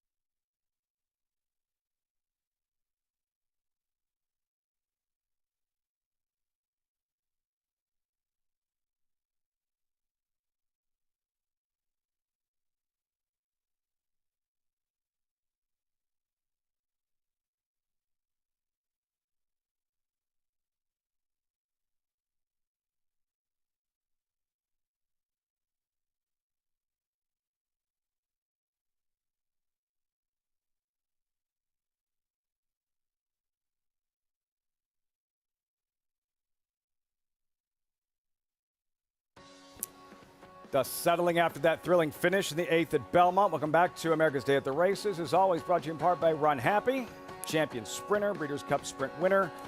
Always race medication free, standing at victory stall 1 at Claiborne Farm. How about Barley won in the upset? You just don't get Rad Ortiz too often. The $25 horses, Richie. No, and rode this horse as though it was a, the turf classic. I mean, he really finished as strong as you can. And listen, Irad is tremendously talented. Sometimes I wish he would, take off some of the rough edges, but there's no denying that he is a future Hall of Famer. Standing by with a case in the winner's circle. Okay. Pleased to be joined by jockey Rad Ortiz. Rad, you were so pumped up for that win. I know trainer Jose Conejo, former jockey as well. I mean, how special to win for him, and what was that emotion from you? He's the first horse I ride for him. He's a humble guy, hardworking.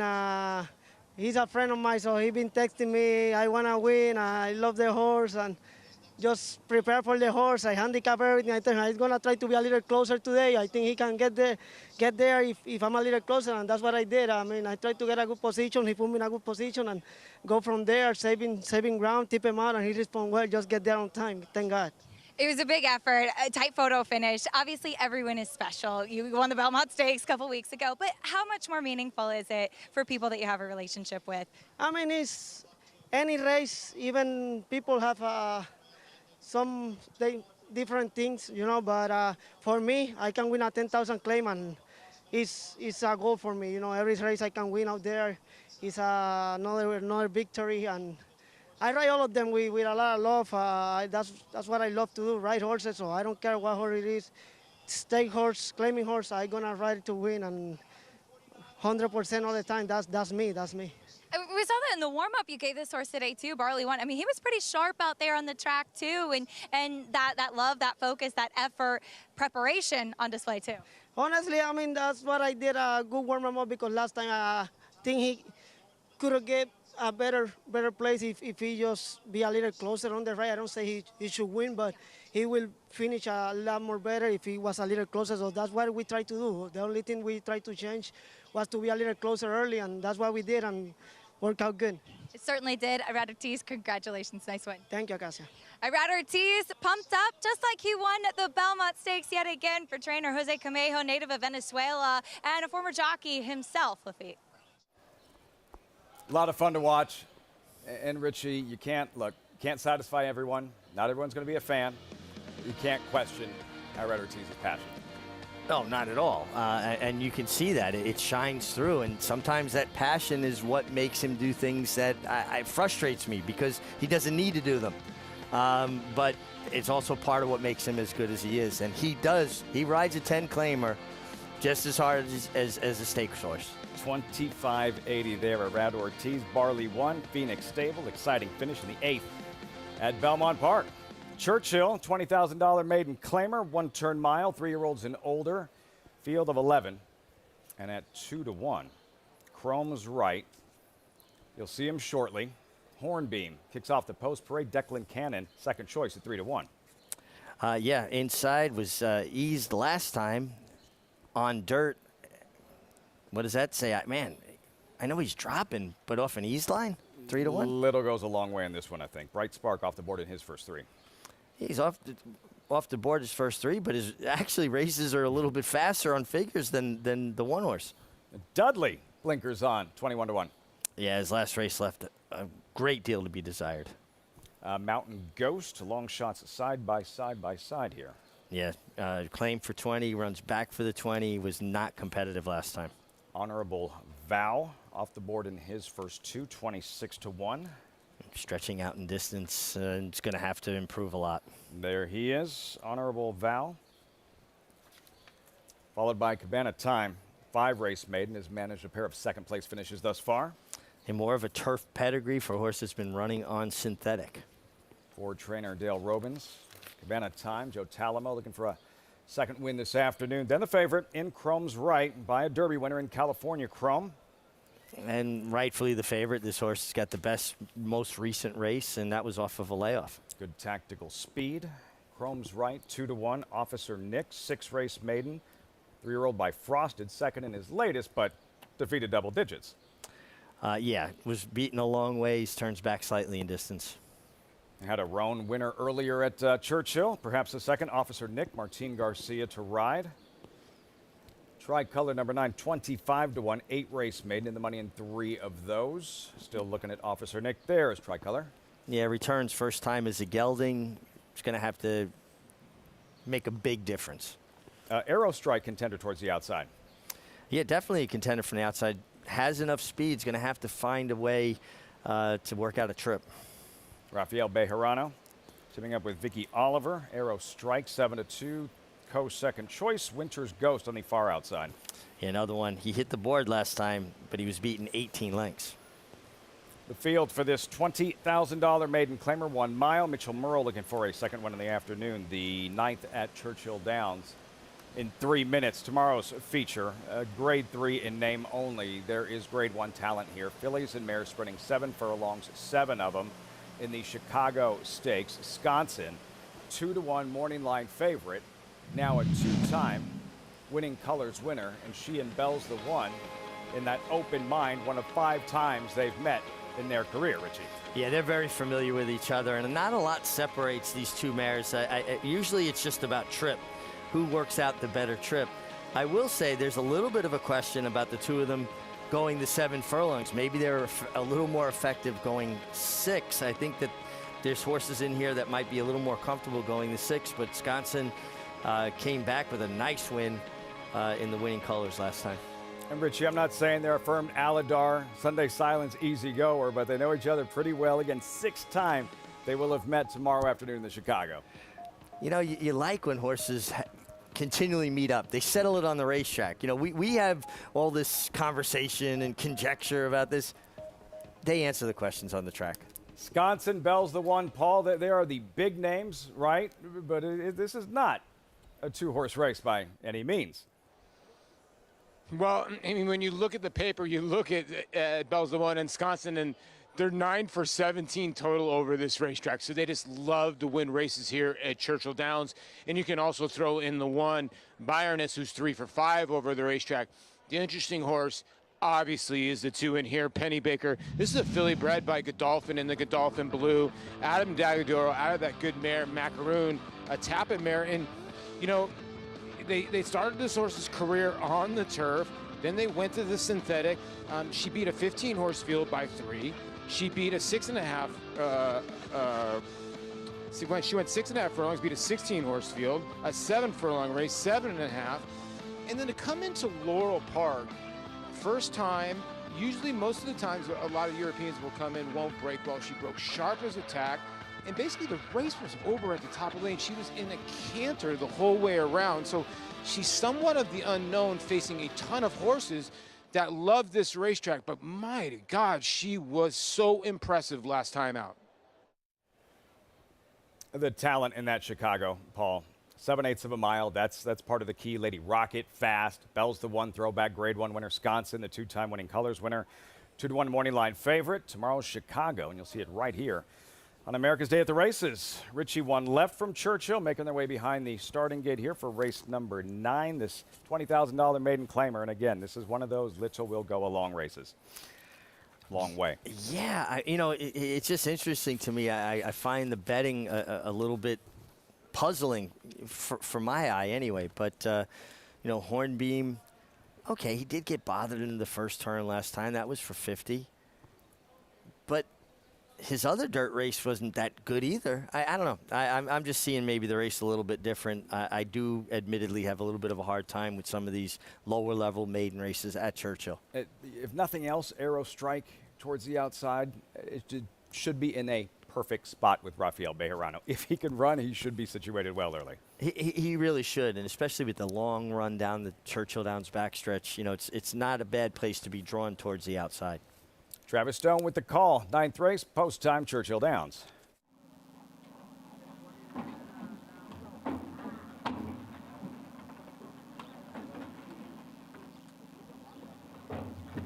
They're in the gate. And they're off. Officer Nick toward the outside with Winter's Ghost. Honorable Vow is there. Cabana Time, and Dudley is not far behind either. So they race up the chute, and it will be Winter's Ghost and Mountain Ghost and Dudley. Those three to go head-to-head early on as they meander their way toward the main track with a quarter mile behind them. Crossing over now, Winter's Ghost is out there setting the pace. Here comes Tricolor and Officer Nick to apply some pressure from second and third. Mountain Ghost backs off to track them from fourth. 2 lengths back, Chrome's right. Advancing into fifth, Arrow Strike is 6th, Hornbeam now 7th. Honorable Vow is buried at the inside, 8th. Dudley's racing 9th. At the back is Cabana Time, and it is a long way back to Bright Spark, who's laboring at least 15 lengths off the leaders. The opening quarter in 23 and 2 to an opening half in 46 and 4/5 seconds. Far turn run. Winter's Ghost showing the way, 3 furlongs to go. Officer Nixon a full out drive. Tricolor comes on 3 wide.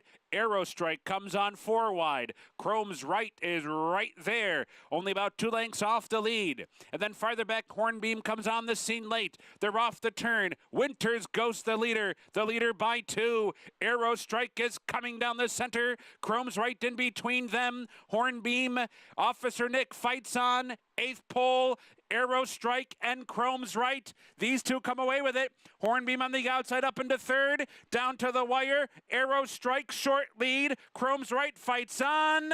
Arrow Strike got it.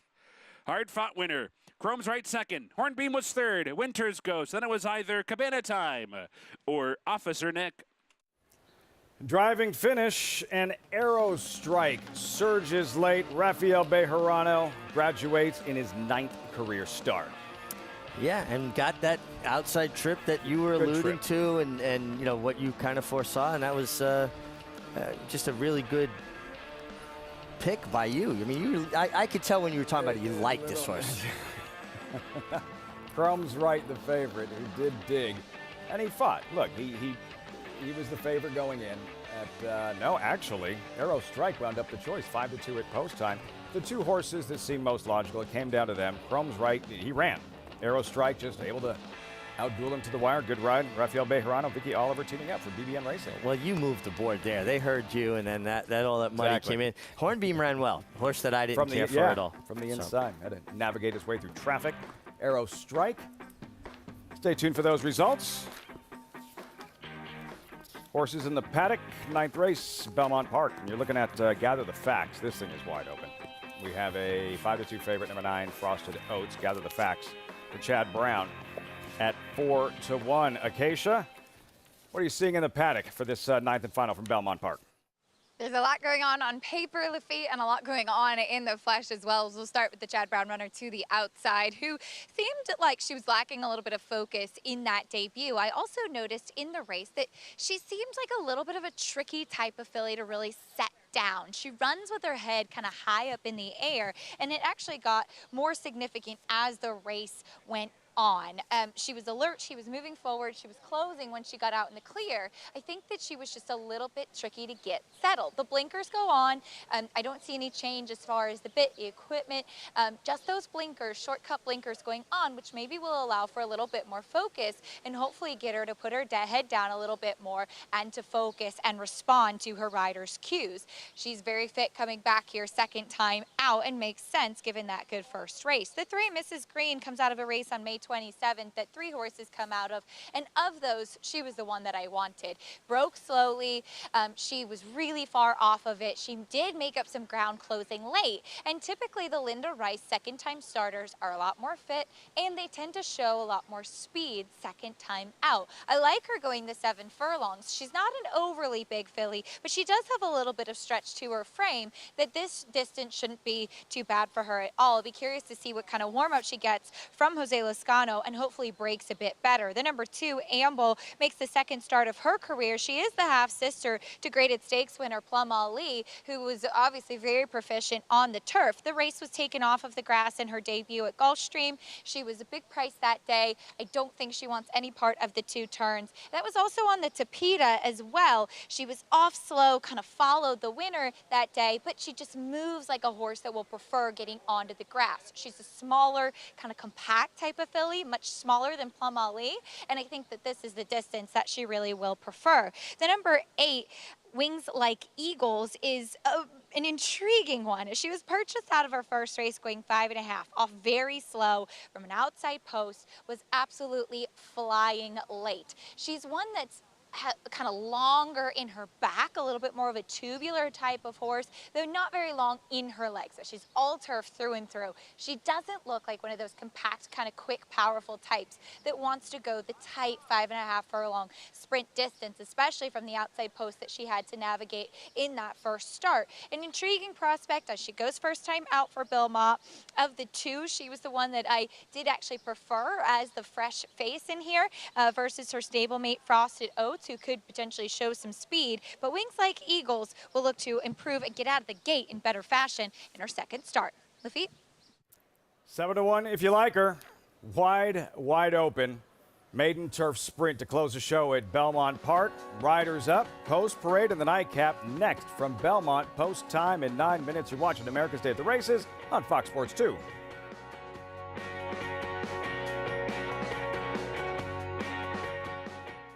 Catalina Cruiser. He won 7 of 9 starts coast to coast, with 6 triple-digit buyers and 5 dominating graded stakes wins, including a record in the Grade 2 True North Stakes.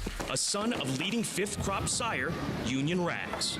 A $370,000 yearling with an imposing physical, and one of the best of his generation. There's only one Catalina Cruiser, now standing at Lane's End.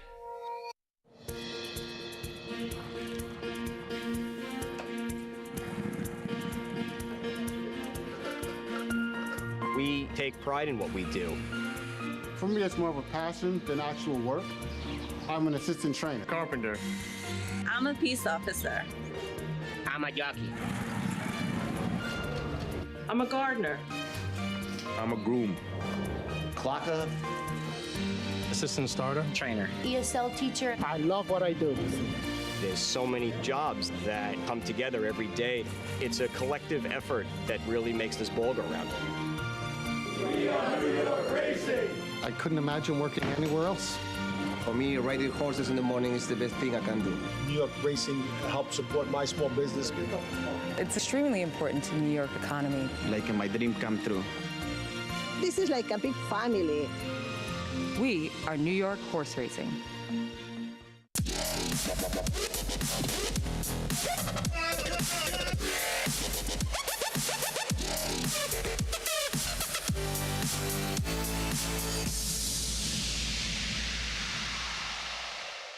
New for Belmont Spring, the $3 triple play pick 3. Choose the winners of the last 3 races at Belmont Park every Sunday to win big. Plus, play on Naira Bets for a free $10 triple play bet. Go to Naira.com/triple play for details. Back just in time. Post-parade race 9. Belmont, Jane Mast, and the Hall of Famer John Velasquez. First-time starter for Cherie DeVoe. Filly with a very interesting pedigree, very strong. A lot of that Phipps pedigree on the female side. Grand Dam's My Flag. Johnny Velasquez actually won on this horse's dam. Amble, Plum Ali's half-sister. Yeah, half to Plum Ali's been training up in Saratoga. Has had the luxury of working on the turf there. Major player here at a big price. Mrs. Green, as Acacia mentioned, needs to break better today. Not only she breaks slow, and she kind of had to take up and lost all position. She's another one way too big a price. Pharaoh's Jewel by Triple Crown winner American Pharaoh. This is the 3rd foal this mare's had by American Pharaoh. They keep on setting them up on dates. They haven't gotten quite the desired effect yet. Klein Racing's, hey there, 8-1. Yeah, half to Field Day Stakes winner turf sprinting. Brad Cox, Flavia and Pratt, 8-1. That'll work. Devilly and Dylan Davis, leading rider, currently 10-1. I thought this had a good trip last time, but ran well. Prefer some others out of the same race. Charlie Rude for Christophe Clement. Yeah, and this is a Christophe Clement that he reaches out for Joel Rosario. That's one of his main guys and turns back in distance. We'll see how that works out. Wings Like Eagles really was flying late in her latest. Yeah, really finished. Makes first start for Hall of Famer Bill Mott. Mott trainees side by side. Frosted Oats, the tepid choice, 3-1. Complementing styles. Frosted Oats, speed type. Wings Like Eagles, a closing type. Even though they're not a coupled entry, I like when they have contrasting styles. Had a $25 winner in the last one. How about Broadway Boogie at 42-1? He's going to have to improve off the first effort, but certainly can. Barkley Tag is the conditioner. Number 11, Full Count Felicia for Chad Summers.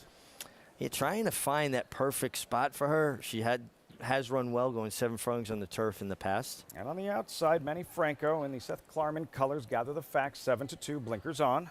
Ran well first time at this distance, adds blinkers, has to work out a trip from the outside. There's ample enough run down the backstretch for Manny Franco to kind of sort things out. I still prefer being drawn inside on turf. It's a scramble. Yeah. Wide open maiden sprint, 7 furlongs on the Widener. Rafael Bejarano thanking the man upstairs for a safe ride and a victorious one. Arrow Strike breaks through.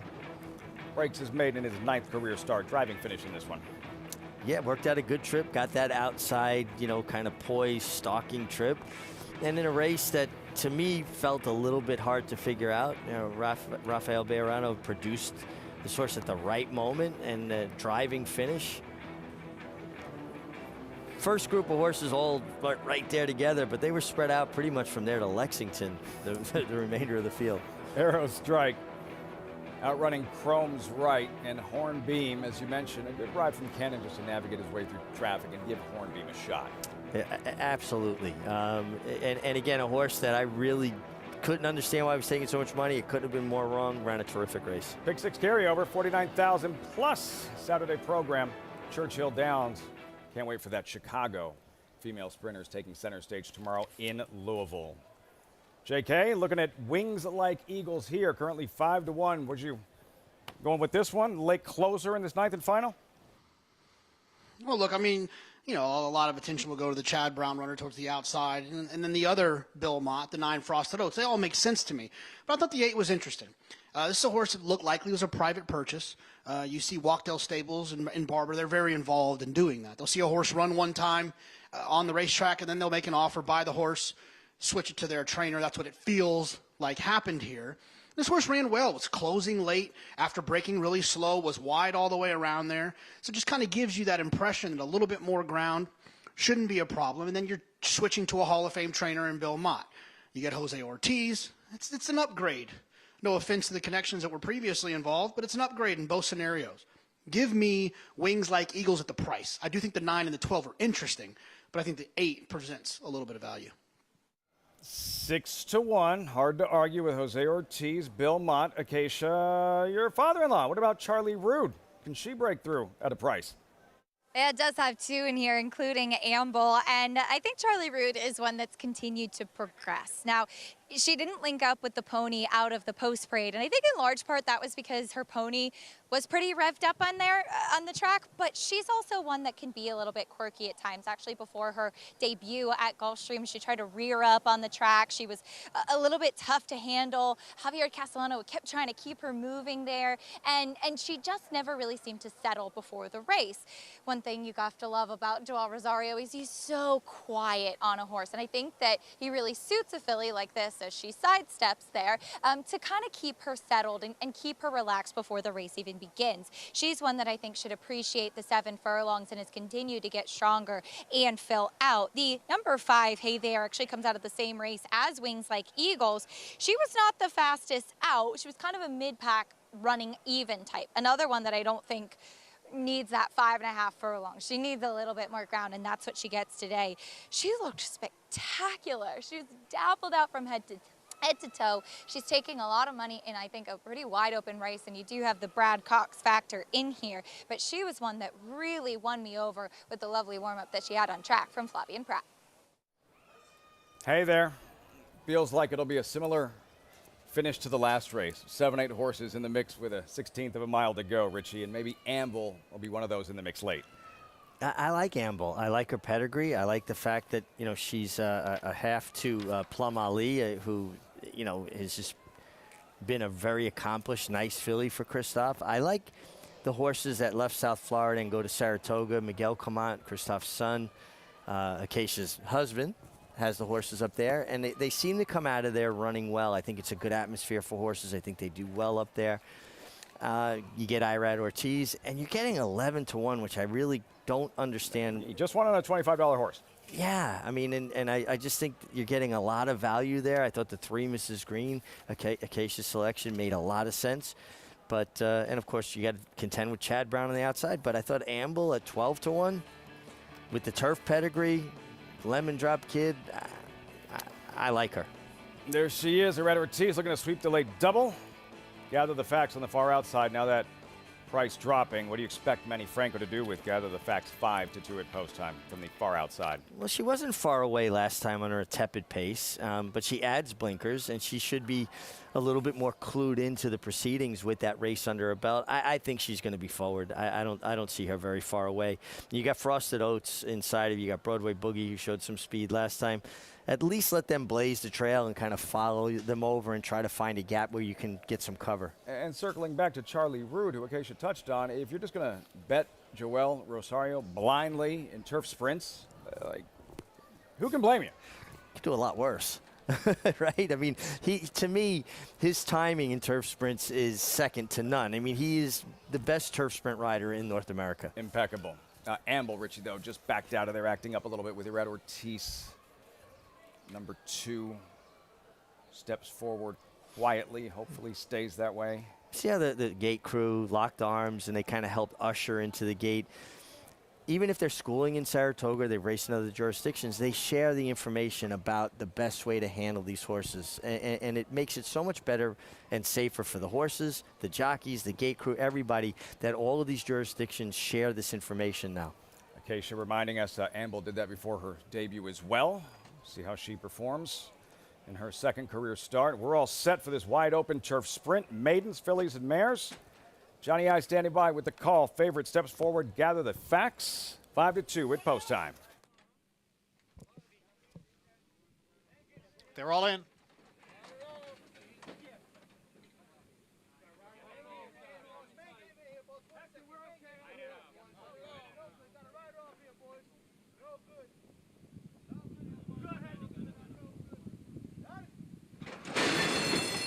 they're off. Gather the facts from the outside.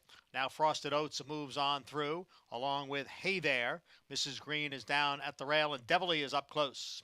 Hey There has the lead. And then it is Frosted Oats and Devilly right together, second and third. Mrs. Green runs in fourth. Gather the Facts on the outside is next in fifth. And in between horses is a Full Count Felicia running in sixth. Pharaoh's Jewel down at the rail next in seventh. It is a break of 3 lengths. Back to Amble, who was running in eighth. Then the gray Jane Mast in ninth. And farther back in the field is Charlie Rude, along with a Broadway Boogie.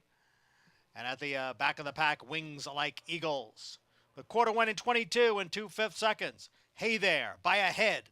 Devilly in between horses. Frosted Oats on the outside. So 3 of them across the track for the lead as they come for the top of the stretch. With Mrs. Green down towards the rail and racing in fourth, the half in 45 and 4. And they are in the stretch, and it is Hey There. Frosted Oats on the outside. Hey There with the lead. Frosted Oats runs in second. Mrs. Green is next in third. Jane Mass, the gray, down towards the rail. And Devilly. Here comes Frosted Oats on the outside. Frosted Oats and Hey There. The two of them fight it out to the finish, and it's very tight. It may have been Frosted Oats in a photo finish there with Hey There as we wrap up the Friday card. 2 of the best in the business, slugging it out to the wire. Louise Saez, Frosted Oats, Flavia and Pratt, Hey There, and a bang-bang finish in the nightcap at Belmont. Exciting race, and never fails to deliver these turf races. And speed held up pretty well here. The horses that were involved early were still around at the finish. Obviously, Hey There was setting the pace. Half to that good turf stakes winning sprinter Field Day. And here comes Frosted Oats, who is always close to the pace under a relentless drive by Louise Saez. By ahead. Who doesn't like Frosted Oats? Anybody who backed her today at 4-1, graduates in her 5th career start. Clean, and a clean race, it seemed, Mig, from the start. Right there, Flavia and Pratt trying to kick away with Hey There, but Frosted Oats had other ideas. Louise Saez goes to work. She lengthens her stride and runs her down when it counts. Yeah, and this is, you're watching top riders at their best, giving their horses every opportunity to win. Flavia Pratt, was comfortable on the lead, and that's what I like about his riding, by the way. He's a chameleon. He's as comfortable on the lead as he is from coming off the pace. Turf, dirt, he fits the horses he rides. And Louis Saez is a position rider, a guy who always puts his horses in a chance, in a place to win from. And both strong finishers. And I admire strong finishers. That's something that, as a former rider, I gravitate to when I see riders that really finish. Me too. Yeah, well, you are by the strongest finisher maybe the game has ever known. Keep an eye on the one, Jane Mast, who finished extremely well, rallying through traffic along the inside. First-time starter at a big price. Johnny Velasquez for Cherie DeVoe. She ran a tremendous race. 9-5-1-3. Too much Frosted Oats. Louise Saez in the ninth at Belmont. Tomorrow, that filly, she takes the stage. Juju's Map, coming off that big win in her 3-year-old debut. The Mother Goose, a 3-year-old fillies Grade 2 event, the feature at Belmont.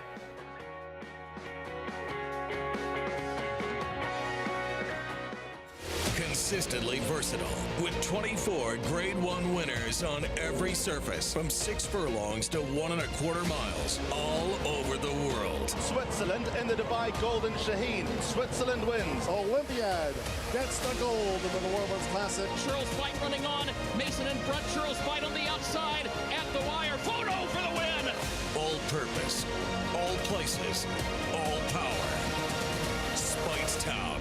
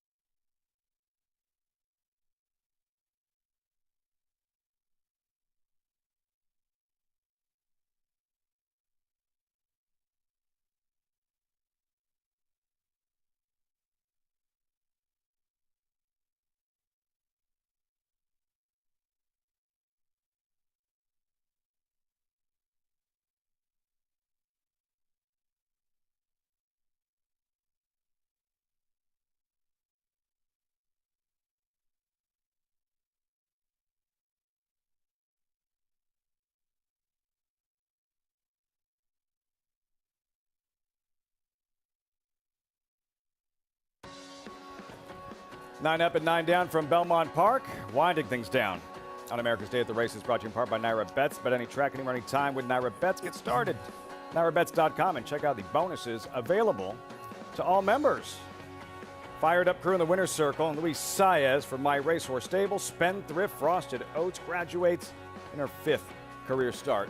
Exciting finish, and I like the way the conviction going out and getting the leader, running her down late. Absolutely, and the filly on the lead, hey there, did not she had come back to her. Yeah. She was still running. I mean, they finished up 7/8 in 21 and change. Frosted Oats just outgamed her slightly at the wire. I thought this was a big effort from both fillies, and the third-place filly really kind of put it together late and closed well. Jane Mast at a big price, a horse to keep an eye on, could have a nice future. Nice to see Frosted Oats change the style a little bit. Now, she wasn't far away, but she had been kind of making the pace, and the fact that she showed she could stalk and pounce bodes well for her going forward. Nice effort from all the top 4, actually. And developing that knockout punch, the difference, what we saw from Frosted Oats this afternoon. And the pick 5, 1469. Barley 1 shaking things up. Frosted Oats, 1060. The late pick 5 here at Belmont Park. For the Friday program here at Belmont, and looking ahead to the Saturday. We're just across the country, so many good stakes races right here. The Mother Goose with 3-year-old fillies, and that cross-country pick 5 sequence looks like that. Racing from Belmont, Monmouth, Thistledown, Churchill. The Mother Goose with 3-year-old fillies, Goldwood, Lady Jacqueline, Chicago. Again, grade 3, grade 1 type talent in that one. In the Ohio Derby with 3-year-olds exiting the Kentucky Derby. Here at Belmont with that Mother Goose. Compact field, talented field. Juju's Map to the outside. Mile and a 16th, 5 of them. Even money, morning line favorite Juju's Map.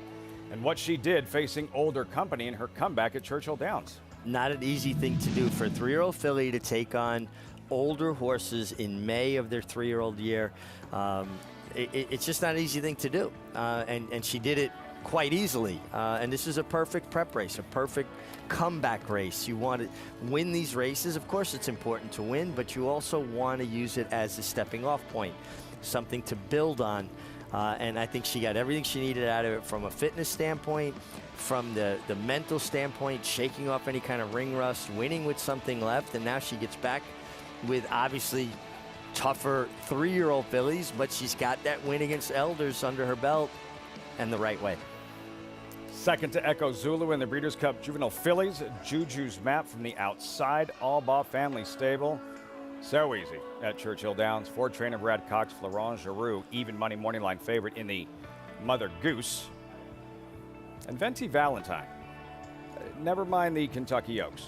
She's quick, she's talented, she's a fighter, as we saw in the Gazelle leading up to the Kentucky Oaks. I know you're a fan.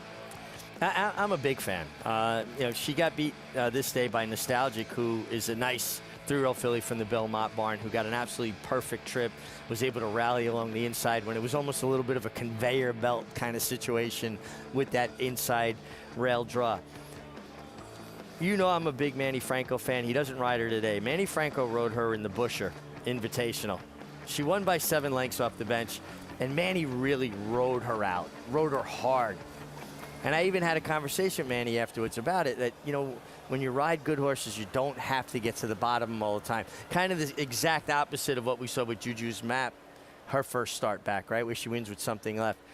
I kind of felt like that race might have hurt Venti Valentine a little bit, to have to go all the way to the bottom of the well your first start back, even though you're winning by 7 lengths. Came back and ran well in the Gazelle, then throws in the bad race. Had a chance to regroup.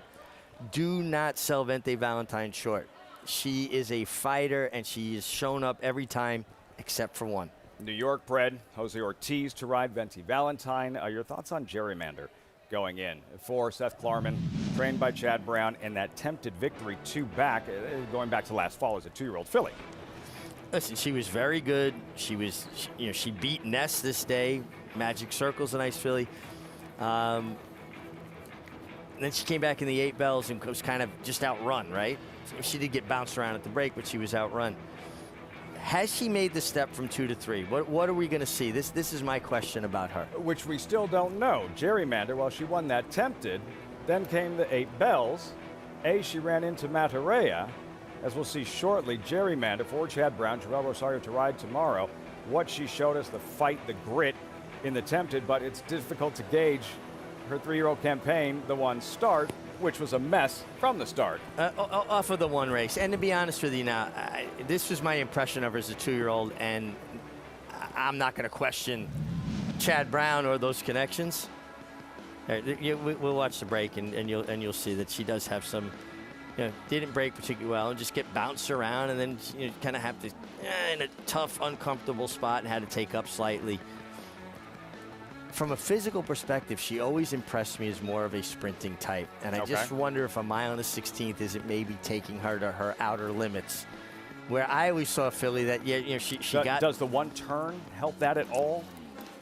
Well, it does, yeah. I guess it does. And if she could get loose, but I see speed in here that she's going to be fighting for it. She's not going to be handed the lead. And when horses that maybe don't want to go quite that far have to get in a tussle to make the lead or be involved, that's when it usually shows up on them. They can get the distance when they kind of get things handed to them. I don't see that happening here. I like Jerry Manor. I think she's very talented. I just question a mile and a 16th for her. Second half of the year, which 3-year-olds are going to step up, looking ahead to races like the Coaching Club American Oaks for the Phillies, the Alabama, or for the boys at Saratoga, Jim Dandy and the Travers. Tomorrow, horses exiting the Kentucky Derby, running in the Ohio Derby with a $500,000 purse, 8 of them. Mile and an 1/8, White Abario, number 5, 7-2 second choice, Florida Derby winner, exiting the Kentucky Derby. Tyler Gaffleone rides. He was real good at Gulfstream Park all winter. Florida Derby winner. Can he bring his A game elsewhere? Can he produce his A game elsewhere? Well, that's a big question, and that's something that's been brought up quite a bit. He was very good in Florida. I think he's getting in the right spot, though, doesn't he? I mean, the level of competition, I think, is right along the par of what his best is. Ethereal Road's a nice horse. One thing about White Abario, he creates his own trip, right? He puts himself forward. He makes, a spot for himself. So I think he's a horse that helps a rider, and Tyler Gaffleone obviously has a lot of confidence in him. What do you make of Tawny Port's chances, who is the 3-1 morning line favorite? Again, wide open Ohio Derby. It's wide open. It's going to be about trips. He's drawn a bit wider. It's about getting into good shape into the first turn, but he gets Irad Ortiz Jr., who rides 5, by the way, on that Thistle Downs card. Always helps the presence of Irad Ortiz. $25 winner here at Belmont Park. That'll wrap things up for us here on America's Day at the Races. Thanks so much for joining us for the MIG. I'm Lafitte Pincay, Acacia Courtney, Paul LaDuca at Churchill Downs. Fun day of thoroughbred racing. I'm Wide Awake. Impressive 2-year-old in his debut earlier this afternoon. New York bred. Irad Ortiz, $25 winner, fired up at the wire. Barley won in the feature at Belmont Park. Look forward to seeing you tomorrow afternoon. Terrific slate of thoroughbred racing on America's Day at the Races. Have a great night, everyone.